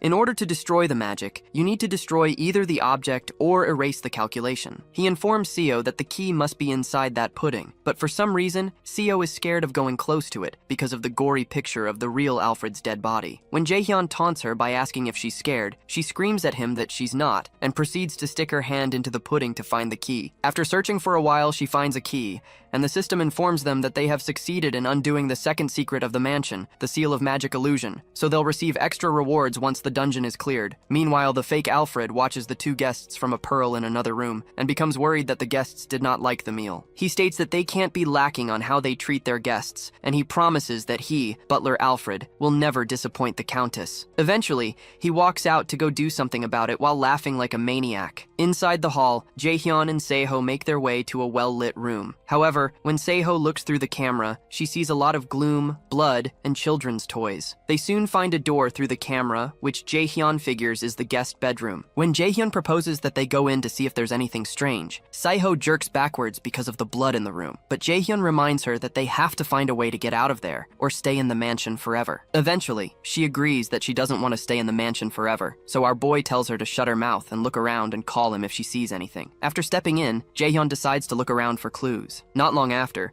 he looks backwards and sees a girl in shiny white clothes and bloodstains on her body. When he looks closer, he notices that parts of her face have been torn off and a thread was used to sew her mouth shut. She soon points her finger at him, and the fake Alfred appears behind Jaehyun, but he's not aware. Soon after, Jaehyun wakes up and sees a strange figure looking down at him. He gasps, but soon realizes it's Seo. She asks him if he's okay, but he asks her to stop yelling because his head hurts. He had seen this coming, so he doesn't know how they managed to subdue him, and he wonders if this is how this dungeon is supposed to progress. Seo informs him that she tried to figure out what situation they're in using cognition accelerant. Taking into consideration all the moss and the moisture, she supposes that they're in an underground jail and there are traces of torture throughout the entire place. After a while, Jaehyun goes to the iron gates and he mentions that there must be a key somewhere too. He decides to use his active skill called Silence to prevent anyone from hearing them, and he punches the gate with a mana punch. Much to Seo's shock, the gate shatters like it's made of cardboard and even cracks the wall they were put into. When Seo exclaims, Jaehyun tells her to be as quiet as she can be because it'll be bad if Alfred or whoever he is finds them. She taunts him by saying he destroyed the wall quietly, but he tells her to shut up and thinks of ways to get out of there. While he's talking, they hear a dog bark, and Jaehyun is shocked to see a small puppy leap into his arms. He wonders what the hell a puppy is doing here and notices a key in its mouth. Frantic, Seo tells him to put the puppy down right now, but Jaehyun asks why, since it's just a normal puppy in both appearance and mana, and he guesses that it may have been trapped here too since it has a key in its mouth. Seo protests that there's no way the dungeon would give them the key so easily, and this puppy could be a trap, but the puppy begins to growl at her. The growling puppy makes her stop talking, and the system notifies our boy that they've received a new quest called Flandier's Diary. The Flandier's Diary quest requires them to go to Countess Flandier's room on the 4th floor of the mansion and read her diary. The difficulty of the mission is B rank, and the reward is the undoing of the themed dungeon skill locks. The fail condition is if they die before the time runs out, or if they fail to accomplish it before the 2-hour time limit. Jaehyun reasons that removing the lock on their skills is a good reward, and he figures that Flandier's room must have a connection to the secrets of this mansion. They all sneak around until they make it to the 3rd floor. Jaehyun eventually stops and admits he doesn't know where they have to go, and the dog jumps down from his hands. Seo also laments because they don't have their camera anymore,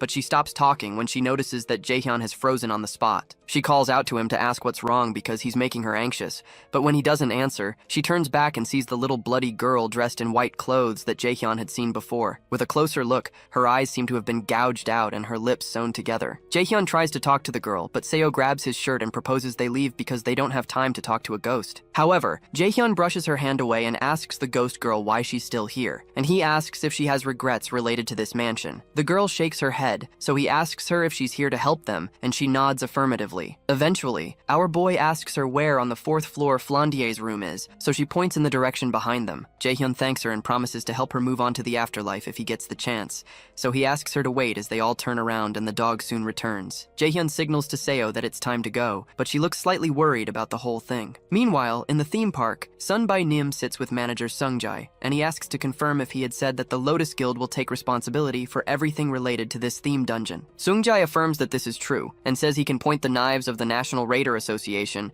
and the civilians toward the Lotus Guild. But in return, Guildmaster Yu Seongun has requested that they don't release any information about Min Jae-hyun. Sunbae Nim hesitates for a while, and finally admits that it's hard to understand why the Lotus Guild would go to such lengths just for a Mills Academy student. Sungjae says he can't tell him the reasons, so Sunbae Nim agrees to accept the offer since they won't lose anything by accepting. However, Sunbae Nim asks him what will happen if he fails the dungeon raid, but Sungjae assures him that the Lotus Guild wouldn't have done all this for him if he was someone who would fail at this kind of thing. Inside the dungeon, Jaehyun takes out the last living armor with one strike, and Seo, who is standing nearby, is shocked because she had thought that living armors were C-rank monsters. Jaehyun explains that this is the shortest route, and these monsters are nothing. They open the next door, so the system informs Jaehyun that they're entering Flandier's room. Once inside the room, they notice it's super creepy, so Seo tries to go check the desk first. As she moves forward, Jaehyun stops her and mentions that it's obvious that there would be something on the desk. He proposes they check places where you wouldn't expect to find hints,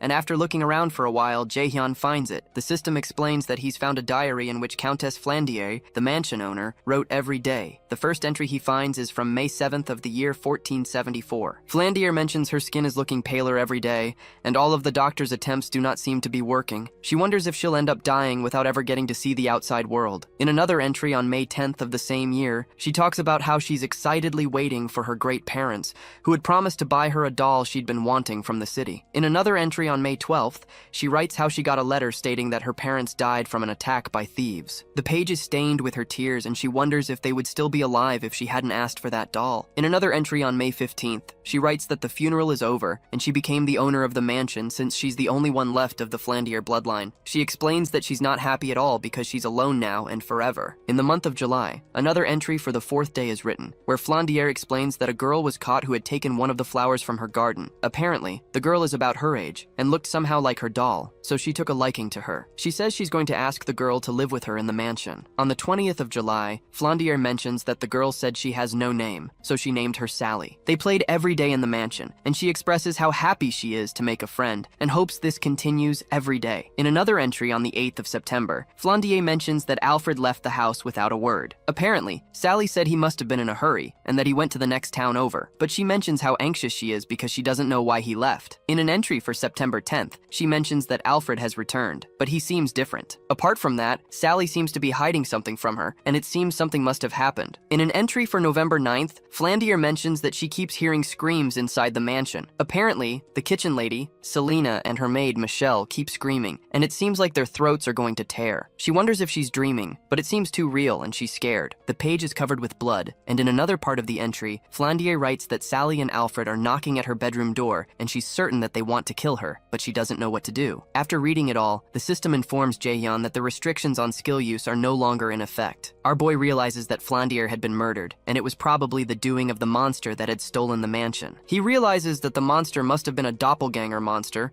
and when he turns to look at Seo, he realizes it's actually a doppelganger monster that has been following him around. Behind the monster are several other Alfreds that are also monsters. The system notifies our boy that he's discovered the first secret of Alfred's identity, and he's completed the subquest, Flandier's Diary. The system informs him that he has succeeded in finding out all the secrets of the mansion, and he's now to safely escape the mansion. Our boy turns to the monsters, with the little puppy by his side as support. The monster releases deadly extensions from its body and goes in for the first attack, so Jaehyun scoops up the puppy and jumps out of the way. Our boy tells the monster that it's finally showing its real self, because he was growing impatient seeing it act so fake. The monster laughs for a bit and tells him he's pretty quick to catch on for a human, but Jaehyun tells him it wasn't anything difficult because he's just smart. Apparently, Jaehyun could see the monster for what it truly is because of his ability to see through illusions. Eventually, our boy tells the doppelganger that it's also possible that he's not that smart, but the monster is just stupid. That statement annoys the doppelganger, and it asks him how he can dare to insult him. In a rage, the monster destroys the overhead lamp and the roof, forcing Jaehyun to run out of the room. With the monster hard on his tail, our boy activates his lightning chain and fires it at the monster, causing large gaps in its structure, but it doesn't destroy it. During this time, the little puppy begins to feel queasy because of all the quick movements. The doppelganger is a B-rank monster that's dangerous because of its ability to copy another being's skill and appearance,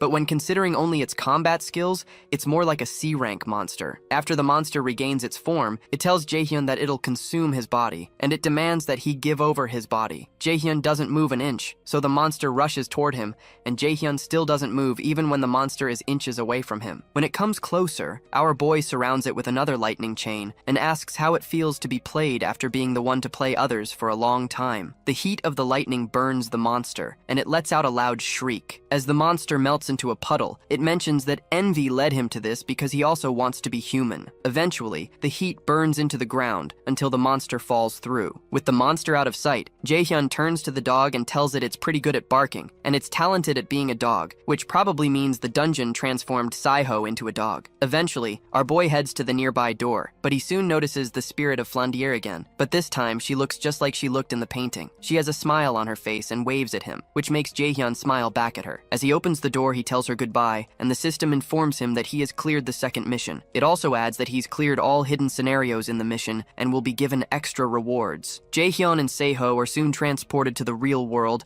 and our boy checks out his rewards. One of the rewards is called Commander's Shouting, which increases morale and allies to increase mana and stamina. The second is Illusion, which creates illusions for the enemies. Jaehyun doesn't really like the Commander's Shouting skill because he won't use party member support skills often, but he likes the Illusion skill because he can use it to turn tables in a battlefield. When he turns to Seiho, she tells him he should have said something since he knew she was the puppy, and she mentions that she was super scared that something was going to happen to her. Jaehyun reminds her that she made it out alive in the end, but she protests that she's still upset. Our boy tells her to get up instead of whining because they have to get to the next destination, which startles her because she was hoping they could take a break. Surprised, he asks her if she's tired since she hasn't even done anything ever since they were in the underground cell, so she explains that she has mental fatigue. However, Jaehyun agrees that he understands that, but he's sure it'll go away if she moves around. Using the subordination skill, he tells her to walk, and her legs suddenly start moving on their own. As she begins to walk to the next mission, she screams aloud in frustration and tells Jaehyun that she will never forgive him. After walking for a while, Saiho ends up short of breath, and she asks Jaehyun if this place is a parade. Our boy takes a potion and confirms that it is, but he also warns that they need to keep an eye out because they don't know what's coming. Suddenly,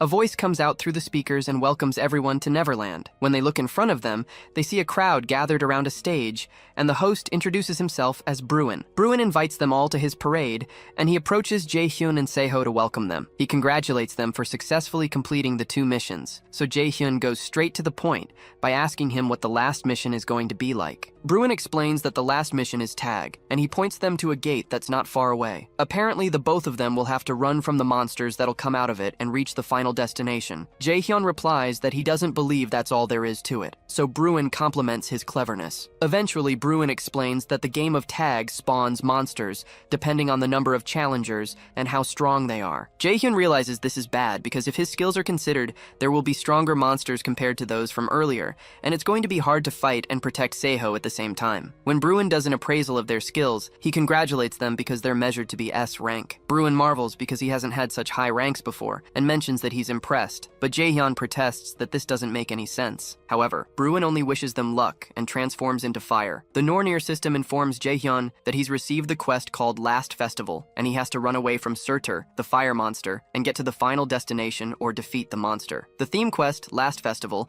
has a difficulty of S+ rank, and the reward is Thialfi's Thundersteps. The requirements that typify failure include being killed by Surtur, but they're told there are 3 enemies to defeat. Apparently, there's a hidden quest to both kill Surtur and get rid of the potential threat, which has an undecided reward, which could possibly be something called Unbelievable Performance. Jaehyun is stunned that there are 3 of them, and he figures that something is wrong. While they're watching, another fire monster comes out of the gate that Bruin pointed to. Surtur is a being whose purpose was to engulf the whole world in flames before even the first giant Emir was born. The sword of flames in his hand is said to be hot enough to burn the world to ashes in a matter of a few hours. Jaehyun quickly starts to run, and he drags Seiho with him as Surtur begins to set everything close by on fire and rain brimstones over the whole place. Seiho, who is now crying, asks how they're supposed to run away from that monster, but our boy tells her he's thinking about it and advises her to shut up and run if she doesn't want to die. Fire keeps raining down on the area they're in and begins to engulf the buildings. Meanwhile, another being in the form of a cat tells Hell that she thinks this is her fault. She wonders if she should help them, but Hell jokingly accuses her of being cruel because she knows she has no intention to help them. Hell eventually asks her to leave them be because she wants to see how Jaehyun will survive this. On the parade ground,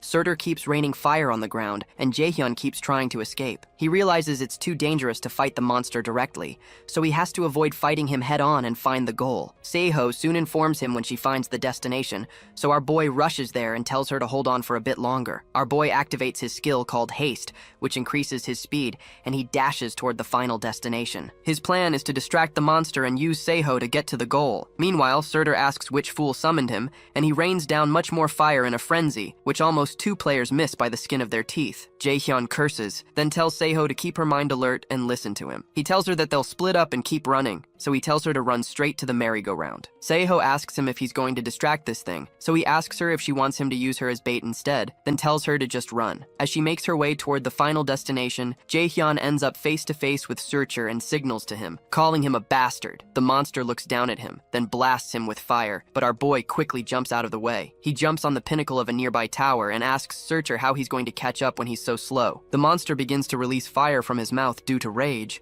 so he smashes the building Jaehyun is standing on with one strike, but Jaehyun jumps out of the way again. Meanwhile, Seiho almost reaches the destination, but before she can get there, Surtur sends down fire to destroy the destination. She's forced to stop, confused as to what the heck is going on, and Jaehyun wonders the same thing. Soon enough, the system announces that the goal has been destroyed, so the quest's clear condition, other than the hidden quest, has been changed to impossible. At that point, Surtur calls Jaehyun an ignorant fool and asks how he can dare consider himself to be a match for him. Our boy realizes that the only way out is to kill Surtur, so he stands his ground. The next time Surtur sends a ball of fire at him, Jaehyun easily blocks it without moving out of the way. Surtur commends his impressive skill because there have only been a few other people who could defend against his attack. Eventually, the monster reaches for his sword and swings it toward Jaehyun to see if he can block this too. Regardless, our boy doesn't move out of the way and prepares to block it. Nearby, Seo realizes they might really end up dying at this rate, so she decides to use her cognition accelerant skill to find something she can do to help. While Jaehyun is defending himself against the onslaught of fire, Seo calls out to him and informs him that she has found a way to beat the giant. Jaehyun leaves the battlefield to go meet Seo, so Surtur asks him how he dares to run away from him. When our boy runs far away into one of the standing buildings to speak with Seo,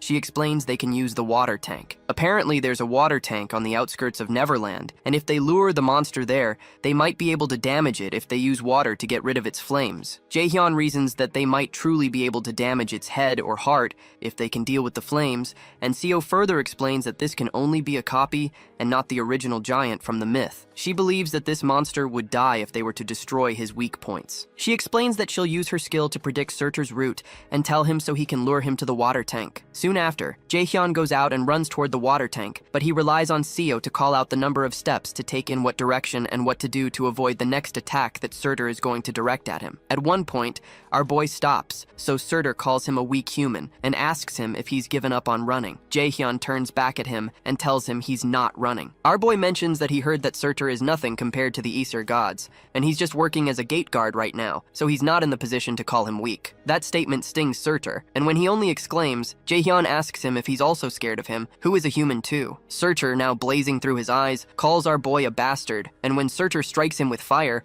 a surge of water bursts out toward him. It turns out that Jaehyun had activated his illusion skill, so Surtur didn't know he was standing right in front of the water tank, and not Jaehyun. The water is so great that it covers up the monster and temporarily puts out the fire around his body. Without hesitation, our boy leaps into the air with his mana-packed sword and strikes it into the monster's heart, pushing him to the ground. With his back on the ground, Surtur accuses him of using a dirty trick, but Jaehyun says it doesn't matter since he won. The giant warns him not to be arrogant because he only fought him with a copy of himself, and dealing with the original form won't be this easy. Shortly after, Surtur dematerializes, so the system informs Jaehyun that he has cleared the last mission of the Big Three, and he has cleared the hidden route, and will get extra rewards called Unbelievable Performance, as well as an item called Surtur's Undying Flames. SEO, who is standing nearby, is glad that it's all really over. The cat that was watching them realizes that Jaehyun didn't need help after after all. He finds him interesting and admires his willingness to get stronger, but Hel mentions that Jae-yeon is nothing more than just a vessel. The cat doesn't believe what Hel said because she's the one who's always curious about how Jae-yeon is doing, and he also believes that it's too early to let the Isur know about the boy, but they need to focus on helping him become stronger so he can get strong enough to kill Odin, the leader of the Aesir. Meanwhile, our boy is given the S-ranked Thialfi's Thunder Steps, who stepped up to the position of a god of light as a human. The equipment will reinforce strength and dexterity, and grant a skill called the Step of Light, which is also S-ranked. Jae-hyun is shocked by how amazing the equipment is, but he soon notices an odd expression on Seo, so he wonders if she's trying to pull something on him. He uses his subordination skill on her to force her to show that she got an item called Roskva's Seal that increases one's strength and gives one a skill called Courage, which resists the state of fear and increases dexterity. While Seo laments about how annoying he is for using the subordination skill on her again, Jae-hyun considers how he doesn't have any interest in any of her rewards, but he's more interested in her cognition accelerant skill. He decides to hold off on duplicating it since he can summon her anytime. Shortly after, Bruin shows up to congratulate them, but as they are about to leave, he calls Jae-hyun the Great Adversary, just like Hel and the other gods call him. That surprises Jae-hyun, but when he turns back to ask him why he called him that, Bruin disappears. Meanwhile, everyone waits eagerly for those who entered the dungeon until the shield around it breaks. When the two survivors come out, people begin to rejoice, but Sunbanam forces his way through because they need to discuss some things with the survivor. However, he gets to the front to discover that Jae-hyun has disappeared, much to everyone's surprise. Seo is left on the stage like a deer in headlights, and everyone turns their attention to her. When Kyung-hoon shows up, he suggests that Jae-hyun may have hidden himself if he's an assassin class, but Sunbanam protests that Agent Kim Ji-yeon had told him that Jae-hyun is a magic class, and particularly a battle mage. Meanwhile, Shang-gun is impressed when she learns that Jae-hyun vanished after accomplishing such a feat. Sometime later, our boy is glad to see there are no articles about his feat online, and he figures the Lotus Guild must have done something to cover things up. The way he was able to escape the people on the scene was by using Thialfi's Thunder Steps, which made him ridiculously faster. Another thing he got from the mission is Surtur's Undying Flames, which is single-use, and can imbue a flame attribute to a weapon. However, Jae-hyun considers how this incident with Surtur makes him realize that he's still weak. He doesn't want to have to use dirty tricks to win against his opponents, or win without having someone by his side. He wants to be someone others fear to approach, and he wants to leave behind his weak past so he can protect his friends and family, so he plans to become stronger. Meanwhile, Chairman Ja-in commits to a mission of reporting everything about Jae-hyun to instructor Jang Ye-soo, and she assures him she won't disappoint him. When she leaves, Jae-hyun thinks about how excited he is about the next event, where he plans to get rid of all the dirty things in his way. On the ground, he litters pictures of several students whose faces he has crossed with an X. The next morning, Jae-hyun tells the ladies why he was unavailable the previous day. Yoo-jung had assumed he was ignoring her calls and messages on purpose, but our boy clarifies that's not the case. Ina, on the other hand, asks him if he's hurt anywhere, and he tells her he's not. Yoo-jung thinks he has bad luck getting into such troubles, and she wonders if God hates him. Suddenly, Suyuk walks up to them and mentions that he saw our boy's annoying face here. He tells Jae-hyun he can't play any stupid tricks on him this time, but when Yoo-jung asks our boy if he knows who the strange new kid is, Jae-hyun tells her he doesn't know him. Annoyed, Suyuk screams at them that he's Lee Suyuk, but instructor Yesu tells him to keep his voice down so he has no choice but to back off. When Yesu steps on the podium, she introduces herself to the cadets and informs them she'll be teaching them the first part of understanding magic calculations. She asks them to do their best because she plans to teach them well, but Jae-hyun notices that she's quite young for an instructor. When Yesu asks them how much they know about magic, Suyuk explains that magic uses necessary calculations to use mana to manifest something supernatural. The teacher agrees, and Suyuk smirks at Jae-hyun to gloat over the fact that he answered the question. Eventually, Yesu hands out books containing basic magic calculation formulas for D-rank magic and the foundations of magic applications of higher levels, which is their focus this semester. After she hands some of the students some books, they lament that the books are all blank, but Jae-hyun knows differently. When Yesu calls him to ask if he can tell her what's written in the book, he tells her that it's written in rune, and it annoys Suyuk that he was able to answer the question. It also unsettles Yesu that Jae-hyun was able to answer because the book is a magic text that can only be read by solving the calculations. Normally, it takes new students a week to be able to see the text in it, but he solved it by looking at it once. She realizes he's more talented than the chairman described, so she further probes him by asking if he knows the meaning of the rune on the book's cover. Meanwhile, Jae-hyun doesn't know why he can read the book easily, and he doesn't know if it's the Nornir system playing a trick on him, or if it's the fate of the Aesir, but he tells her that the writing on the cover says Odin's life and the basics of rune. In her apartment, Seo laments because Jae-hyun, whom she refers to as a bastard, made her walk so much that her legs are now hurting. She also hates the fact that she had to answer the journalist's questions about the interior of the theme dungeon and explain what happened on her own. Before he left, our boy had made her unable to reveal anything about his skill using his subordination skill. Even recalling the experience makes Seo burn with rage, and she wonders when he's going to undo this subordination. Eventually, she recalls she can go find him, and it gives her an evil idea. Sometime later, our boy reads the book instructor Yesu gave him, and he finds it more interesting than he expected. He learns that all calculation formulas change their nature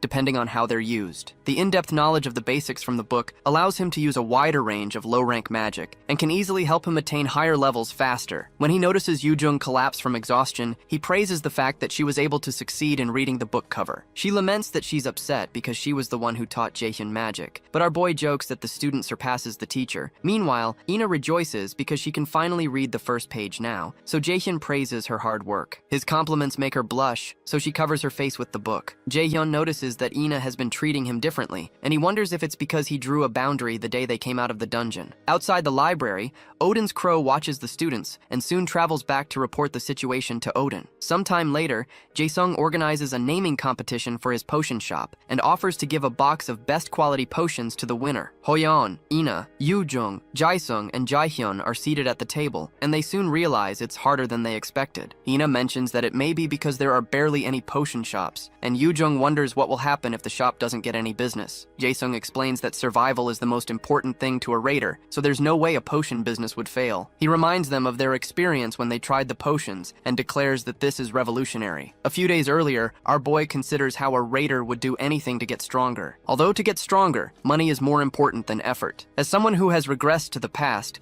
Jaehyun realizes he has many opportunities in business and investments because of his knowledge of the future. In the present, he plans to get Jaesung on his side, since he knows he will be responsible for half of the potion businesses in the entire world in the future. Suddenly, Seo barges into the room where they're having their meeting, and she chides Jaehyun for not keeping his promise. He wonders how she found him, but he soon recalls that the system told him that the user and the subordinate can locate each other, and this effect cannot be cancelled. Yujung asks Jaehyun why he'd blackmail a kid like that, but Jaehyun only asks Seo to take a seat so he can borrow her brain. A few minutes later, Seo suggests the name Heavenly Demon Potion, but our boy forcefully makes her shut up using subordination because he thinks her idea is trashy. Others also suggest names, but Jaehyun doesn't like them, and he believes even the monsters in the dungeons would have better ideas. Eventually, Yujung gets angry because Jaehyun isn't asking her for some ideas. He's not asking her because he believes her ideas will also be terrible, but he decides to consider her. She suggests the name Workshop Elixir, and our boy recalls that the word elixir is another name for the Philosopher's Stone that's supposed to bring back the dead and heal injuries. Jaesung loves the idea, and Jaehyun also thanks Yujung for saving them, which is a first. Sometime later, in one of Instructor Yesu's classes, Jaehyun answers a question about rune being the language and foundation of magic. He answers it perfectly, and it further annoys Suhyuk. After the lesson ends, our boy informs Instructor Yesu about a question he has about something he read. When she sees the book he's holding, she becomes tense because it's a 4th-star rank magic text, which even most instructors struggle to read. At this point,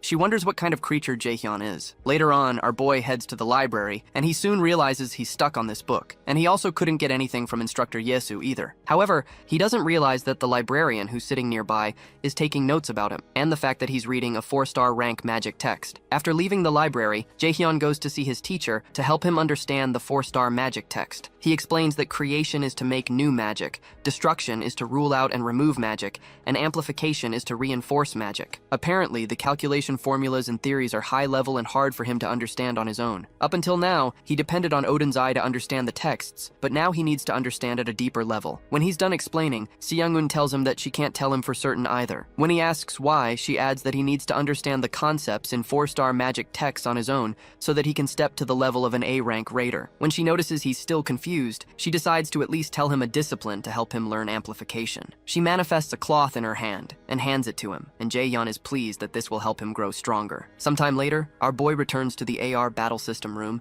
and battles with the monsters with the sash that his teacher gave him tied around his wrist. He looks pretty exhausted, and he soon activates his magic arrow skill and blasts it at the monsters, but they easily slash the arrows with their swords. Xianggun had told him to repeatedly use one magic skill while having this item she gave him equipped. The item is called Gleipnir, a rank B item. It's a string that sealed Fenrir and an imitation item that was modeled after Gleipnir that temporarily decreases all stats by 50% when tied around a user. His teacher told him to focus on just one skill skill and analyze that magic skill's formulas again and again. When Jaehyun asks her what this has to do with learning amplification, she tells him that's up to him to find out. In the present time, Jaehyun notices his entire body feels heavy and slow because of his decreased stats, and it's worse than he imagined. Some days later, Yujong notices the dark circles around our boy's eyes, and she asks him if he's okay. When he tells her he thinks he's fine, she informs him that she can detect him from 100 meters away because of the smell from his pain relief patch, and informs him that he's been living in the AR test room for a week now. Ina looks worried about Jaehyun, and Yujong adds that it's not good for him to overwork himself. He thanks Yujong for her care, but reminds them that there's a quiz in 2 days, and he heard they're not done decoding the book and may have to take extra classes if they fail the quiz. Upon hearing that, the girls rush off to study. Eventually, our boy returns to the AR battle system room for another session, and he perfectly clears test level 41. The Norner system informs him that his understanding of the formula has greatly increased, and his magic arrow's efficiency has increased greatly, causing the magic arrow skill to increase to level 2. Because of this, Jaehyun understands that amplification in the 4-star magic text means to level up a skill by increasing one's proficiency with that skill and understanding the magic's formula. Jaehyun realizes he's around the highest level of a B-rank raider, or the beginner level of an A-rank raider, just like Seong-yoon had said. He remembers that they had initially approached each other to use each other, but now it really feels like a student-teacher relationship. Meanwhile, instructor Seokgi goes to see the chairman. The chairman doesn't look very excited to see him, and Seokgi realizes that he has to recover his reputation, which has hit rock bottom because of the mock dungeon incident. He informs the chairman that the guild experience event preparations are complete, and the chairman asks him if there are no faults with the thing. When Seokgi confirms there are no issues, the chairman smirks in his evil manner, and it's clear that he has some terrible plans. Outside, Jaehyun moves into the woods, and he asks a mysterious person if they're going to come here or if he needs to come to them. Soon after, a bright light appears, and a strange figure that looks like one of Odin's crows jumps down toward our boy, but he moves out of the way. When the being is close enough, our boy lands a kick that sends it rolling into a nearby tree. Jaehyun tells the being that it must have missed the news that its colleague went through hell the last time he tried to kill him. Suddenly, our boy notices some other creatures trying to ambush him from above, and it's clear that Chairman Jae-in is on the move for these creatures to have the boldness to come at him inside the academy grounds. Jaehyun surrounds himself with magic arrows and tells them that they messed with the wrong person, then fires them at the bird-like creatures, knocking them backward. However, he soon sees something that makes him cringe. One of those beings turns out to be his father, Min Seong-ho, who tells him it's been a long time since they've seen each other. Jaehyun burns with deep rage and fires several lightning chains at his father, who dodges his attack easily. After evading his attacks, his father places his hand on his sword and sends a sword slash toward him. Jaehyun gets cut on his side because he can't escape the slash quickly enough, especially because he didn't even see his father draw his sword at all. The slash Seong-ho sent created such a deep gash in the ground that it would have cut Jaehyun in half if he didn't move out of the way. After a moment of silence, Seong-ho tells our boy he was looking forward to seeing him after such a long time, but his personality seems to have gotten much more aggressive. However, Jaehyun tells him to stop calling him son because he never thought of him as his father. Surprised, Seong-ho mentions that our boy must be in his rebellious phase, but Jaehyun tells him to cut the bullshit and state why he's here. For a moment, Seong-ho looks at Jaehyun and recognizes that he possesses the power of the prophecy, but he believes there must be a limit to how strong he can become. Eventually, he asks Jaehyun if the resistance against the Aesir got in touch with him, and when Jaehyun looks shocked, Seong-ho gets his answer. He sends sword slashes to cut down Jaehyun, but our boy manages to create a barrier to protect himself. Regardless, the strength of the slashes breaks the barrier and burns up some of his clothing, so Jaehyun wonders if this is really the power of an A-rank raider. His father tells him he's gotten stronger, but Jaehyun still can't wrap his head around how he knows about the Aesir,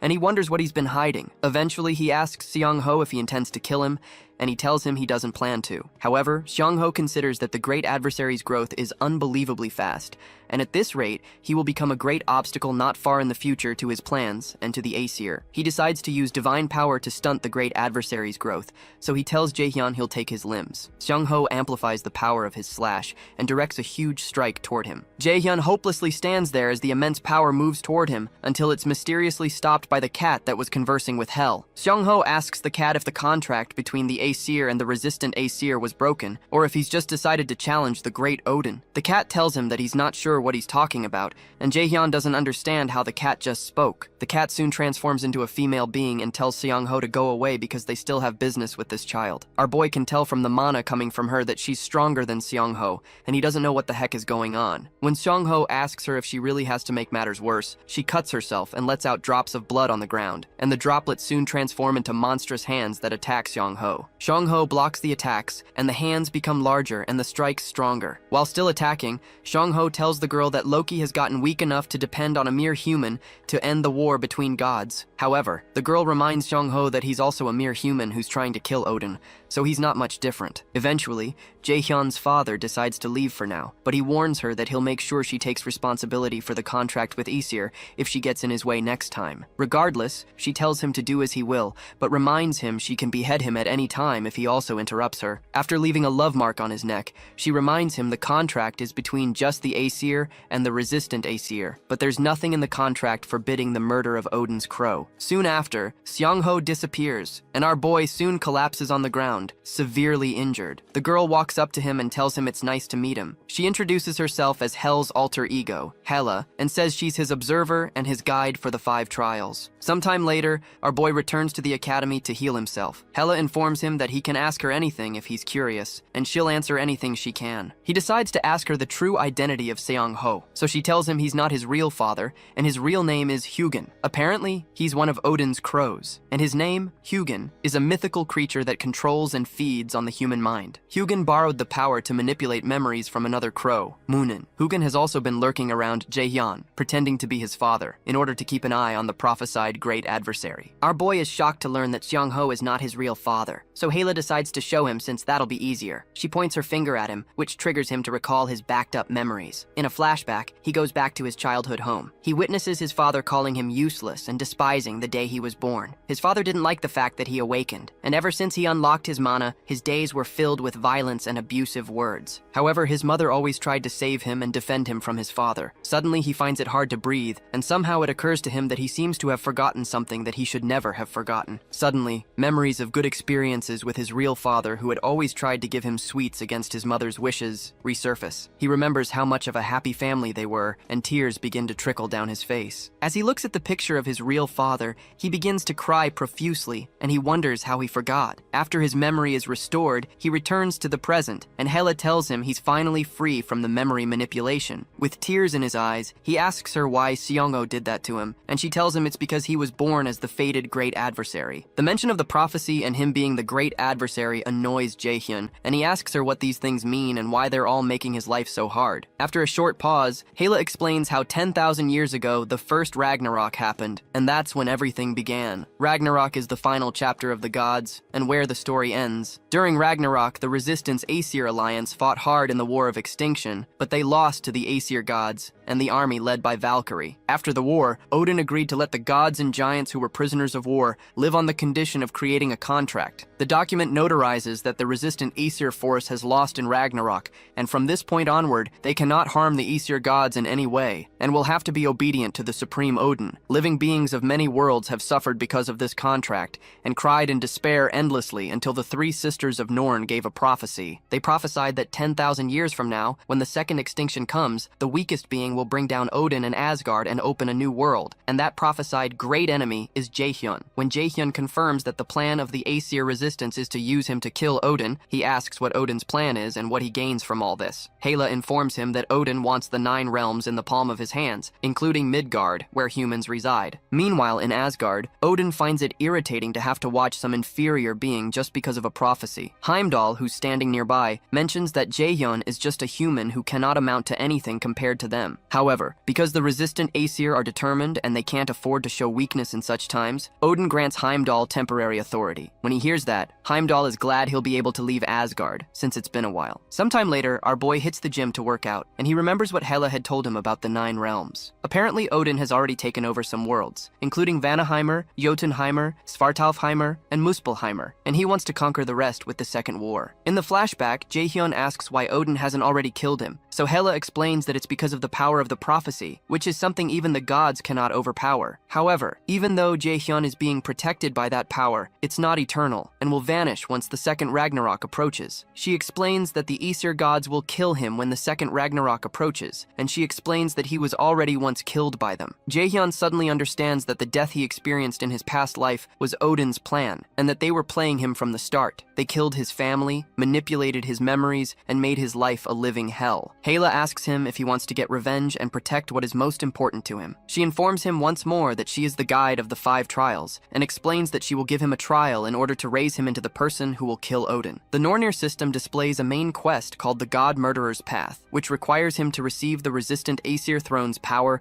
in order to keep Odin's ambition at bay. He's already done Hel's trial, but there are 4 other trials of unknown difficulty before he can receive the resistant Aesir throne's blessing. Meanwhile, Hoyon does some special training until his muscles are sore. Thanks to the special training, he succeeded in obtaining an S-rank skill, but it's still hard on his body. He remembers that Jaehyun is already at a much higher level than him, and he's far from being strong enough to beat him at the Mills Festival. Regardless, he decides to train further, but he soon hears an announcement summoning him to the chairman's office. In his office, Jaehyun speaks with a certain congressman about getting rid of all the lower-ranking students so they can focus their support on the high-ranking students. Jaehyun proposes the man take care of the rest of what they need once they get rid of the students. But the man protests that he can't because things got too out of control at the mock exams, and the Raider Management Headquarters is going to be on the move soon. Jaehyun feels the congressman isn't speaking at his level, and he considers whether he should get rid of him too. He soon informs the man that he's completed the preparation, and that they're going to artificially open a gate at the guild experience they're holding in a few days. That gets the congressman interested, so he offers to send over the supporting funds from the nation to Mills, as they said last time. Shortly after, Hoyon, who still has the terrible experience he had in the demiplane in mind, is worried about why the chairman is summoning him. He supposes that the chairman was the one who invaded his mind at the demiplane,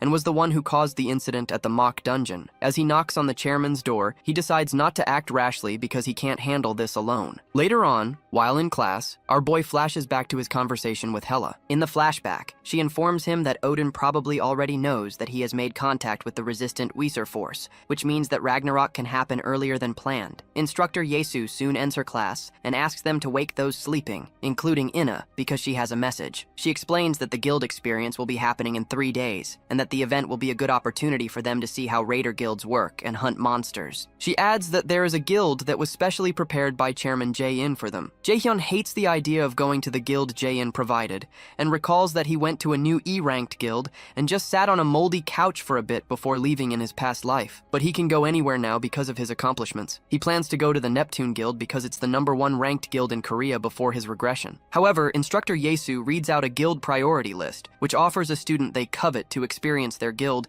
in exchange for a special point. Yesu announces that Jaehyun, Yujung, and 3 others were chosen by the Lotus Guild, and Lee Soo-hyuk was chosen by the Neptune Guild. Yujung is ecstatic about the Lotus Guild, and our boy realizes this is why his teacher asked for the names of the skilled students. Yujung begins to weep because she'll get to meet Guildmaster Yu Seong-in and almost chokes Inna with a hug, but she has to stop when the 3 of them receive an emergency message from Ho-yeon to show up at Jae-sung's workshop. When the cadets gather at Jae-sung's workshop, Ho-yeon tells them about Chairman Jae-in's plan to kill off the lower-ranking students during the guild experience to make students reawaken. Jae-sung laments that the chairman's corruption is brought up every year, but now it's gotten worse as he plays with people's lives. Our boy realizes the guild experience event is much more dangerous than he anticipated. Ho-yeon declares that they're the only ones who know about this, and the only ones who will be able to prevent it. Jae-hyun, on the other hand, believes they might just end up getting killed if they act rashly, even though it's noble to want to help the others. After silence lingers around the table, Yujung asks them why they're hesitating at all when the lives of students are on the line,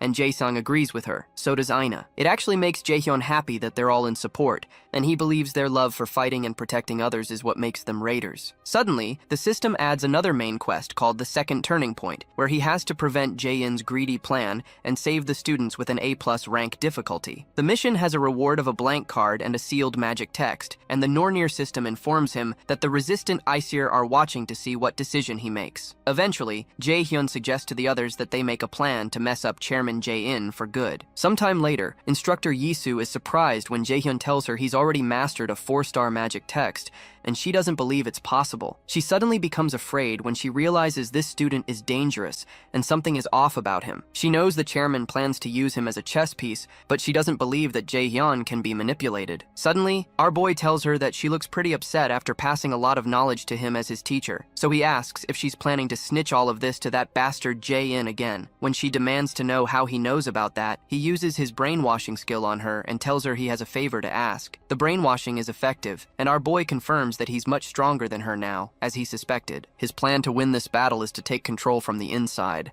so he asks Yisu to tell him about the kind of dirty things Jae-in is planning for the Guild Experience event. 3 days later, on the day of the Guild Experience, Yu-jung is extremely excited that she gets to tour the Lotus Guild building. Soon after, manager Sung-jae comes to welcome the students to the Lotus Guild and tells them he'll be their guide for the day. He shows them around until they come to a place where Guildmaster Seon-gun is waiting to meet them. Shortly after, they all sit around a table to have tea and eat. Yu-jung can barely raise her head due to how much she's in awe, and she eventually asks the Guildmaster to sign a paper because she's a big fan. Seon-gun signs it and tells Yu-jung that she gets motivation from people like her. When the Guildmaster tells Jae-hyun that it looks like he's already made so many friends, Ho-yeon asks our boy if he's already acquainted with the Guildmaster. She informs them that Jae-hyun is her student, and Yu-jung almost loses her mind. The Guildmaster explains that she was able to hear a lot about them from Jae-hyun, and she called them here because of him. She explains that Lotus and a few other guilds already know about Jae-in's corruption, but they haven't been able to do anything about it because of the absolute power he holds. Most of Jae-in's skills are kept secret, and Seon-gun confesses that she doesn't know most of them. Meanwhile, some other students are being shown around in another guild,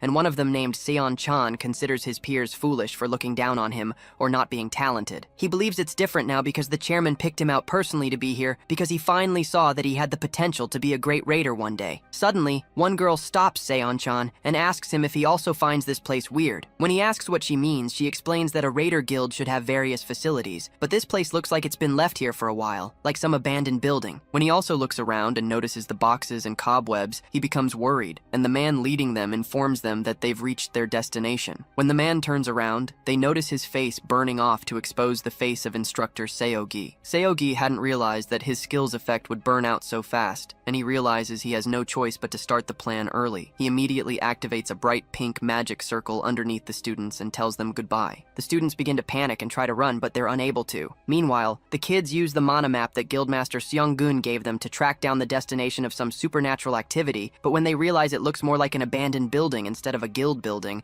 they aren't sure they're at the right place. Behind them, Jae-hyun communicates with manager Sung-jae using his mind, and he confirms that he's following them. When Sung-jae asks him how he's already been able to learn telepathy, our boy informs him that he read a few magic texts. Sung-jae is proud of his progress because telepathy is not as easy as he makes it sound. At the Manhua Guild, Guildmaster Seong-gun detects an ominous mana wave close by. She flashes back to how Jae-hyun had told her that the guild that Jae-hyun wants to use for his plans is one called Cain. Seong-gun recognizes that as the guild that Jae-hyun made himself, and she finds it weird because Cain is a guild in the middle of Seoul, which is not far from Lotus. It doesn't sound like something that Jae-hyun would do to cause such a big incident so openly, so Jae-hyun informs her that he got this information from someone working for him. In the present, she asks Hana if she has looked into the guild that Jae-hyun set up, and Hana says she has. Hana explains that the Cain Guild is actually a ghost guild. Ghost guilds are guilds involved in tax evasion and other kinds of corrupt activities, and they don't record their activities. After hearing that, Seong-gun suspects that Jae-hyun was right, but she still doesn't know what Jae-hyun is planning. To be safe, she tells Hana to prepare her equipment in case something happens. Meanwhile, the students enter the Cain Guild. Yu-jung doesn't think this is the place because it looks abandoned, but our boy assures her this is the place the rotting mana is coming from. The mana Jae-hyun is sensing feels off, and he suspects he may have to send the others out and face this with manager Seong-jae. When they move in closer, they sense the remnants of some advanced magic that was just activated. While looking around, the pink energy appears again, and our boy tells the others to get out immediately. Before they know it, they're surrounded by the magic circle and are unable to move. They soon hear a voice that calls them fools and summons them to Svartalfheimer, the realm of the Dark Elves. As they're being transported, the Nornir system informs Jae-hyun that the dungeon is dangerous compared to his level, and he's to leave the dungeon immediately. Meanwhile, the leader of the Dark Elves commands his subordinates to arise because it's time to feed on new prey. The kids are soon transported to Svartalfheimer, and Jae-hyun recalls that it's said that the Dark Elves in Northern European mythology have powers comparable to the gods. However, the powers were weakened when this place became a dungeon. Ho-yeon is surprised that Chairman Ja-in can use this kind of advanced teleportation magic, and he wonders who he really is. Ji-hyun agrees because a mere human should not be able to interfere in the transfer system of the 9 realms,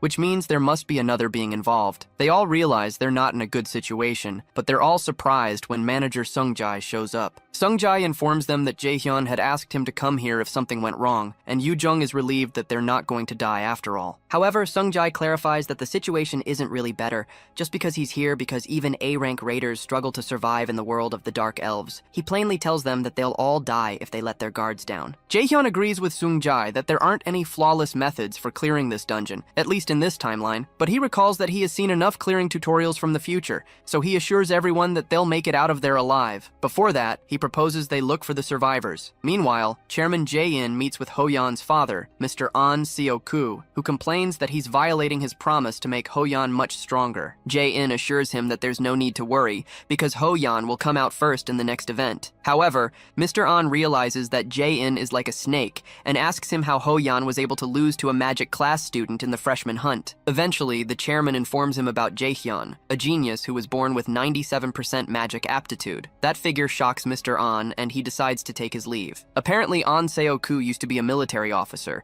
and his deep connections with the central government are of value to Jae-in. However, this is not enough reason for Jae-in to intervene in the new event, because he doesn't want to play games he knows he'll lose. In the world of the Dark Elves, Ina decides to use one of her skills called Flash to illuminate the place since it's too dark. But Jaehyun asks her to wait and uses a level 3 Flash skill that has stronger rays of light. Yoo-jung is surprised, so our boy explains that he leveled up Flash from D rank. Ina wonders how this was possible because leveling up a skill is only possible once you're an A rank raider, and Ho-yeon is shocked that Jaehyun is already this skilled. While they move forward, manager Sung-jae considers our boy's ability to level up skills, and he wonders how he's never seen such a thing, even though he's trained countless new raiders. He secretly wonders how much stronger Jaehyun can get. As they continue to move deep into the dungeon, Jaehyun suggests that they rest for a bit, and Sung-jae agrees since they've been walking for a while. Because dark elves are used to the dark and can turn off Flash easily, our boy turns off the light so they can get used to the darkness. The kids soon take some mana potions that Jae-sung had prepared for them in advance to replenish their mana. When Ho-yeon mentions that the survivors must be somewhere beyond the fork, Jaehyun uses his mana perception to check around the dungeon. He detects that the middle road leads to the room where the boss is, but he suddenly detects an incoming object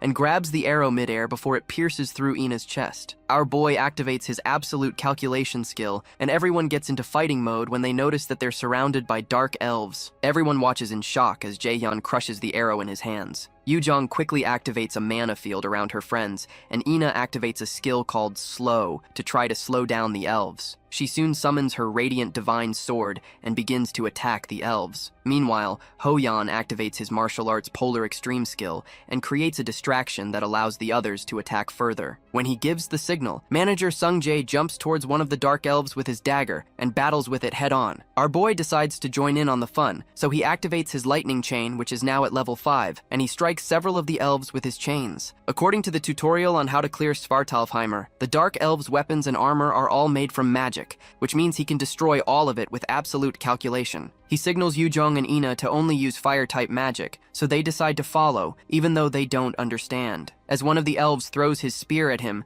Jaehyun tells Ho-yeon to use provocation skills to simplify the enemy's movements, as he burns the spear with his fire. Ho-yeon soon uses his provoke skills to draw the monster's attention to himself, and Jaehyun asks Sung-jae to kill the dark elves whose movements have been dulled. Sung-jae follows through, but he wonders if Jaehyun knows something about the dark elves. Using his level 5 stealth skill to completely erase his presence, Sung-jae tears up dark elf flesh. Meanwhile, our boy uses his Fire Strike skill and lands a strike that destroys one of the Dark Elves. Yoo-jung also activates her Flame of Eternity to create a fireball that covers a large part of the area and forces the elves to move. As the Dark Elves advance forward for an assault, In-Ah activates her Fire Arrow and takes them down. As one of the elves wonders how these humans know their weaknesses, Ho-yeon's sword goes through his back and comes out of his chest. The elf is infuriated that a mere human dares to attack him, but while he turns back to face Ho-yeon, Jaehyun's lightning chain comes to finish him off. Shortly after, the entire fight ends, and Jaehyun proposes they keep moving since they don't have much time. He informs them that he feels some of the survivors' mana, and he worries that they might die if they're late. In the academy, Chairman Ja-in berates instructor Seok-gi for messing this up greatly again. Seok-gi apologizes and tries to explain that he didn't expect an outsider to walk into the guild building,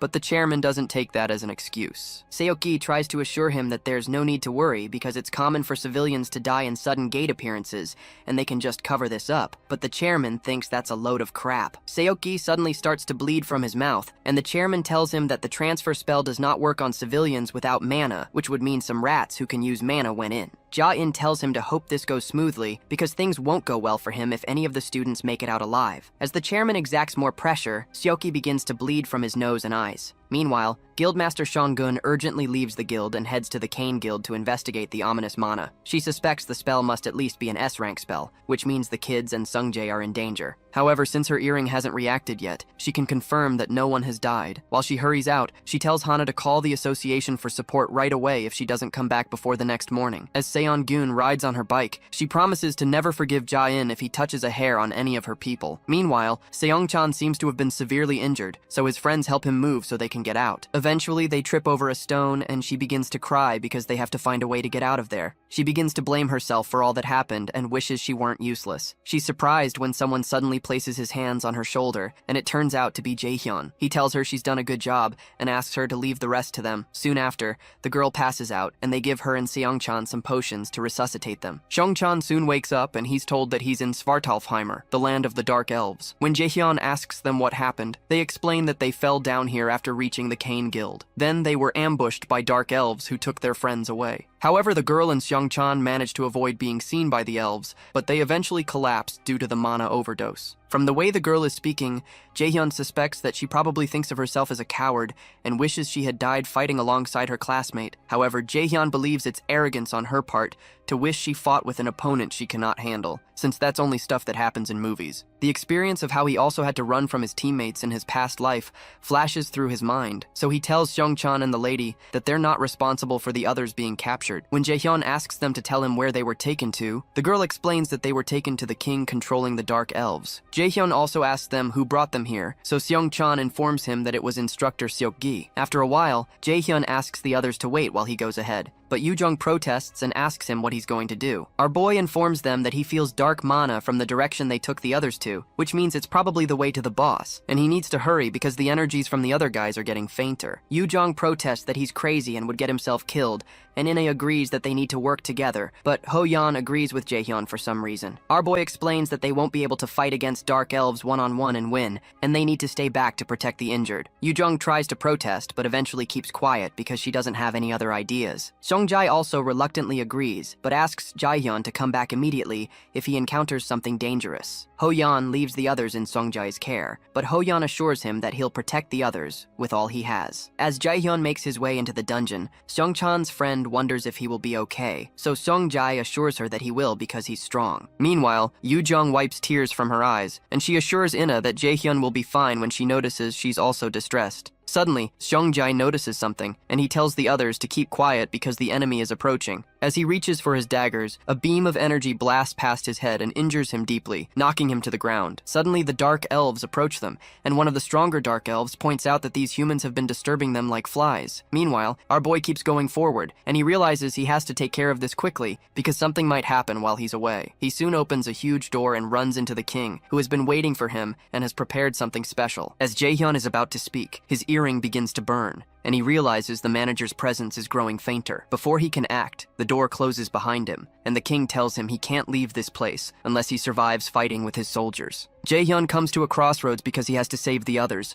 but when he remembers Ho-yeon's promise to him, he decides to trust the others while he deals with this. The Dark Elf King begins to mock him and asks him what he's going to do, so Jaehyun creates a wall of fire around himself and assures him that they're all going to die here. In the outer part of the dungeon, Sung-jae still lies on the ground with the sword that injured him by his side. Ho-yeon rushes to his side, and he realizes that the manager is in terrible condition and may have been poisoned, which means these beasts are aware of the weakness of an assassin-type raider. The leader among the elves summons his sword back to himself, and he decides to deal with the minions, as he puts it, since the most annoying one is out of the way. Ho-yeon confirms his suspicions that they were waiting for Jaehyun to leave to attack, and Ina mentions that the guildmaster must have noticed that manager Sung-jae is down. She recalls that Seon-gun had given Jaehyun an Ivaldi earring that would signal her once any of them were in danger, and she had promised to come if there's an emergency. In the Dark Elf Palace, Jaehyun burns with rage and literal fire as he tears through Dark Elf flesh. He covers himself with fire and approaches some of the elves, but he notices stains of blood on their mouths, so he tells them they're going to have to throw up what they just ate. Our boy recalls the look of determination on Hoyan's face, which is the face of an insane person who's come to terms with his decisions. He's seen such a facial expression on his best friend from his past life, and on the friends that got killed in the mock dungeon, so he doesn't believe he should trust those eyes. Meanwhile, Yujong creates a mana field, and Ina summons several divine radiant swords to give the Dark Elves hell. The leader of the Dark Elf group tells them that it's pitiful to see them struggle in a pointless manner, so he assures them they'll all become a part of the king's feast, and sends off his soldiers to attack. Ina realizes the elf is fast, but Hoyan blocks the guy's attack using his shield. Hoyan activates his martial arts polar extreme skill and retaliates with a slash that forces him to retreat. The move makes the leader of the group admit the humans aren't too useless after all. Hoyan realizes that this group is stronger than the previous Dark Elves they came across, and when the leader approaches him, Hoyan asks him what he is. The leader of the group introduces himself as Kel, the captain of the Royal Guard, and one who is of royal blood. They're shocked to hear that he's a Royal Dark Elf, which means he must be stronger than A rank. Meanwhile, Hoyan recalls the first day he met Jaehyun and how he stood in front of him to protect him, which made him remember all the good things he's forgotten about a raider. To him, Jaehyun's boldness is the dream he wants to realize, and he decides he cannot die in a place like this, and that he needs to catch up to Jaehyun no matter what. Hoyan suddenly throws away his shield, much to everyone's shock, and steps toward the monster. He believes this is what he should have done from the start because a raider has more than one heart,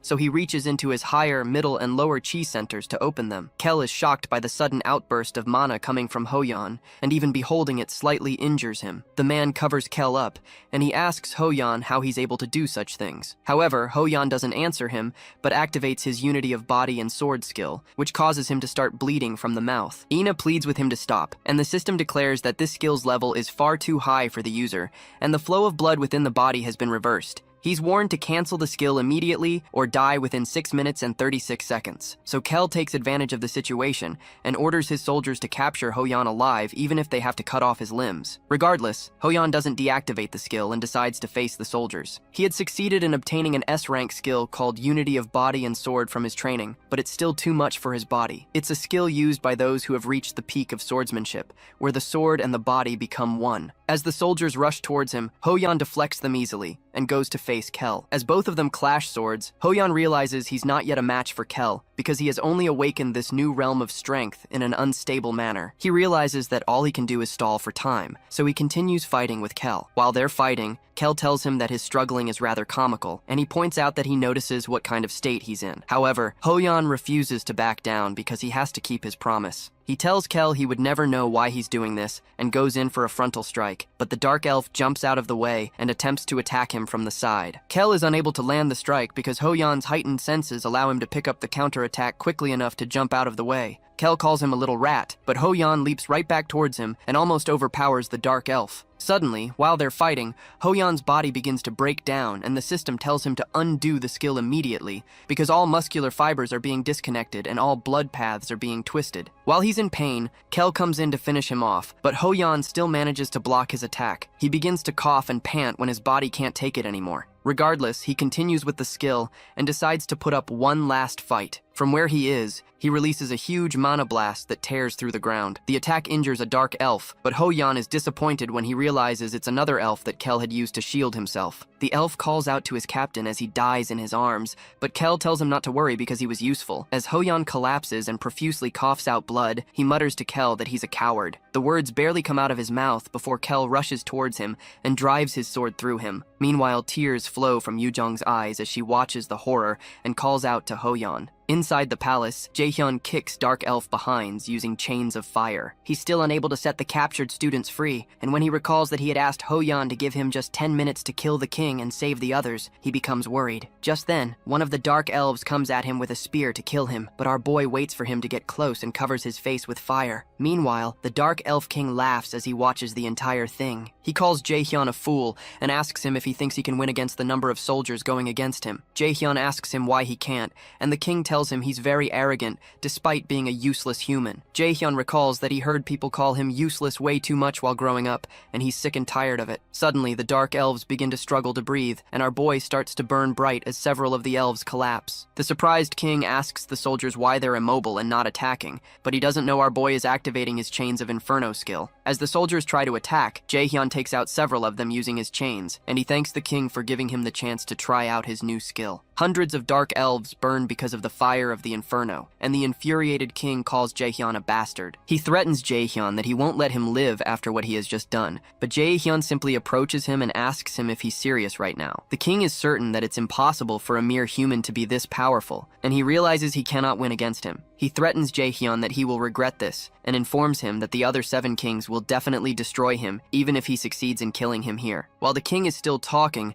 Jaehyun uses his Step of Light skill to run towards him in the blink of an eye, and he lands a punch on his face. Along with the punch, he releases a fiery explosion in his face that knocks the king away. Finally, he tells him it's none of his business what the other kings do, and proposes that they come find him if they're pissed. Meanwhile, Kel drives his sword through Hoyeon's chest. Ina watches in despair because she wasn't able to do anything while her friend was injured because she's weak. She's losing someone once again, and this time, there are only the leftovers. Kel walks up to her and grabs her by the throat, planning to gobble her up. Yoo-jung calls out to her, but she only cries in Kel's hold and tells herself she can't lose. Suddenly, a bright mana overshadows the place, and it turns out to be Guildmaster Seong-un, who asks Kel if he hurt them. She asks him to think hard before answering, because he will die if it's true. Her aura fills up the entire place, and Hoyeon, who's bleeding to death, is glad that he was able to hold on till help arrived. Once more, Seong-un asks Kel if he hurt the people on the ground, and the overwhelming weight of her aura begins to make him sweat. Kel realizes that he can't ever win against this lady from the strength of her mana, so he plans to take the kids hostage to have a chance against her. He boldly declares to her that the gnarly sight is his masterpiece, so Seong-un asks if that's so. She suddenly activates her sacrifice skill to heal them all at the same time, consuming her own life power. Kel is surprised that she can use healing magic this fast, and he wonders what the hell is going on. Eventually,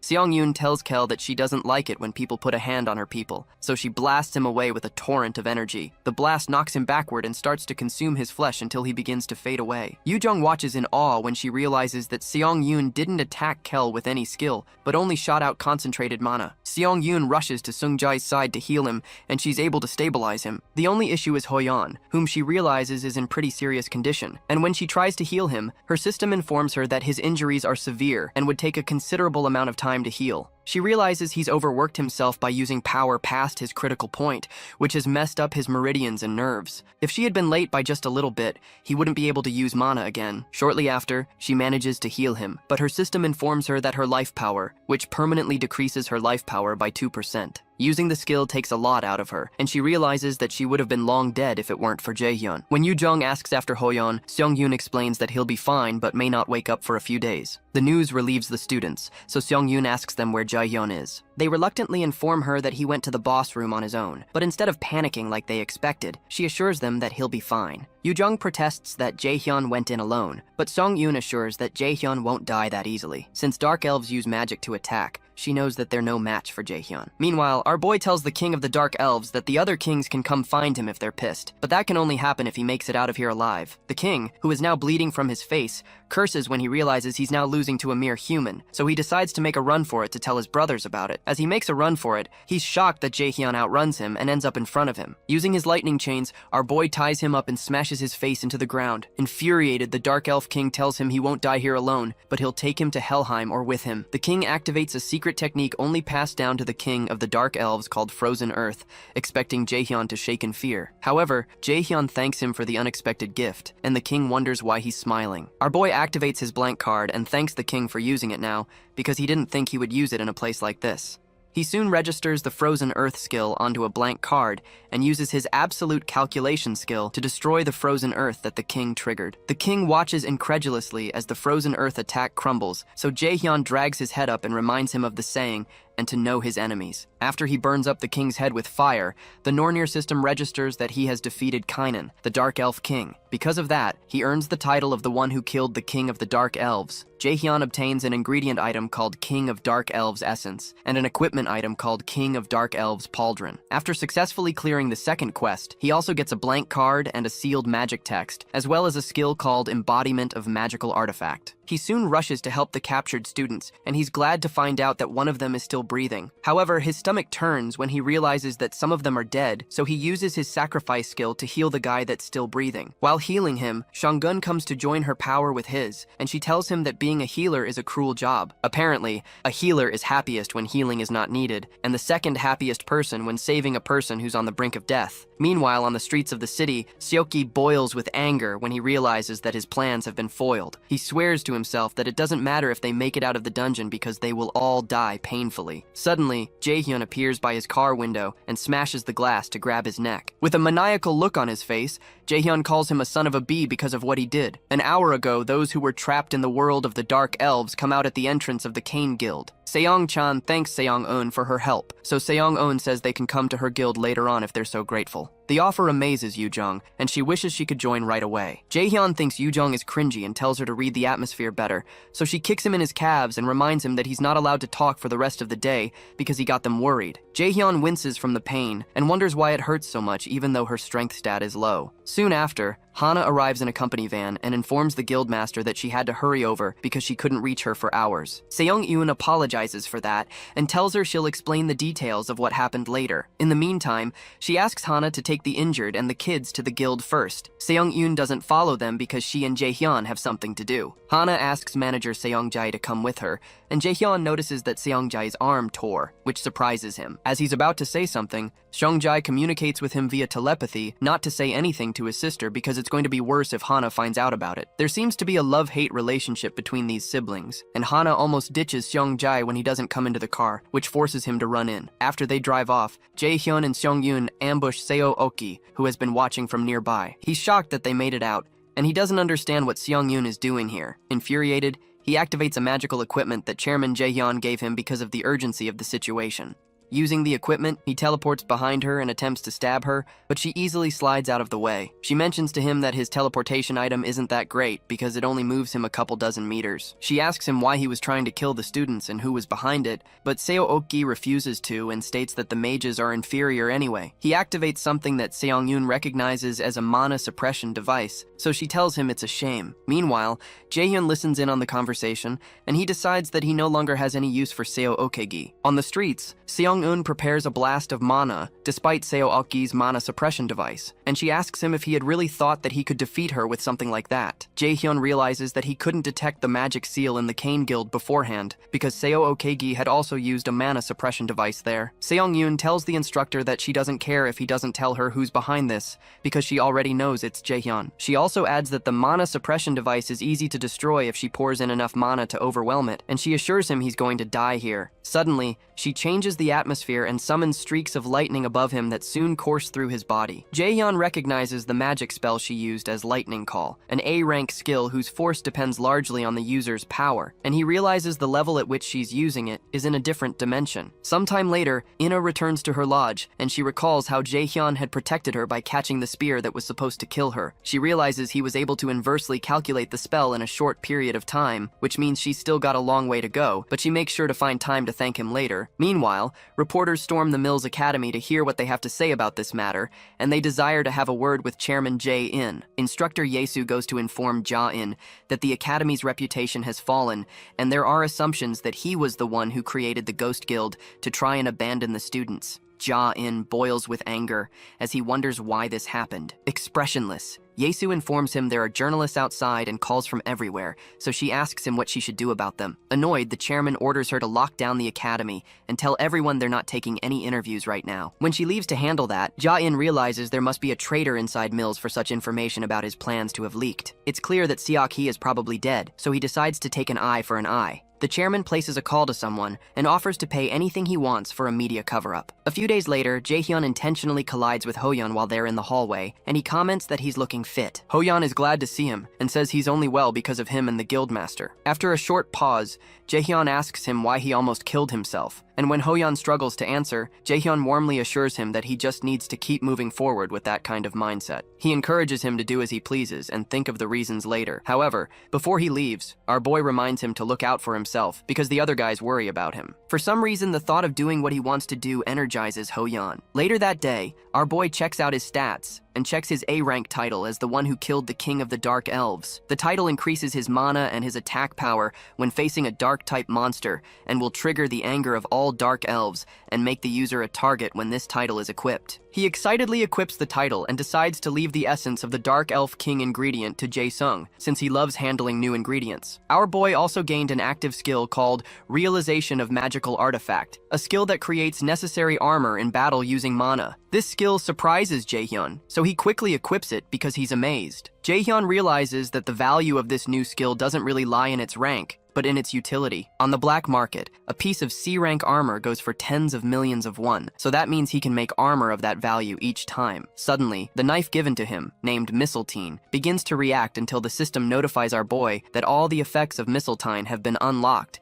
because he has fulfilled all the conditions. Because of this, he obtains a passive skill called Genius of Armor Making, and all the equipment he creates from now on will have their rank increased by 1. This is ridiculously great news to Jaehyun, and he now understands that the full effects of Mistletoe weren't working because he hadn't fulfilled the full conditions before. Since he's getting all these benefits, he decides to begin training with them. The next morning, many students are seen preparing for the Miles Academy exams. Because of the difficulty of the exams, they're nicknamed the Grave of Students because of the intense competition. The exams are both theory and practical, where the practical involves potion making and pocket-plane dungeon raid tests that are broadcast live to the entire nation. Meanwhile, Hoyeon is woken up by Yoo-jung, who threatens to beat him up, and he apologizes that he sleeps whenever he reads. The frantic Yoo-jung reminds him they just have a few days left until the midterm exams, and warns him against getting a failing grade. Nearby, Ina also struggles to understand what she's reading. Hoyeon realizes that he and Ina suck at theory, and she had offered to tutor them to help out. Both of them eventually give up and accept the fate of retaking the exams, but Yoo-jung tells them to stop saying nonsense, and explains the next subjects they have to them. A few days later, after the students finish one of the tests, some students talk about how the test was and notice the top-tier students, Ina, Yoo-jung, and Jaehyun, talking with one another. The students suppose that they're all geniuses and did the test with their eyes closed. When Yoo-jung asks Ina how the test went, she suddenly blanks out. Jaehyun and Yoo-jung make fun of Ina and Hoyeon and state that books are their enemies, which makes Ina chase them around. Meanwhile, Soo-hyuk watches Jaehyun, and he tells Min-soo that he'll beat the arrogant bastard this time for sure. But Min-soo just thinks Soo-hyuk is in his emo phase. Sometime later, Yoo-jung creates a potion in Jae-sung's workshop that explodes in her face, so Jaehyun makes fun of her. He tells her that his own potion is much better and tries to get Jae-sung to support him, but Jae-sung reluctantly declares to both of them that they're going to fail at this rate. He states that they both have no talent in alchemy, and he breaks their hearts into little pieces. Our boy realizes he has to train more to avoid a failing grade, so he asks Jae-sung if there's a way for them to avoid failing. After giving it some thought, Jae-sung proposes that they use a special item, which is a monster called Moonlight Fireflies. Apparently they reside in very clean areas, and not even 100 appear on the black market each year. If they can create a powder out of their exoskeleton, then they'll be able to maximize the effects of the potion. Shortly after, Jaehyun and Yoo-jung approach Kwon So-yul Sunbae, one of the seniors they defeated in the freshman hunt. After telling her it's been a while, she looks at them in surprise and asks them why they're here. Our boy tells her that he would like to ask her for a favor, but she tells him to piss off because she's not going to do anything for him. However, he asks her if she's going to reject it without hearing what he has to offer, but she still refuses because all he can probably offer are some points. Our boy offers her 30 million won in cash, which shocks Yoo-jung, and So-yul lights up at the mention of that amount of money. Soon after, they head to a place called Jeollabukdo Muju near Mount Daegu, and they bring Jae-sung along. An hour earlier, So-yul listened to their offer and believed it was doable, but explained that even with her inspection skill, she still needs traces in order to find something. When she asks if they have a way, Jaehyun assures her he's going to bring along a very talented alchemist. She asks who, and Jae-sung soon appears, but she doesn't rate Jae-sung as a talented alchemist. Our boy asks her if she knows him, so she replies that they were in the same team on their first freshman hunt. Apparently, she didn't even know he was into alchemy, and had considered him a good-for-nothing that was forced into martial arts class, especially because he wasn't really of any help back then. While they're out in the woods, So-yul tells Jae-sung he's got a different vibe from back then, and now looks like he's having fun, which surprises him. Moonlight fireflies are nature's monsters that appear normal in the real world. Jae-sung leads them to a good spot where they can easily find fireflies, but So-yul reminds him that it's getting hard to see in front of them from this spot. Regardless, Yoo-jung notes that the scenery doesn't seem to be affecting Jae-sung, so our boy informs her that Jae-sung had told him that he likes bugs, and that creeps Yoo-jung out. After looking around for a bit, our alchemist finds a trace of a moonlight firefly, so So-yul swings into action to find them. After activating her skill called Inspection, she finds something that she believes are moonlight fireflies. They soon begin following the path, but they soon realize that it's not the way they came, and they notice that it's kind of creepy. However, So-yul insists that her skill is guiding her here. After going through the weird-looking vegetation for a while, they suddenly run into a bright waterfall with enthralling fireflies moving around. Jae-sung excitedly informs them that these are moonlight fireflies, and it's clear from how large they are compared to normal fireflies that they're monsters. Because of how fast they're moving, Jae-sung activates his gravity skill to restrict their movement, but the bugs seem to withstand the force of the pull. When So-yul suggests that Jae-hyun make his force stronger, he replies that he doesn't have the proficiency to change the force of this skill. Jae-sung becomes worried that they'll miss the fireflies, but our boy assures him they won't, so he generates a mana room to trap them all. So-yul is totally shocked that our boy just created a whole mana room,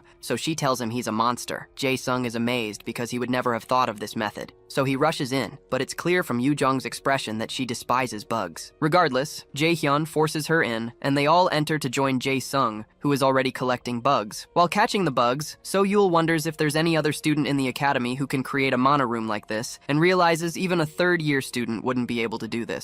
After they finish, they return to Jae-sung's workshop and try to create potions again. This time it works and doesn't explode in their faces, which shocks Hoyeon and Ina. Jae-sung proudly declares that he worked hard to make this, and they can expect a purity of at least 70% in their potions. When they finish, Yoo-jong and Jae-hyun begin to celebrate, but Jae-sung becomes worried that Jae-hyun's potion only has a purity of 50%, and Yoo-jong's has 47%, so he wonders if they'll really be okay in the tests. A few days later, after their test, Hoyeon makes fun of Jae-hyun and Yoo-jong, saying he almost mistook their ingredient pot for a monster summon pot. Even after Yoo-jong got all the good ingredients, she still ended up in the 42nd position, with Jae-hyun at 31st, Hoyeon at 29th, and Ina in 1st position. After teasing them a bit more, Hoyeon heads over to his next class, so Jae-hyun tells himself that it's not over since he still has other exams left, and so does Yoo-jong. The only issue is that the practical exams are difficult. It's a compilation of all the freshman hunt, AR test, fake dungeon, and every lesson they've done so far. Apart from that, another factor that exponentially increases its difficulty is the way teams are made. On the day of the practicals, Yoo-jong laments because she got a cost of 14 and will have to plan well in order to get a good team. The cost is calculated among the students based on the grades they have at the moment. Students must make teams of 4 without surpassing a total team cost of 50. In this exam, Hoyeon has a cost of 17, In-A has a cost of 15, and Yoo-jong has a cost of 14. Jae-hyun had a cost of 6 in his past life, and he remembers that he was excited because he got to enter a good team, but the results were the worst. He considers it a crappy way of choosing teams, as the higher ranks choose the lower ranks because they have higher costs and can easily accommodate those with lower costs. Suddenly, our boy is approached by one of the cadets whom he knows from his past life. This same guy had insulted him for being a lower rank, but in the present, he's asking if he's the genius student who got first in the student hunt and did great in the fake dungeon too. In the past, this guy made fun of him and told him to know his place during their exams. In the present, he cheerfully introduces himself as Chu Han-sung, but Jae-hyun simply dismisses him. Regardless, Han-sung suggests that they team up because he has less cost compared to his skill,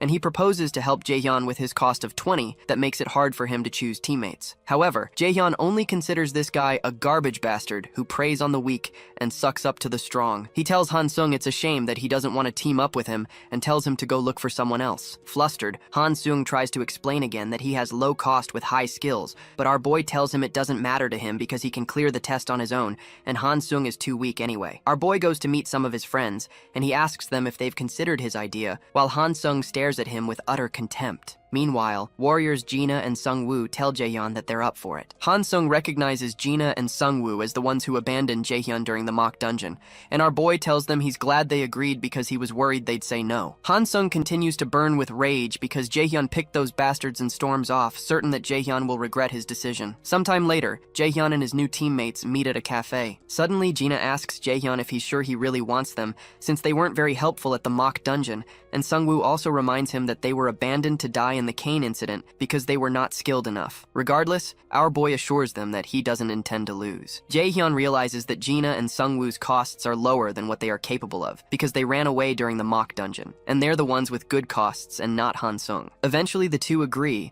and ask who the last person will be. Our boy tells them the lady will be here soon, and shortly after, Yoo-jong steps in through the door. They recall how instructor Ji-yeon had to hold back Yoo-jong from destroying them because they left Jae-hyun Jaehyun in the dungeon. When she steps in, she directly asks Jaehyun why he called her to team up with these guys. Meanwhile, Chairman Jaehyun reads about how the Mills Academy is losing its title as Korea's top academy, and he's at risk of being driven out because of the incident. He angrily smashes the computer because those bastard reporters still wrote these articles even though he paid them so much money. He realizes the media is turning their back on him, the mighty Jaehyun, and it's clear that the Lotus Guild is most likely responsible for this. He decides that he has no choice but to lay low for now, even though he'll have to take some losses. He has to wait for the media to calm down and then return to his original plan for the sake of a seer. Meanwhile, in the cafe, Yoo-jung sits defiantly while watching the two warrior cadets. She eventually agrees to overlook the issue, but she asks Jaehyun if he's really okay with this. Our boy declares to them that he wants them to believe that asking them to run was realistically the best option they had, and Yoo-jung has no choice but to believe him. She eventually asks him the real reason he wants them on his team, since he can easily get full points on the test on his own. Truthfully, our boy chose them because they all share resentment against Jaehyun, and he's certain they will keep whatever happens between them a secret. He eventually admits to them that he has a plan to bring down Jae-in using the event, and they all look at him in shock. On the day of the practical exam, the students gather, and one instructor, Park Ha-jun, comes forward to take charge of the second part of the practical exams. Our boy considers that this Ha-jun is just one of Jae-in's minions, who is here to replace Seo Okagi. Ha-jun explains that the exam will be streamed to the entire nation to show the students' skills to the world, so he asks them to do their best and wishes them luck. The students are immediately transported to a place known as the Pocket Plane, which seems to be filled with lava. Our boy's team is Team D, and their mission is to clear all stages and return with the boss's core. The quest on the first floor is to eliminate all monsters on the floor and find the stairs leading to the second floor. The place is clearly hot, and Jaehyun informs them that they're in a dungeon that was modeled after Muspelheimer. Our boy suggests they begin by mapping out the dungeon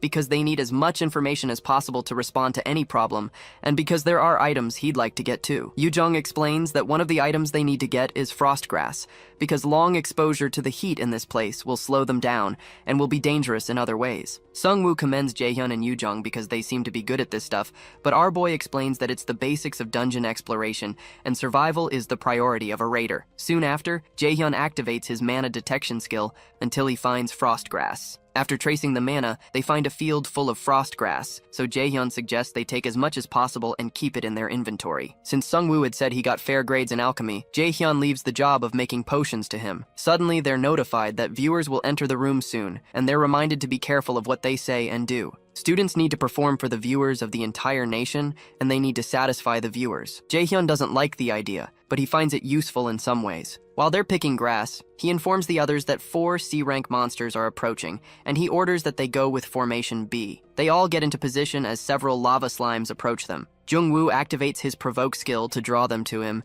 and Jaehyun advises them all to fight the monsters using items to try and keep their distance, since the monsters explode if they touch a spot on them. They all prep their weapons but don't make a move as the monsters continue toward them.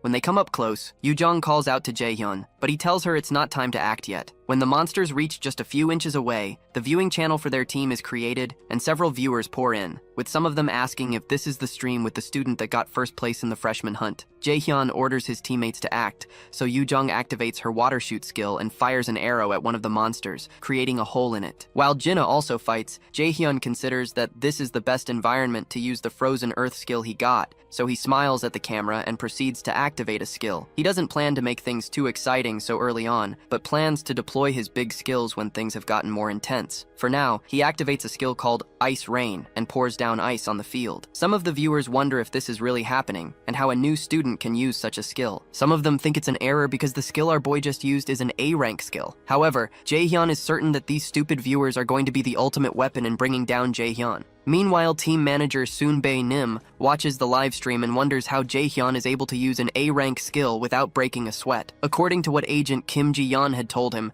Jaehyun doesn't like Jaehyun, and Lotus has his back on that. He considers that it won't be hard to expose Jaehyun if he utilizes this kid, so he excitedly watches to see what Jaehyun will do. The ice rain that Jaehyun triggered takes out the lava slimes, and Yoo-jung admits that she's not even surprised anymore, even though she doesn't know where he learned that. When Gina points out that it's getting really hot, our boy suggests that they drink their potions. They all begin to look for a place with less heat. So Sungwoo points to a spot that has less energy coming from it. Jaehyun agrees with him, so he decides to set up a shelter there. Meanwhile, Aina fires several holy arrows at some of the monsters, and Ho-Yan, who is also nearby, tears up another one. After destroying them all, Aina mentions that this dungeon seems too easy, and Ho-Yan agrees with her that they're weaker than he anticipated. Their other teammates just watch in confusion because they realize they could have failed with just one mistake, and they just fought lava slimes in close range without taking damage. On Jaehyun's side, he sets up a tent for his team to stay in while they wait for Sungwoo to make the potions that he says will take up to an hour to make. When Jaehyun teases Yoo-jung about making slight remarks to try to speed up Sungwoo, she protests that she didn't mean that, and they start fighting again. Gina laughs because of how close they are, but Yoo-jung claims they're not. Shortly after, Jaehyun talks with the guys about his secret plan. After explaining the plan, Yoo-jung steps out with Jaehyun to ask if it's really possible, and our boy assures her it is. He believes this is the best time to create some ruckus, so he releases some power to make the connection to the pocket plane unstable and cancel the limited voice transmission feature. The viewers wonder what Jaehyun is doing and why he's working alone with Yoo-jung. While they wonder if the others have failed, Jaehyun assures the viewers that his members are fine, which surprises them because they shouldn't be able to hear the students talk. Jaehyun had played with the formulas of the pocket plane a bit so he can speak, so he tells everyone it's nice to meet them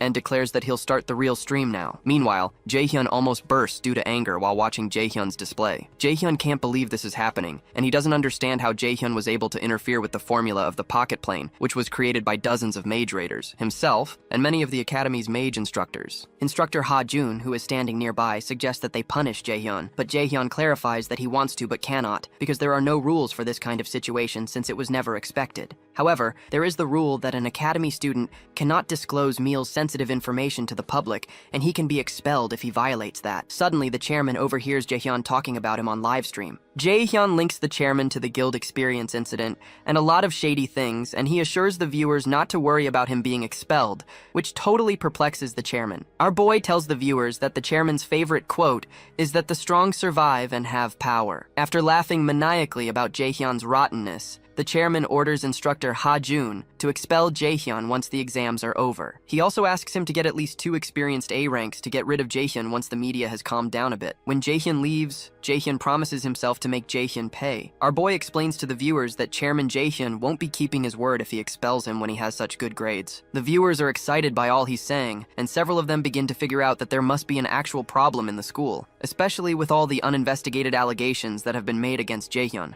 Earlier, in the shelter, Jaehyun informs the others that he's going to edit the formulas of the pocket plane so the viewers can hear them and bring them to their side. Yoo-jung wonders if this is okay because the chairman can do something, but our boy assures her that they have the viewers, and there's no rule stating that they're not allowed to interfere with the formulas of the pocket plane. In the present, Jaehyun tells the viewers that he's going to start the real dungeon raid stream, which they've specially prepared for the viewers to enjoy. The viewers are excited, but Yoo-jung feels vulnerable in front of the viewers because they soon begin to talk about her performance and strengths. Shortly after, Jaehyun takes Yoo-jung with him to a place that looks like a lava waterfall, and our boy tells the viewers that they're planning to find the hidden piece of the pocket plane here, which would be interesting to them. The viewers are ecstatic at the mention of a hidden piece, so Yoo-jung begins by activating her heist skill, while our boy activates his wind boost skill as well as his gravity skill. Jaehyun plans to show the viewers how a regressor raids a dungeon. Meanwhile, in the Mills Academy, instructor Kim Ji-yeon informs manager Sunbae Nim that she'll get him into contact with Jaehyun right after the exams. He asks her to get into contact with Jaehyun as soon as possible and bring him over to their side, and even offers to let Jaehyun have control over the conditions. Ji-yeon accepts the mission and thinks it'd be a big advantage in the long term if the raider management can take Jaehyun, but the only problem is that Ja-in is also after him. In the pocket plane, our boy puts his hand around Yoo-jung and drags her towards the lava. She hesitates and asks him to wait, but he just continues to run towards the stream of lava while she screams. The viewers keep chatting with one another, and they don't yet understand why they're jumping towards the lava. However, Jaehyun lands on an invisible platform near the lava stream, and Yoo-jung is extremely relieved that there's a hidden foothold there, just as Jaehyun had said. He tells her to hold on to him and cast the spell, and ensure she doesn't make any mistakes in her time calculations. Jaehyun is in awe of the first person who actually found the hidden piece here in his past life, even though he knows Chairman Ja-in hid it here under the sponsorship of the nation and didn't intend for a student to take it. After following all the footholds, they finally land on a spot where they can stand. So Yoo-jung asks him if the shiny thing in front of them is the item he was talking about. They turn out to be some marbles, and Jaehyun confirms her suspicions that these marbles will be the key point in clearing this dungeon. At this point, Chairman Ja-in begins to sweat profusely, and he can't figure out how Jae-hyun was able to find the hidden piece. Jae-hyun tells the viewers that he knew this item was here from mapping, but he didn't expect it to be so well hidden. He activates his Ice Rain skill and fires it at the sea of lava, separating him from the item to cause it to solidify. He and Yoo-jung make their way down towards the item, and Jae-hyun asks the viewers if they know what the item is. Most of them don't seem to know what it is, and when they demand that he tells them, he informs them that this is fire essence. Apparently, this item will be one of the most important items for clearing this dungeon, and the pocket plane system displays that this fire essence is a rank B item that exponentially increases flame resistance ability temporarily when consumed, but whose effect will not appear the second time. Normally, schools create an environment that is as close to a real dungeon as possible and motivate students using a reward that is hidden, but it's odd that this reward was hidden in a way that ordinary students could never obtain it. The viewers go crazy at the sight of the fire essence items because they're really expensive in equipment shops, and they figure that Mills Academy is investing more than 10 million per team for the midterms. After getting the first item, our boy proceeds to go for the next thing on their list.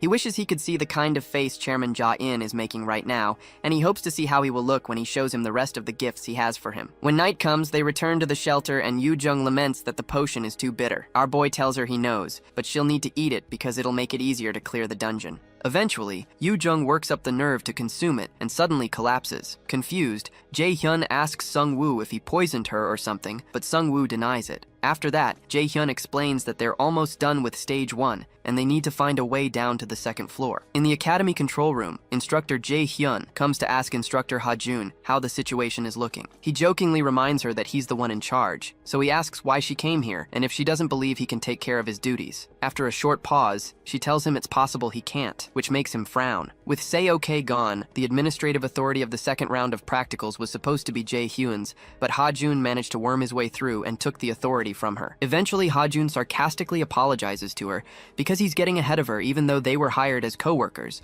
But Jae-hyun tells him she doesn't care about that stuff. He tries to poke further and asks her what she means, since it's normal for her to be envious of the position, but he doesn't get any response from her. That frustrates him, but Ha-jun reminds himself that he has the chairman's admiration now, and Jae-hyun is no longer better than him, even though she was 2 years ago. Soon after, Jae-hyun tells Ha-jun that he better take a close look at the rope he's holding to make sure it's not thoroughly rotten, then she steps out. Ha-jun finds her words cringy, and he considers her arrogant. He knows she's referring to his affiliations with the chairman, and he's certain that the chairman will regain his reputation since the obstacles they have now are nothing. Meanwhile, in the dungeon, Team D enters the second floor. They're given a quest to hunt the elite monsters of the second floor and obtain the hidden treasure. Somewhere else, Heimdall massacres a few people and speaks with Hugin, who asks him if he's going to meet the great adversary. Heimdall tells him the great adversary is just a mere human, and he doesn't need much time to get rid of him, but after eliminating him, he's angry he will be stuck with Bifrost once again and act as a gatekeeper. He tells Hugin not to concern himself with his affairs since he's just a thing of evil. However, Hugin considers both gods and humans foolish,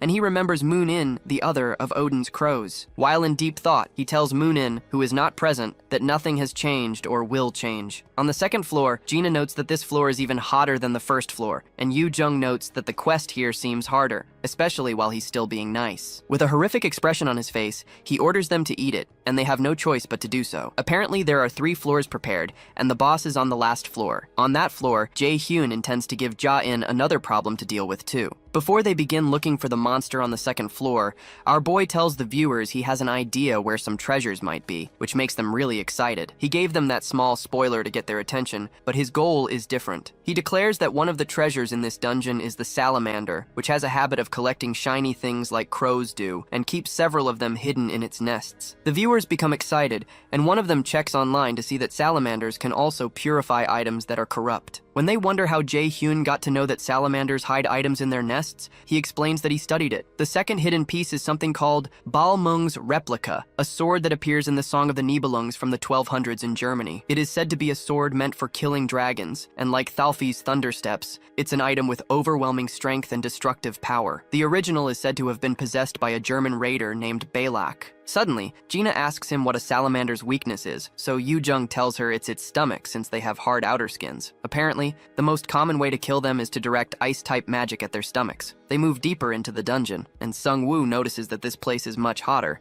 and he'd be struggling if it weren't for the fire essence. Even though Jae-hyun knows where everything is, he decides to pretend to do some work here so he doesn't raise unnecessary suspicions. He soon stops the team and mentions that he feels some mana around a place where several swords are placed. Yoo-jung doesn't know if the swords are hidden pieces, especially since there are so many and they look like unregistered items. But Jae-hyun knows the perfect place to hide a hidden piece is among these dozens of swords stuck in boulders. Although Jae-hyun messed with things so that students can't find it, Jae-hyun doesn't have time for his tricks and activates his detection skill. After looking around for a bit, he eventually finds it and pulls it out of the boulder. Once he pulls it out, the Nornir system informs him that he's found the copy of the Tainted Balmung, a rank A item that is Dragon Slayer Siegfried's beloved sword. It has a sealed effect that raises strength by 70 and agility by 30, and a passive S-rank skill called Dragon Slayer, which heightens a user's physical abilities when fighting draconic species. However, the effects of the sword cannot be activated because it is tainted. Some of the viewers wonder how he knew that specific sword was the hidden piece, but some of them believe Jae-hyun has his ways. They continue their journey and Yoo-jung tries to track the salamander down, but Jae-hyun reminds her that they need to wait a bit since she had said that the salamander is weakest after it has just fed,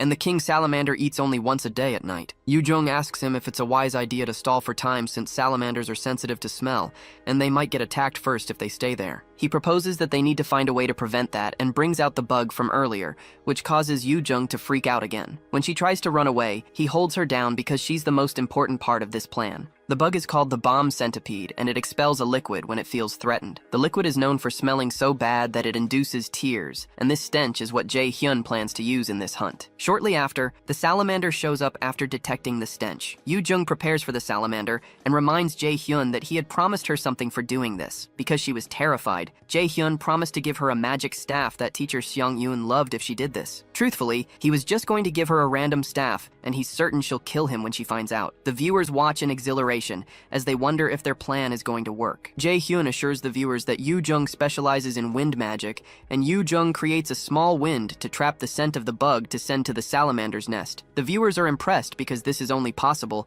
because she has impressive control over mana, and the humans start to feel bad for the salamander. Upon smelling the bug, tears start to roll down the salamander's eyes, so Jae-hyun tells the others to remember the plan to wait and only move when he gives them the signal. He soon activates his level 2 ice spear and strikes the monster that's writhing in pain, knocking it to the ground. Jae-hyun waits for the moment the monster breathes out fire, and when it does, he brings out the Balmung sword and throws it into the monster's mouth. Yoo-jung calls Jae-hyun a psycho, and the viewers wonder what on earth he's doing. Meanwhile, Jae-hyun almost drops his jaw when he sees what Jae-hyun did, and he's certain there's no way a new student would know this since he left it out of the syllabus on purpose. On the second floor, the monster begins to vomit the sword, so Jae-hyun signals the others to move, and the warriors immediately stand in front of him to block the sword with their shields. Jae-hyun soon picks up the sword, which is now shining differently, and the viewers still go berserk due to confusion. To explain what has happened, our boy opens the equipment status, and it displays that the Tainted Balmung sword has been purified. The viewers almost lose their minds because of the high stats of the sword. He explains to them that there's a power of purification in a salamander's core that can purify items. The viewers are surprised at Jae-hyun's level of experience since he's a new student, and when he wields the sword, they wonder why a mage would be wielding a sword. They expect him to give the sword to the combat class warriors with him, but he doesn't. Sunbai Nim, who is also streaming anonymously, informs the others that Jae-hyun is a battle mage. Jae-hyun steps in front of the monsters and activates 2 skills named Agile Steps and Flexible Movements to help his movements, as well as his wind boost. With one swift movement, he leaps towards the monster and cuts off one of its arms. After he jumps down, he activates another skill named Ice Edge to create an icy spike. Sung-woo signals to him that the salamander's stomach is exposed since it doesn't have one arm, so Jae-hyun leaps towards it and stabs it in the stomach. The viewers are speechless for a while, and they can't fathom what they just saw. Meanwhile, Seo uploads something online, and she wonders why Jae-hyun made her do something so annoying. She has just uploaded an article about Jae-hyun's real identity, citing the achievements he had at the Neverland dungeon, since Jae-hyun had initially covered up his identity at the Neverland incident. This article is meant to go against those who are saying what Jae-hyun is doing is computer-generated. Meanwhile, on the second floor, after taking out the salamander, Jae-hyun tells the others he's found something called the Ring of Transcendence. The Ring of Transcendence is a B-rank equipment that momentarily amplifies mana to increase the force of magic and grants the active skill known as Overdrive. However, because of the lack of something called the Rock of Transcendence, the rank is lowered, and the state of Overdrive is unstable. Overdrive is a rank of skill that amplifies mana to increase the force of skills by 5 times for 5 minutes, but will leave the user unable to use mana for 5 minutes after activating the skill due to the lack of the Rock of Transcendence. Since there's only one ring, Jae-hyun suggests they do rock, paper, scissors, but the others suggest he take it since he did most of the fighting, so Yoo-jung suggests he buys them food or something when they get out. Excited, Jae-hyun keeps the reward, and they're transported to the next floor. Once they arrive there, they're told the protective barrier will disappear after a minute, and the boss fight will begin. They're protected by a magic barrier that doesn't break, even though the boss monster pounds on it. The pounding of the monster freaks them all out, so Gina asks Jae-hyun if he has a plan. He tells her he doesn't because they don't need one, and he's going to do this alone. Some of the viewers also wonder if it's a wise idea for Jae-hyun to ditch the party formation to fight the monster. Apparently there are a few differences each year, but it's usually a C or B rank monster, and 70% of the students fail on this floor. Soon after, the barrier is taken away, and the boss monster, a lava golem, is set free. Our boy goes in with a mana punch, but Gina warns him that it's dangerous. While Sung-woo and Gina panic, Yoo-jung assures them that Jae-hyun is strong, so he won't lose to that kind of monster. Jae-hyun and the monster match up punches, and our boy knocks back the monster's hand. When the monster retaliates with a punch from his other hand, our boy protects himself by setting up a barrier. When he lands on the ground, he activates a level 4 wind boost and activates his Ice Edge skill to hold down the monster's legs. After that's done, Jae-hyun activates his mana detection skill and runs past the monster's punches, dodging at the same time. While he's moving, Jae-hyun recalls that lava golems are sturdy and have heavy attacks, but there is a way to defeat them. He activates a skill called Bind to create chains that hold down the monster, then rains down a myriad of ice on the monster using his Ice Rain skill. Although the Bind magic soon breaks, the ice hits all the golem's joints and cools them, making it hard for it to move its limbs. Excited, our boy activates his Water Ball skill and shoots water at the ice around the monster's joints, causing all of its limbs to immediately split apart. As the monster crumbles, the Pocket Plane system informs them they've defeated the Pocket Plane boss monster. Some of the viewers ask to confirm if that was really a boss fight, and the other teammates just watch in shock. Yoo-jung calls him an insane bastard and feels like he's already so much farther in skill than she is. Shortly after, the system informs them they've obtained the golem's core, but Jae-hyun doesn't believe the test is over, since he still has to ensure that Jae-hyun falls today. The system asks them if they'll return to reality, and Jae-hyun rejects the option. He tells the viewers that the boss fight was too short, and he has something to show them all, which is to fight the hidden boss. The viewers become curious about what's going to happen next, and Jae-hyun leads the team to a place where he says he feels a strong mana presence. When he turns back, he realizes none of his teammates want to follow him in, so he assures them they won't die, no matter how much it hurts. When they enter, the system notifies them that they've found a hidden door, and a special quest is being created where they have to defeat the hidden boss of the hidden floor and return to reality. Ordinary students can't even detect the presence of the hidden door, and they can't even make it to this point even if they stumbled upon it by luck, which is why Jae-hyun planted the hidden piece here. He turns to the viewers, who can't believe that this guy has found a secret floor when the others are still struggling on the second floor. Jae-hyun already knows the method to summon the hidden boss, but he decides to at least pretend to look around a bit. Suddenly, Yoo-jung points to an altar that looks familiar, and after a while, Yoo-jung realizes it's quite similar to the pattern on the golem's core. Our boy puts the golem core into the hole in the altar, which causes bright light to fill the entire place. Jae-hyun asks them to get back, and the Pocket Plane's hidden boss, the Red Drake, begins to appear over the altar. Their mission is to ensure everyone survives, defeat the enemy, and retrieve the Drake's heart to claim the special reward privileges. As the Red Drake manifests, the viewers watch in disbelief, as even veteran raiders struggle against a monster of this magnitude. The audience begins to react negatively due to the extreme difficulty setting of the Pocket Plane, the exact response Jae-hyun had hoped for. However, his absolute calculation ability proves ineffective against the Drake's raw physical attacks, yet he remains confident he can handle the monster alone. In the control room, Chairman Ja-in watches in utter shock. His careful plans to ensure this year's midterms went smoothly,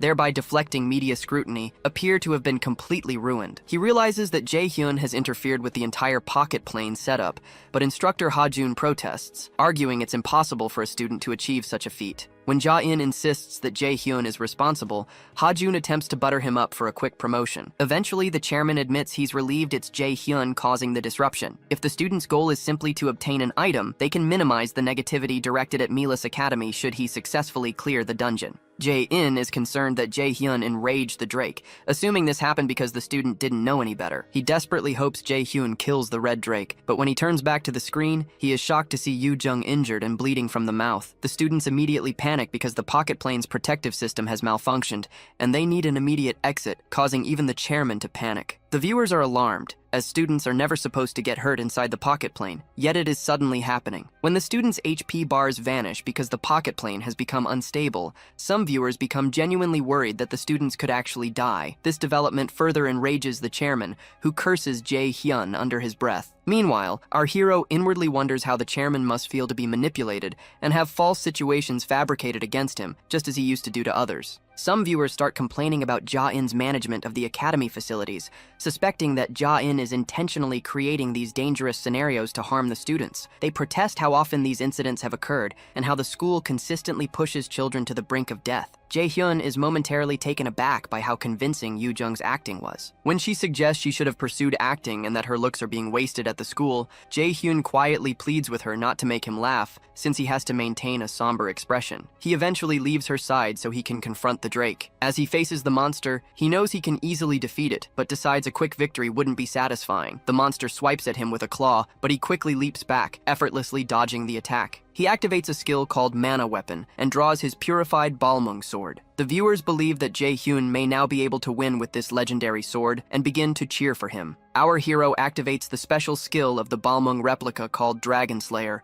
which grants a 300% damage boost against all draconic species. He launches a double sword slash toward the red Drake, further infuriating it, causing it to slam its tail down exactly where Sung-woo is standing. Sung-woo manages to successfully block the attack. Our hero remembers there are two immediate tasks to complete. He recalls the day Ho-yan had pointed out in his books that a drake's weakness is a mole on its heel, so our hero leaps behind the monster and lands his next attack directly on its heel. To conclude the fight, he activates his skill called Overdrive, which boosts the power of all his abilities by 1.5 times. Moments later, he unleashes his Frozen Earth skill, instantly freezing the entire area, including the red Drake. Our hero shatters the frozen Drake, securing the victory. Back in the chairman's office, Ja-in starts receiving furious calls from school board members, all placing the blame squarely on him. Though he tries to argue his innocence, it quickly dawns on him that, for the first time, no one believes him. He questions instructor Ha-jun about the media, and Ha-jun informs him that every reporter they contacted rejected their offer,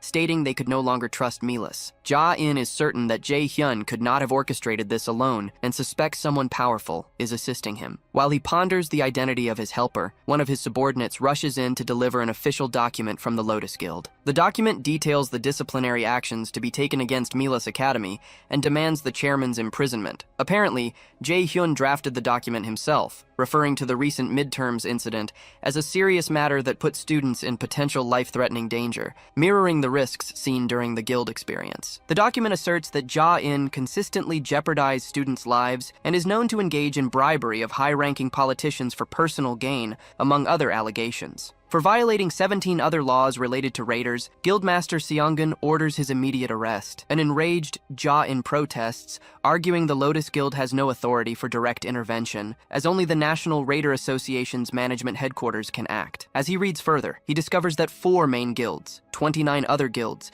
and the National Raider Association management all concur with the action. Ja-in is left speechless when several raiders storm his office to apprehend him. Meanwhile, as the students exit the pocket plane, numerous reporters gather outside, eager to interview Team D about the incident. Jae-hyun is satisfied that his teacher handled the situation discreetly. One reporter questions him, asking if his remarks about the chairman inside the pocket plane indicate he had prior knowledge of the arrest. Jae-hyun explains he can't divulge much due to the Academy's non-disclosure agreement, but informs the press that this is the 3rd time they've been placed in danger, and he wants to prevent others from being hurt. As they press for more information, he declines further comment, citing the need to get Yoo-jung immediate medical attention. Jae-hyun escorts Yoo-jung to a paramedic bus prepared by the Lotus Guild, a necessary move to conceal the fact that Yoo-jung was not actually injured. Simultaneously, Ja-in is escorted out of the academy by the National Raiders Management Police, where he is met by a crowd that pelts him with raw eggs. As the eggs fly, the crowd chants demands for the chairman to step down. Shortly after, once they are all inside the ambulance, Yoo-jung bursts into laughter, accusing Jae-hyun of being a terrible actor. When he asks if his performance was truly that bad, she begins to mimic his actions. The whole scene amuses teacher Seon-gyun,